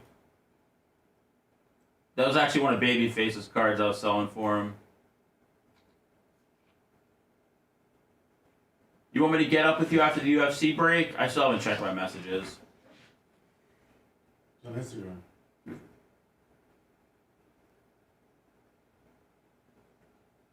Thanks, White Iced Tea. Everybody's talking about how great of a party it was.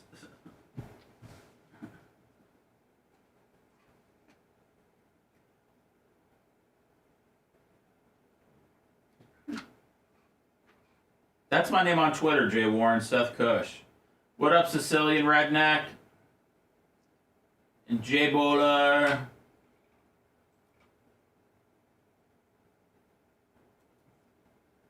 Oh, you know what?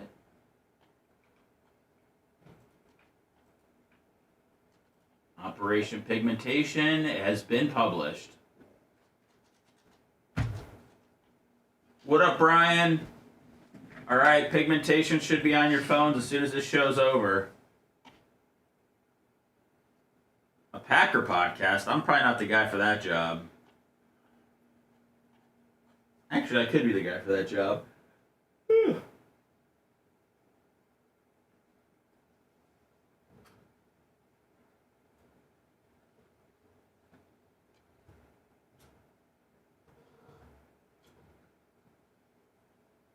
What up, DDP? Berto, I think I got one spot left. I think I might have the heavyweight. Been working out in the gym there, buddy. Let me see. Oh, Big Country got the light heavyweight. You all well too? I got the bantamweight division for $20. And I got the strawweight and women's division for $15. Strawweight. I got to poop bad. Strawweight. It came on me. So we're gonna have to fucking do these packages tomorrow. Okay. And then what podcast is today? That's who said it. Pigmentation's out now. Oh, should we let's promote that as we say goodbye. Yeah. Look at Handyman Ruffin. Doesn't show Richard down there with an AK fucking making those Mexicans work hard. Man, Dingo, you're good, man. We just don't, my mom's politics, that doesn't, people voted for Joe Biden, it's, if she was on here every day talking about it, I get it, but Who cares? We'll just leave her out of it, and then we're all good, man. Who gives a fuck who Elise voted for? It's her fucking right. God, chill the fuck out, bitch. No, man, Dingo's, he just wanted to make sure it was cool. I just wanted to explain it to him. I gotta poop. Bye, Trick Knee. I gotta poop. Yeah, you're good, man, Dingo. Code Brown. I'm trying to stay cool here, Sure, Lord. I mean, if I leave, holy crap. Don't think you're all that. Oh, buddy. Don't think it'd be dark days, my friend. Let me welcome to my world. Dealing with this guy nonstop. Do you hear him over there spouting off nonstop? Dark days ahead. Dark days ahead if we lose Seth.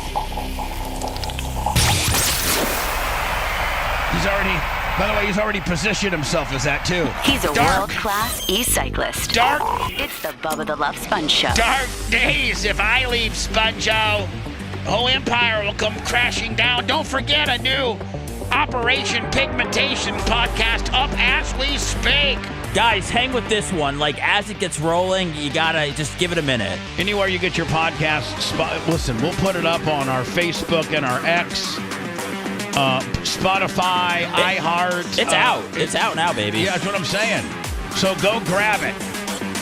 Are you recording anything today, or is today a day off because you ain't got anything to record? I am recording tomorrow with your sister. I am recording at home today with Gary Cantrell for the wrestling show. Nice.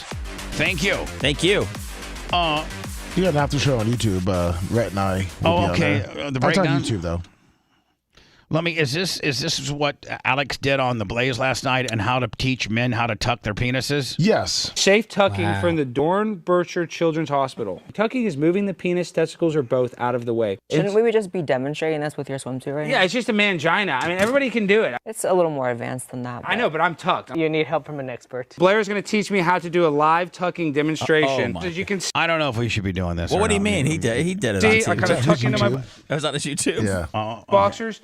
Not huge, but I'm a man. So first of all, this. Now, is this person right here a person that's transitioning? Yes. Yes. Okay. I got to tell you, she looks attractive for that arena. You'd hit it. Needs to be pulled up way higher. You need some pressure on the nuts. Okay, that is hurting. You thought I was gonna feel good? You need to get the I mean, she might trick a guy in the keys. Oh, there's big time tricks going on. I mean, she might trick a guy in the keys. She looks full natural woman, right? She looks like and just Jay push Wow it back. from. Now, she looks. I mean, I'm going to be honest with you. She looks pretty hot. What do we take? Does she have a? Does this person right here have a penis?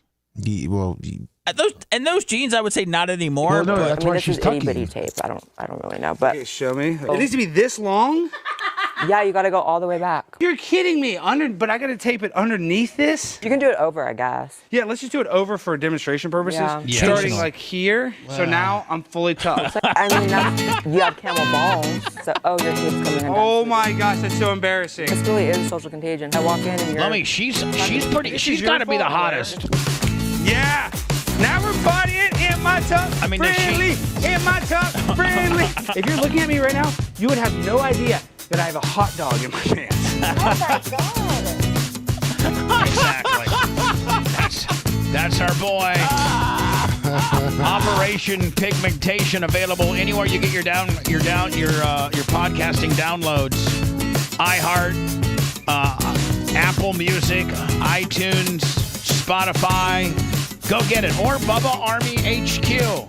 We'll see you tomorrow. Thanks for letting me finish. You've been listening to the Bubba the Love Sponge Show, starring me, Bubba the Love Sponge. Co-host and show historian, Lummit. Co-host Dr. Dan Diaco, Esquire of Council. Co-host J. Diaco, Esquire, the Spitting Cobra of Council. Rhett, the Filthy Ginger video editor. Yeah, back here wiring up. It's Mini Macho. The BRN agent, Thomas Buttoned Up B. And for everything else, go to thebubbaarmy.com. Now, time for the legal disclaimer. Exactly. The Bubba the Love Sponge Show is intended solely for the enjoyment of our listening audience. Any rebroadcast, retransmission, or other use of this show without express written consent of the Bubba Radio Network is prohibited. We must dissuade him of this delusion. Until next time, always remember. I'll repeat hello.